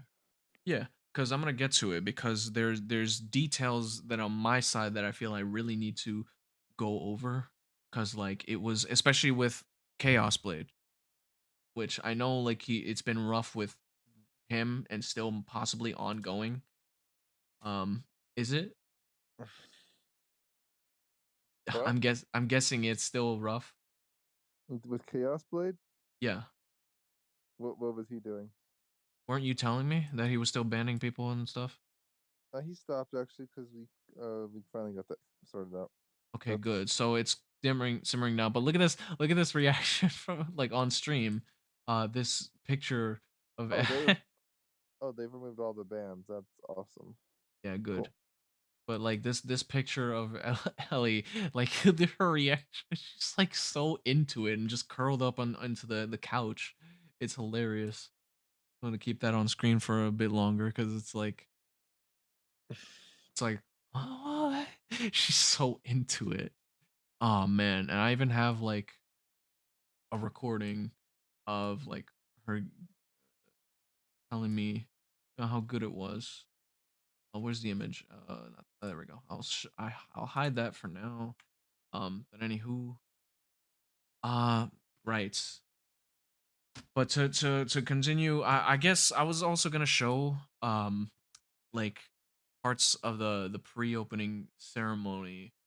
I wonder if I can still possibly do that now. But like it was the pre-opening ceremony. I'll probably just share it with um I'll share it with my friends personally later. I guess.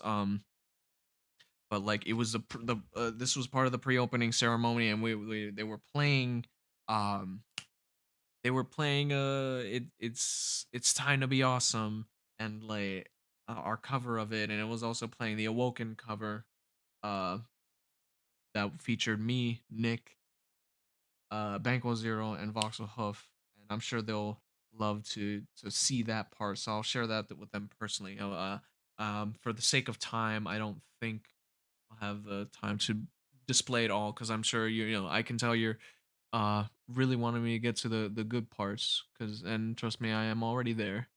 But all right, what to go? But yeah, like I said, it was because of that conversation with Ellie, things picked up, and so on and so forth. And preemptively, I was at that day on the second day, I was having a good time because of my stuff was being played and things were picking up, and people like the music. Um, Ellie brought such energy to the convention. Afterwards, sometime later, I spoke with Ellie again to try to get the Crusader Safe Heartswarming event to be shown, and that was a nice conversation. We talked about cartel coffee, like some kind of thing in Arizona. There's a cartel coffee shop, and it was hilarious. And we kept doing like voices of like cartel members, and I was like, you need to get yourself some of that Bolivian coffee bean. You know what I mean? Ese things like that. Like we were joking around about stuff. Man, Ellie is a treat to have around, and even like that night where we first were having that long conversation, it kept going and going. She gave me so much time to talk to her. We had so much enlightening and emotional conversations, topics and such. And like ev- and by the end of it, we got the list over here ready for the pre-opening ceremony stuff. Tomorrow we and I she gave me her contact information. I'm able to uh email her now, and like send her some things that I feel she'll like, and and some other really cool thing I want to get into later that gives opens up wonderful opportunities, and which gives me hope for like the future and such. And don't worry, I'm getting to the reason of for the next year's convention of Ponies Expo 2022. I will get to. I just want to get it all in kind of semi chronological order in a sense, because I want to save like the best news for last. You get me? Yes. Okay. You have any? Do you have something to say or? Um, I'm trying to think. I think I've said it like everything I need to say. I'm just trying to get to the positive stuff now. Of course, yeah. I will continue then. But yeah, I have her contact information, and I sent her the stuff with the list. And she gave me a contact information for Sean. Sean, one of the other staff members at the convention, who helped tremendously get things operational and running and going more smoothly. They were taking charge. Sean was taking charge, along with Ellie being the spirit, the bringing up the spirits and the energy and so on and so forth. Along with her, Sean's wife being um, very like also being very take charge kind of person, and making sure things go smooth. And that was nice, especially since like there was a point where I lost my room key, and like I kept trying to get Amanda to like, hey Amanda, 2 seconds please, can you please get me a new room key? Literally takes like 2 seconds, and that didn't work out. But then literally just like that, Sean's wife, do you know her name? Let me The, see. I think actually, she's on the Discord. Give me one moment. right? Her name is. So I messaged her, added her, blah blah blah. Where is she? I know she's. Just give me 1 second. I'll find her. um.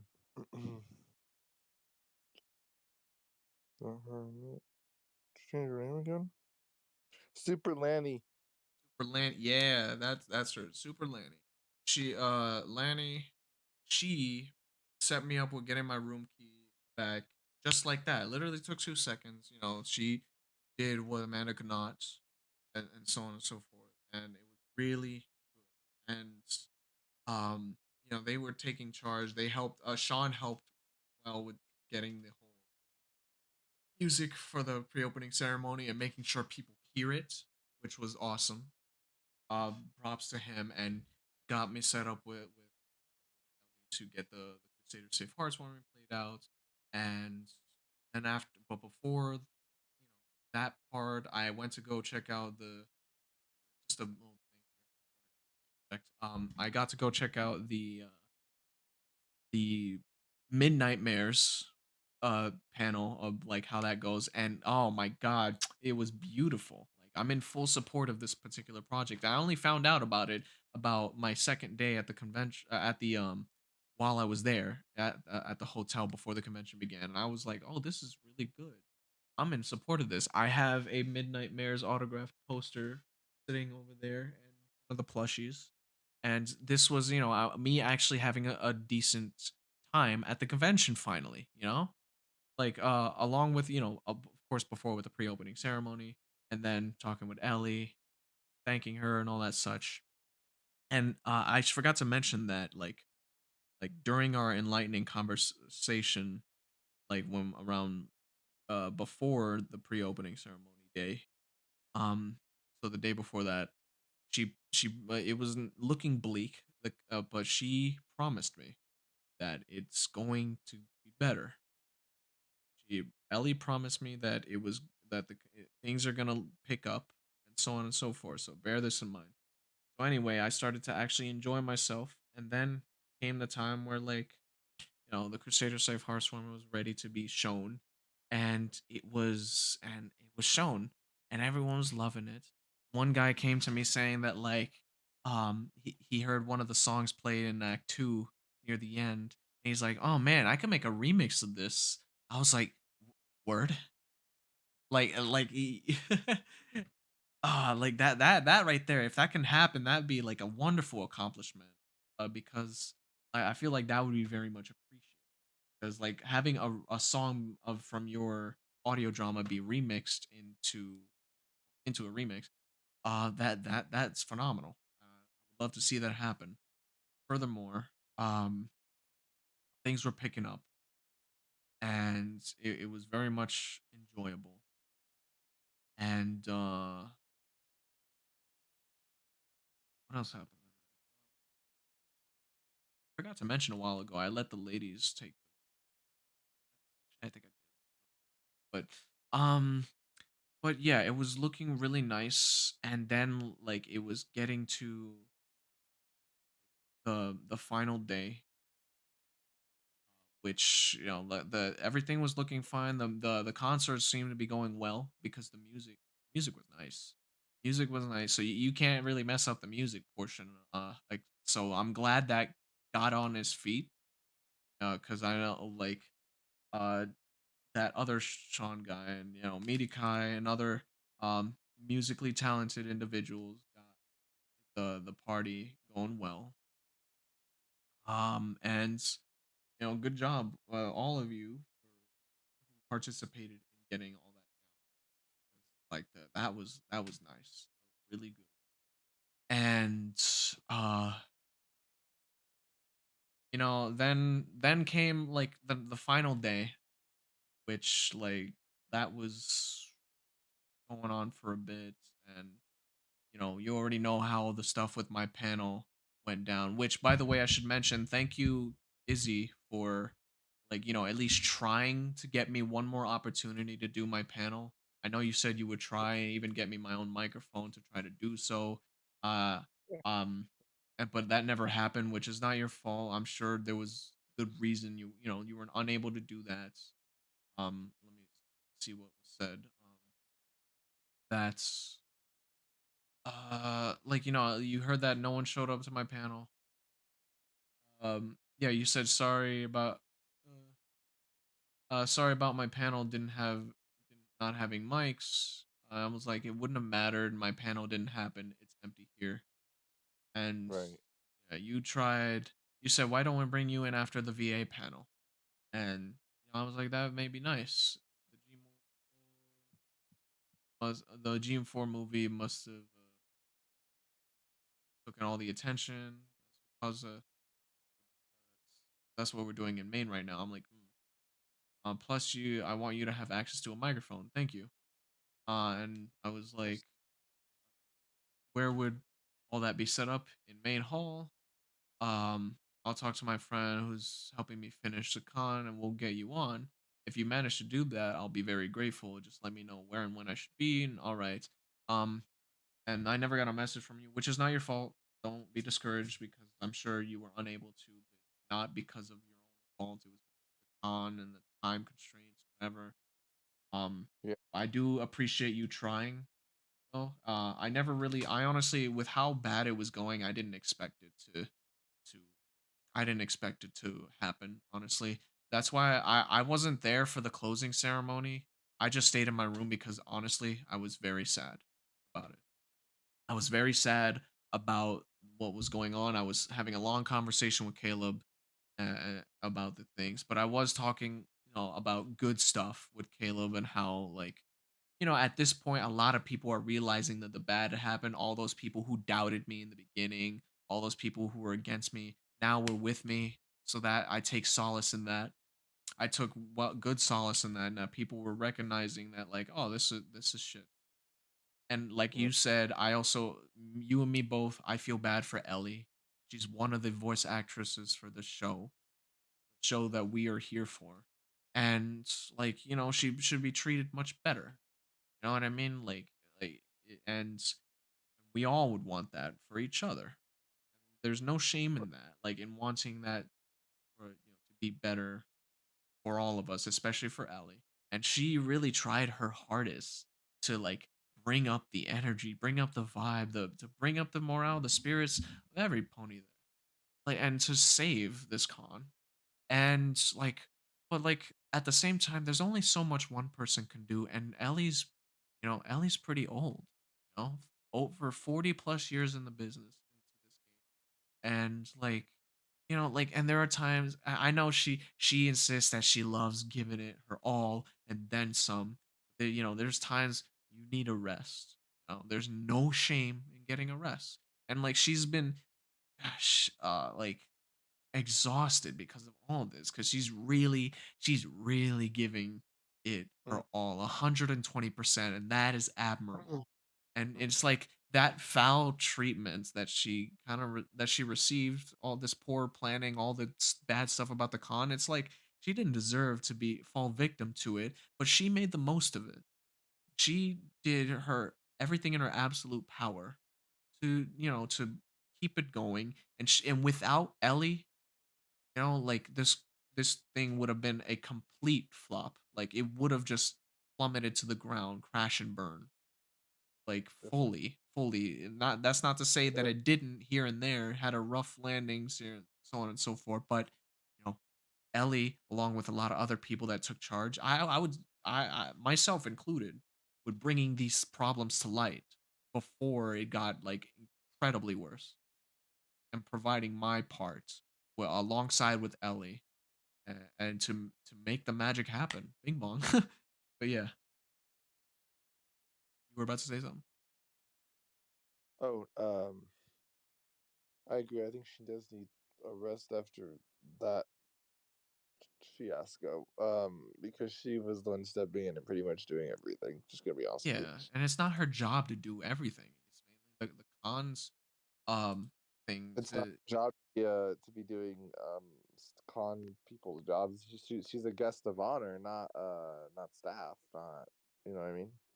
yeah. And the first time like I actually like went up to her and spoke to her, she was in the vendor hall and she was Mhm. picking up like boxes to put on the tables and stuff, and I can tell she's stressed. She even told me she was stressed, and I'm like feeling bad for her. I'm like I offered her uh help because I care.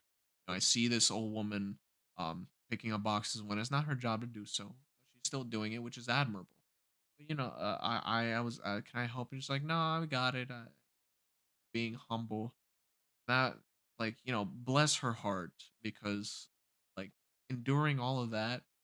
Like it's very admirable. I've endured a great deal of things myself, so I would understand. So, and I do. So, like we we get it. We feel that we should have her treated more better, or just good in general because she's the guest of honor.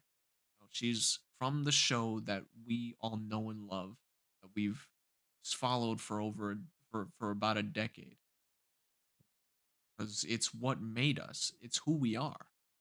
We are individuals that come together to spread harmony and help one another and make sure that the harmony spreads and keeps flourishing, because the just because G4 is gone doesn't mean we're gone.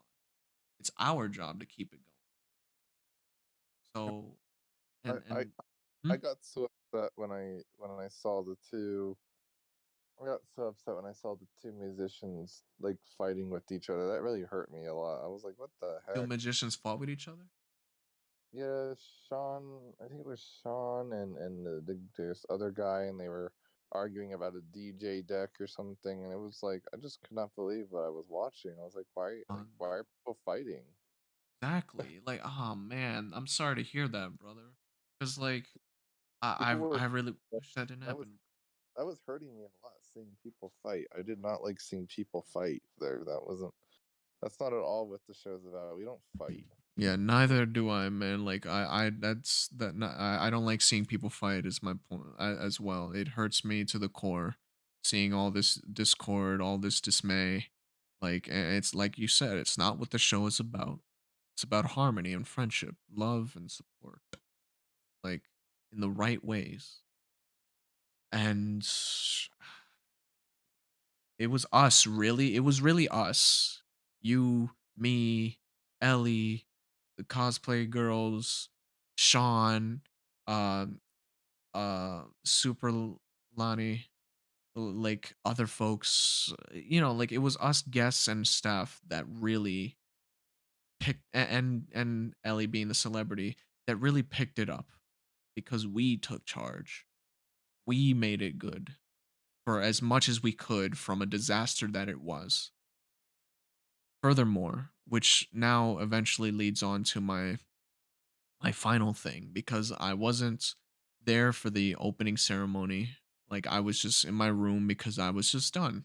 Like I just wanted to go home because I was just going to wait it out, because tomorrow I would get on my flight and go home and just be done with all of this. And honestly, most likely would never go to another convention ever again. I was at that point.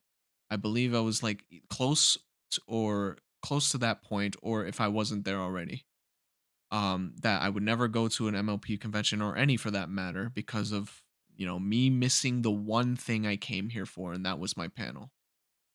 Well, not missing it. I wouldn't miss it. To Let me correct myself. Me never, the panel never happening, even though I waited for over an hour. No one showed up.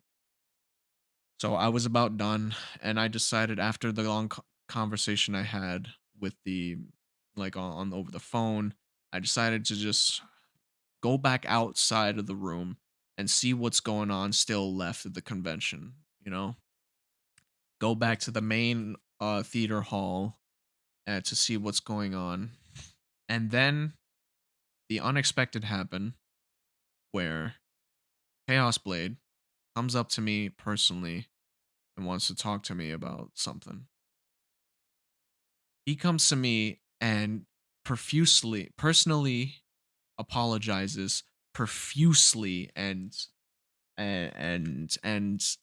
diligently, and so much apologizes to me so much from the bottom of his heart about about everything that has happened, and the horrible experience that I had suffered here in this convention, because he found out that no one showed up to my panel, and he thought that's not right.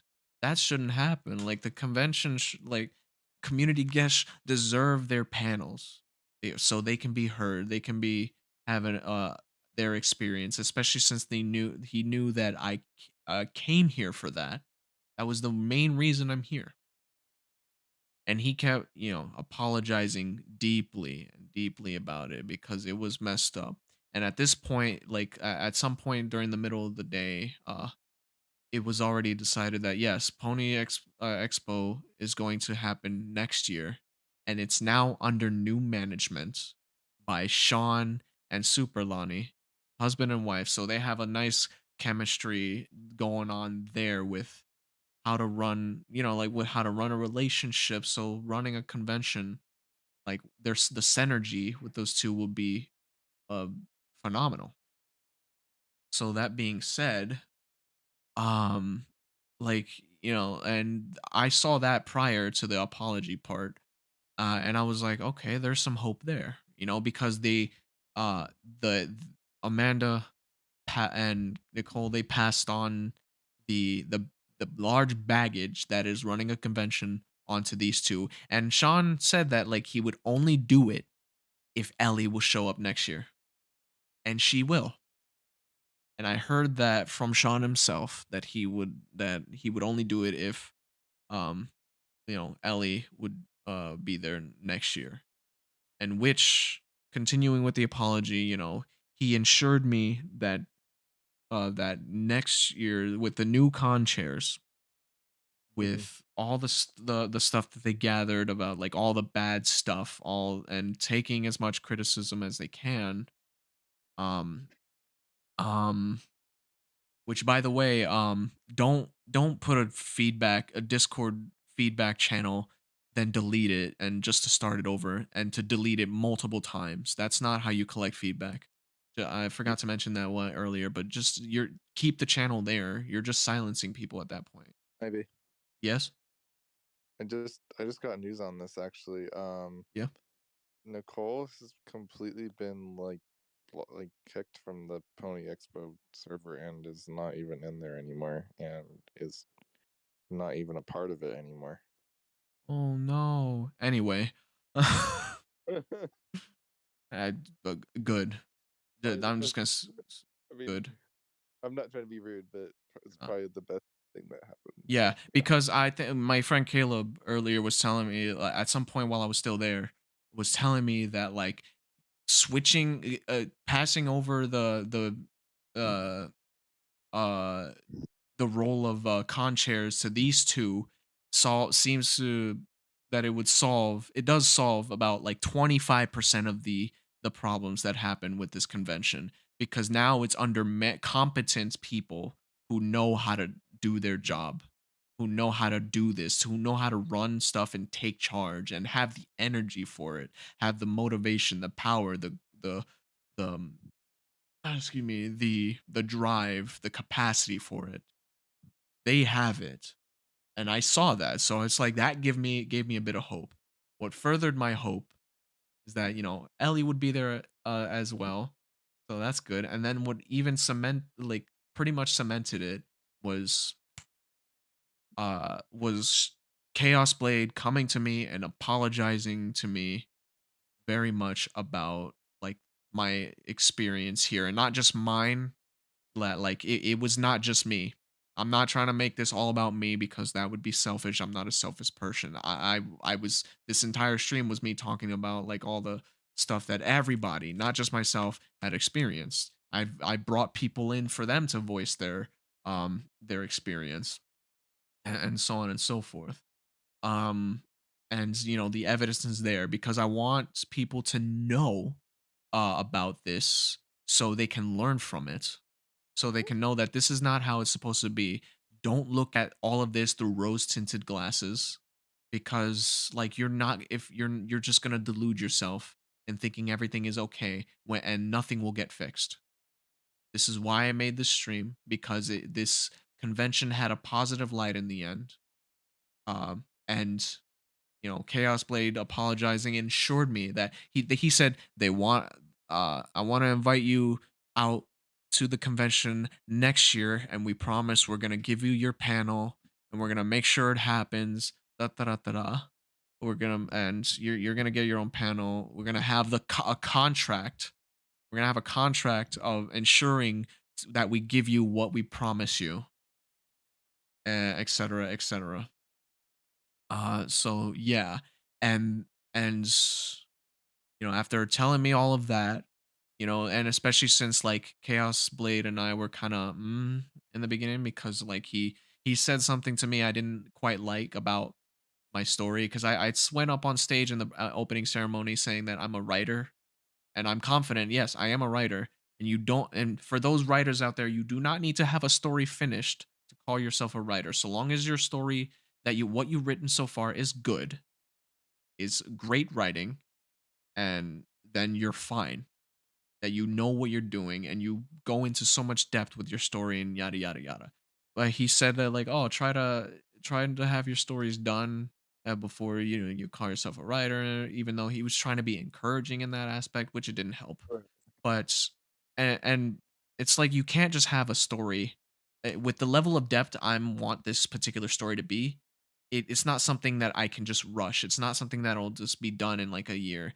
Heck, I plan for this particular story to be as like big as Fallout Equestria type stuff, and that is big and that is ambitious. I'm a very ambitious person, Pony Stallion. But anyway, Yeah. but he said that stuff I didn't quite appreciate it, so it's like I informed him that like, hey, um, I informed him that Informed who? um, say again. Informed who? Right I now? informed Chaos Blade. I'm talking about Chaos Blade here. Um, saying that like it doesn't matter if it's not finished. It's a series that I plan for going in quite long, so it's not something I can wait till it's finished to post. I'm posting it as an ongoing series. So yeah, I say I plan for it to be as long as Fallout Equestria type length. So it takes an incredible amount of time and planning. Believe me, a lot of effort has gone into this story for how little there is out. Even though what's out has quite a lot already. That's what I said to him. But anywho, furthering that, I haven't checked the thing in a while. One I second. personally a lot better next year. That's just me, but yeah. You say again? I personally think it's gonna go a lot better next year. And that's good. That's the right level of optimism because of what we were given. That new con chairs are stepping up to the plate. Ellie will be there to help um liven things up, and it's looking good. Especially like I like Chaos Blade apologizing to me, and after all he apologized for, he assured me along with Sean and them that like next year um that it's gonna be much better than before. We hope you will join us uh next year. And I said, okay, I will hopefully the plan is to hopefully be there for the next Ponies Exposition to see what it's got the second time around so that it may learn from its 'Cause, I mean, startup. I mean, I saw Sean. I mean, I think Sean, like, he knows what he's doing, and he's Oh got, yeah, dude. They got a whole family, bro. This compared to two conchers that don't have a family, to conchers that have a full family and are married and everything. That makes a huge difference in running a con. Trust me, definitely. That's what because gave me hope. they're mature. They're all mature, and they can all do it. That's what I'm saying. You know. Definitely. They've taken charge multiple times and made sure things in certain places went smoothly. They provided as much as they could. They took, like I said, they took charge. They're good. I see that they are competent for this kind of stuff, like, and they delivered. They have the gripe. They have the drive for it and the gripe, the whatever word. They have the capability, and I'm confident they will be able to do it. And which is why I want to see it because it's like, especially since I want to see Ellie again. She's been a wonderful thing. She's been a wonderful Have you inspiration to me. noticed Huh? the Discord too? But Amanda and Nicole both lost their chair role because they're no longer chairs, Yeah. and they lost. Welcome. Yeah. That's good So because it's no longer their baggage to fumble. But anywho, I should mention though, like, um, another thing a point I made a while back. I'm gonna step back to something here, but I'm gonna say it so people can learn not to do this or to do the following, or well, I'm just gonna say what happened, then I'm gonna tell you uh like these people didn't know who I was because they say I make debate fun. It's like I do more than I don't. Firstly, I don't do debate on my channel or anything of that sort, and secondly, I bring more than just debates. Like I'm a singer, writer, gamer, artist, Yeah, yeah, director. Huh? yeah, you're a lot of things. Sorry, Thank- Johnny. Oh, It's okay. yeah, Thank you, and I'm glad you recognize that. Because I have so much to bring to the table. Look, I'm a good speaker. I've been speaking for hours about this stuff, man. 4 hours still going. Let me see the exact time. 4 hours and 34 minutes and 5 seconds. Um, Would, and I'm would very good at speaking with this kind of stuff. Like, you, because I have a very good heart for these kinds of things. I wanted to succeed, and I want to see it succeed next year. Because this one was kind of a failure. Very rough beginning, but it's looking promising next year is why I want to see it next year, especially since well, actually let me go before I continue that to finish what I'm saying. These people need to do more of the research on the people that come to the convention because someone somewhere spread a rumor that Snivy G. Absol have a bad reputation at conventions. Huh? who does? Who has a bad reputation? Someone spread a rumor that I have a bad reputation at conventions. Huh? You do not. I do not, because this is my first convention. And when I told that to Chaos, because Chaos Blade told me that, like, oh, someone said that Snivy Dude the Absol has a bad reputation at conventions. I looked at Chaos with the most, like, the most um glaring look of disdain ever. And, like, because that's not right. I told him that cannot be because this is my first convention. And of course, like the misinformation was like spread because of Nicole. Like, and it wasn't him that said it, but like you can't just spread misinformation like that. You, And would you what? like going to another convention too? That one that's actually stable? Because I can name several. n- uh, I'm sure any convention. No, Uh, would you like to go? I'm trying to ask you, would you like to go to a convention that I know is stable and doesn't have any issues? um, I appreciate it. Well, I don't think I'm gonna go to any more conventions this year. Okay. 'Cause- I'm sorry. I would love to, but like I'm just gonna I gotta focus on stuff in regards to my channel for the rest. You know what I mean? Yeah, of course, I understand. But like, of course, you still have my contact here on Discord. If you like, I'm always here. You can follow my channel to see what new stuff that I post. And I know Uh, you're coming here for Phoenix Fest or whatever it's called, whatever we call it next year. So, yeah. But like, I do appreciate the invitation. okay. Um, Just want to make sure you are coming back next year, right? As a community guest at Phoenix Con next year. at for if the Ponies Expo 2023, yes, I should be coming there next year as a community guest again. So yeah, but And like my say again. year, I'm hoping next year that your panel has double the people of what it had this year, which was absolutely nothing. Wait, that I'm not sure that sentence works out, dog.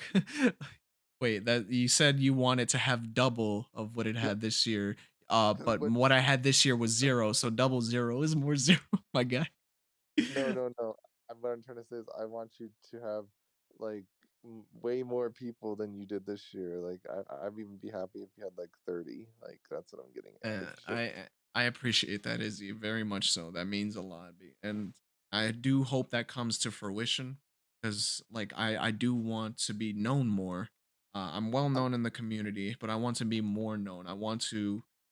I know it's ambitious, but I want to rise to the top. I want to be at the pinnacle, and that's not something that like what's the word?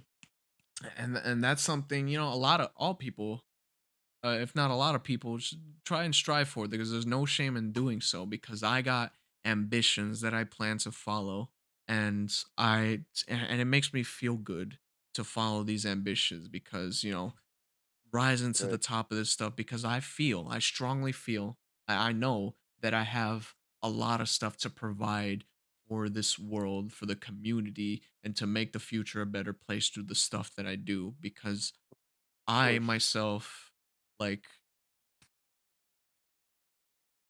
what was it? Don't lose it now.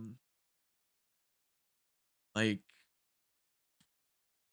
I feel I've been put onto this world to entertain, to make people smile, laugh, feel better about themselves, to be a good friend to all those I meet, and just to give them happiness and to make the future brighter. And I intend to continue doing that through my work, my content, my videos, my audio dramas, my singing, and my writing, because I have so much ambition, so much uh so many ideas and so much pride in doing what I do. And it's so much fun because I love seeing folks like they witness my work and they feel a bit, even a little bit better by viewing it, like they especially Ellie, because she was looking at this and listening and seeing all this stuff and thinking this is great, this stuff you gotta keep doing this some more, you gotta put it out there more, and it was so great. And furthermore, which gives me hope in regards to that, with my work being more known out there, since I now have contact with Ellie Ray and her being a sweetheart and giving me this opportunity. She set me up with a contact to someone that can help, someone on her end that can help set up a Zoom call with me and Ellie so that I may pitch my story to her. That's awesome. That is amazing, man. Because my story is gonna be I want it to be the most prominent thing on my channel. My story, The Spirit Crusaders, is something that I love so very much, and I have so many things that So of say I again? think I think you should take your. I'm being like serious here. I think I can see what I can do. I think you should submit your panel to another convention and like go there. Trust me, you'll have like 40 people like in that room. Like that's how big these conventions are usually.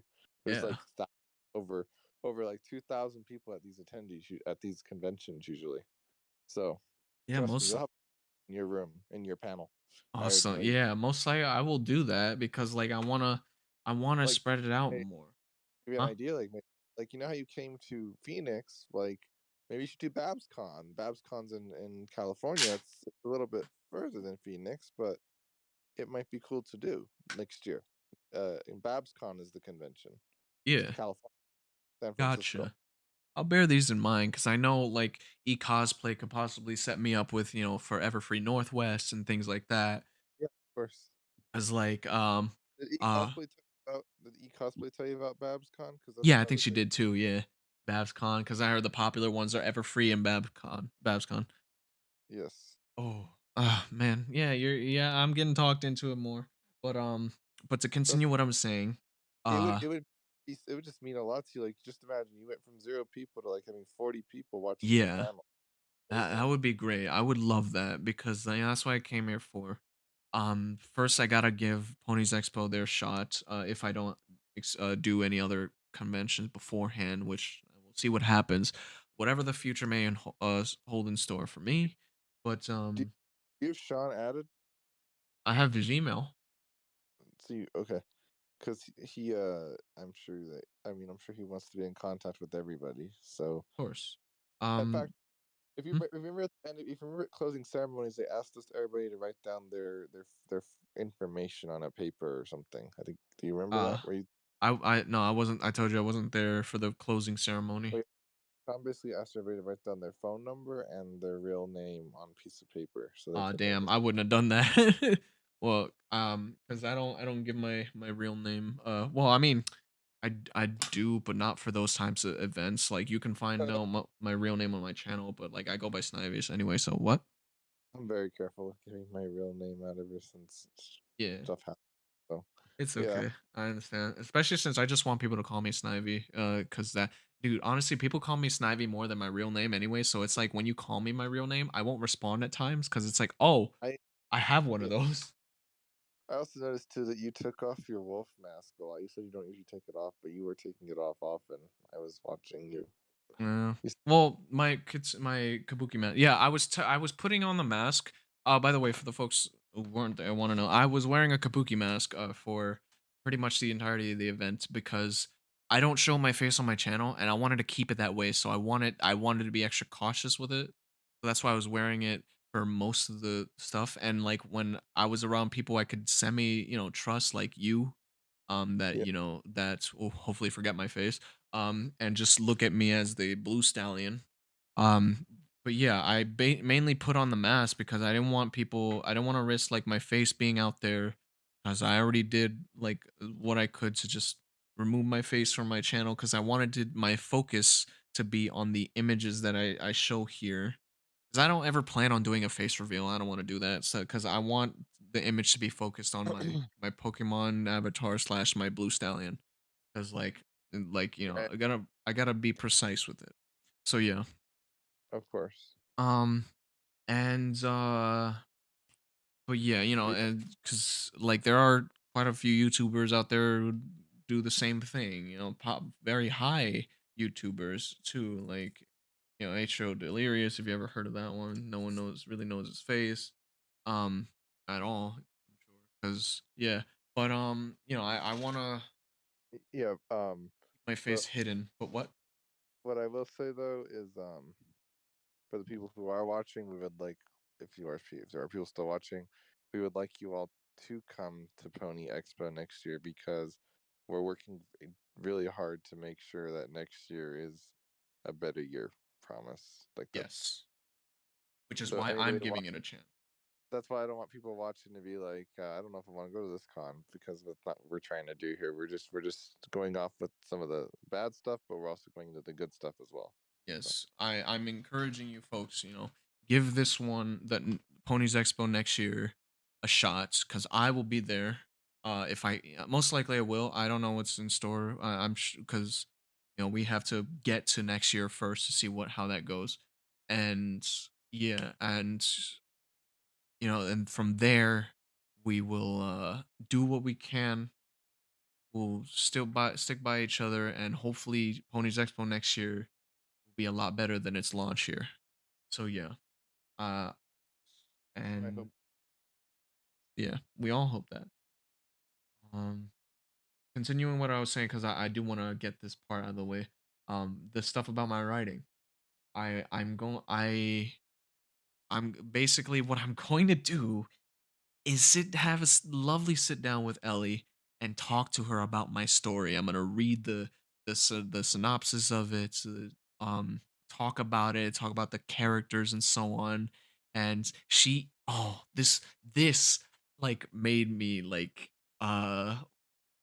ecstatic inside. She talked about the possibility of like having voice actors and actresses come on for like a panel and do a reading of my story. Oh my god, when I heard that I was dead. Like in a good way, like because my story, The Spirit Crusaders, is a wonderful story that I've written thus far, and it has a prelude and the first 4 chapters written out so far. And I plan to have so much more. Think of it as seasons of in terms of like, let's say My Little Pony seasons had 9 seasons. Think of like each of those 9 seasons written into a book, right? One book per season. So for my story, I plan to write a total, guaranteed I plan to write a total of 6 volumes, aka 6 seasons. You know what I mean? And there are gonna be a lot of chapters in each, and building of characters, yada yada, building of the main character and the world, and expanding it, new characters, returning characters from MLP. It's a story that I recommend. If it's on my film fiction, um, at snivy.g.absol or snivy.g.absol, because I don't think the site lets me put the dot. the story is called The Spirit Crusaders. It's a story that I feel everyone in the My Little Pony would love. And that's a strong statement, but it's definitely doable because it's well written. I am certain of it. I know it. I've written it, of course, and I'm not a bad writer. Uh but yeah, if you want to check it out, Izzy yourself, if you are interested in reading stuff, it's there on my channel. Not well, actually, it is on my channel. It's on my channel banner, and it's the film fiction uh Okay. little picture there. Like if you go on my banner, it's all the way on the right with the little F on the book, The Spirit Crusaders. Click you, take you right to the page. Um, Prelude, chapter 1, 2, 3, 4. And so let me get this straight. You've been doing this work, and you just have never decided to go to a convention. That's crazy. Yeah. Pretty much because I didn't have any means to go to these. I don't know how like to set that up. The reason it was set up for me was because of a unfortunate incident that happened 7 months ago that I won't get into now. But you can follow my channel and touch up on that. But it was because one individual set me up with this opportunity to try to make my year better because I've been having a very unfortunate year to say the least. And But I think after showing what you showed, I think you should take it to other conventions. I think it'd go yeah, over very if I well, figure actually. out how, then yeah. Okay. 'Cause, like, it's a wonderful story. Hold Because on. we're okay. What were you about to say? I'll let you Because speak first. we weren't trying to scare you to not go to any more conventions, like or anything like Yeah, I that. So know. But, here, I'll if you want, I can read you the synopsis of the description of my story. Do you want me to read it to you? go for it. Awesome. Perfect. The Spirit Crusaders is like one of my favorite topic to talk about. So I'm excited. All right. So my story is called The Spirit Crusaders. And here we go. This is the description I've written. Many years after the legacy of Twilight Sparkle, the Princess of Friendship and her friends has been set in stone. Equestria continues to prevail. Its residents continue to live in harmony as the victory of our past heroes guide the future to strive to greater heights. Legacies of old have been brought up through many obstacles. Most of the stories of the past heroes has been told. But now, after so many years from the end, a new legacy starts with a new seeker. Daughter of Princess Miyamori Cadenza, Princess Flurryheart now seeks her own legacy while seeking to build her own strength to be able to tackle whatever the future for her may have in store. She will journey through her own obstacles in her own ways in order to build up an even brighter future for Equestria. Along the way, she will meet her own group of individuals who will aid her in her path to finding her legacy. Her work shall be cut out for her, as with new paths to new legacies are bound to hold new, dangerous, and villainous obstacles.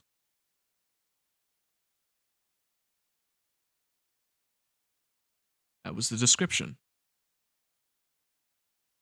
Great. Thank you. Thank you. Like I So feel there's a that. why. Hmm? So there's a reason why I mute. I'll tell you about that later. It's family issues, but yeah, I mute. It's kind of like Amanda's mom, but yeah. Yeah. So I don't want you to hear stuff in case someone comes and walks in. So, but Yeah. yeah, I'm still here. Awesome. But yeah, doesn't that like captivate you in with that description into the story? Yeah, it does. Sounds great. Thank you so much. That's what I'm going to talk to with Ellie Ray hopefully soon because I gotta contact her assistant and set that up and hopefully that'll get underway. And I also do want to make that meaningful video to her because there was something I wanted to talk to her about before the end of the night, but I didn't have the time to do so. But I feel like this will be Oh, better I know why. because like Because that one guy just kept oh yeah, you were there. talk. He kept talking and talking, brother. But it's fine. Like I will make this video. It's only gonna be for her eyes only. So it's not gonna be public because it's just for me to her as like a meaningful thing because she did keep her promise that the convention will go better from how it was before. And yeah, It did. yeah. So I It hope to actually did. be there. I'm not gonna say that this was as bad as Las Pegasus Unicon. There's just Oh no. God. Yeah, and I did my research on like bad cons and good ones and bad ones, and oh my It god. was not as bad as as you might think. It was not terrible. It had good parts and bad parts. It was kind of like a roller coaster. It was like up and down. Yeah, like this one. um, that's good. I mean, But we made if it was going like that bad, I'm pretty sure we probably would have ended it like way before we did. So yeah, but we kept going. So good. Furthermore, okay, so we're getting any close. more stuff you want to say? I mean, we've Yeah, been doing yeah. We're getting 3 hours close. We're now. getting close to the end here because um, it's really looking good for me because I got opportunities here. Opportunities that Ellie is providing for like more stuff to bring like my stuff to light more, and it's really good. And with the new management, every pony should hopefully get a much greater a great experience in general at the next year's Ponies Exposition, and I'm looking forward to it, and I hope it all the promises are held up to are held up, that all of that holds up, and that next year we'll have a good time, faces will be shining bright with smiling magic, things like that. So there was quite a lot of bad that we discussed, and stuff I didn't show, but we're past that. um we're here, we're telling you that it ended good. We're all good now, all safe and sound. We're back home, and uh, Pony's Exposition is under new management now, and hopefully next year is a lot better. And the takeaway from this is that even such nightmares such as Pony's Exposition have some form of light at the end of the tunnel.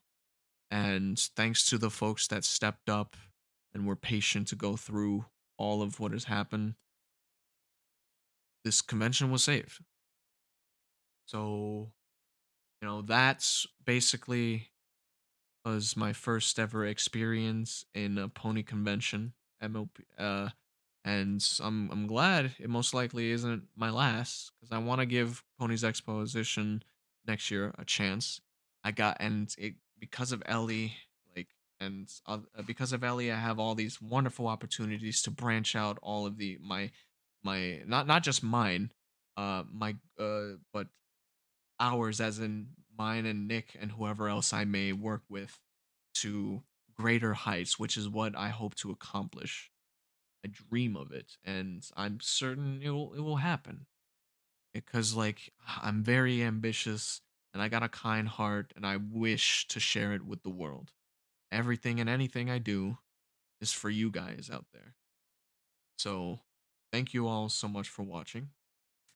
If I hope you all enjoyed this. I know it was a pretty long one, spanning to about almost 5 hours. And if you have any last things to say, Izzy, then feel free to say them now. And yeah, I think we've discovered all that. So said everything we needed to. I think so.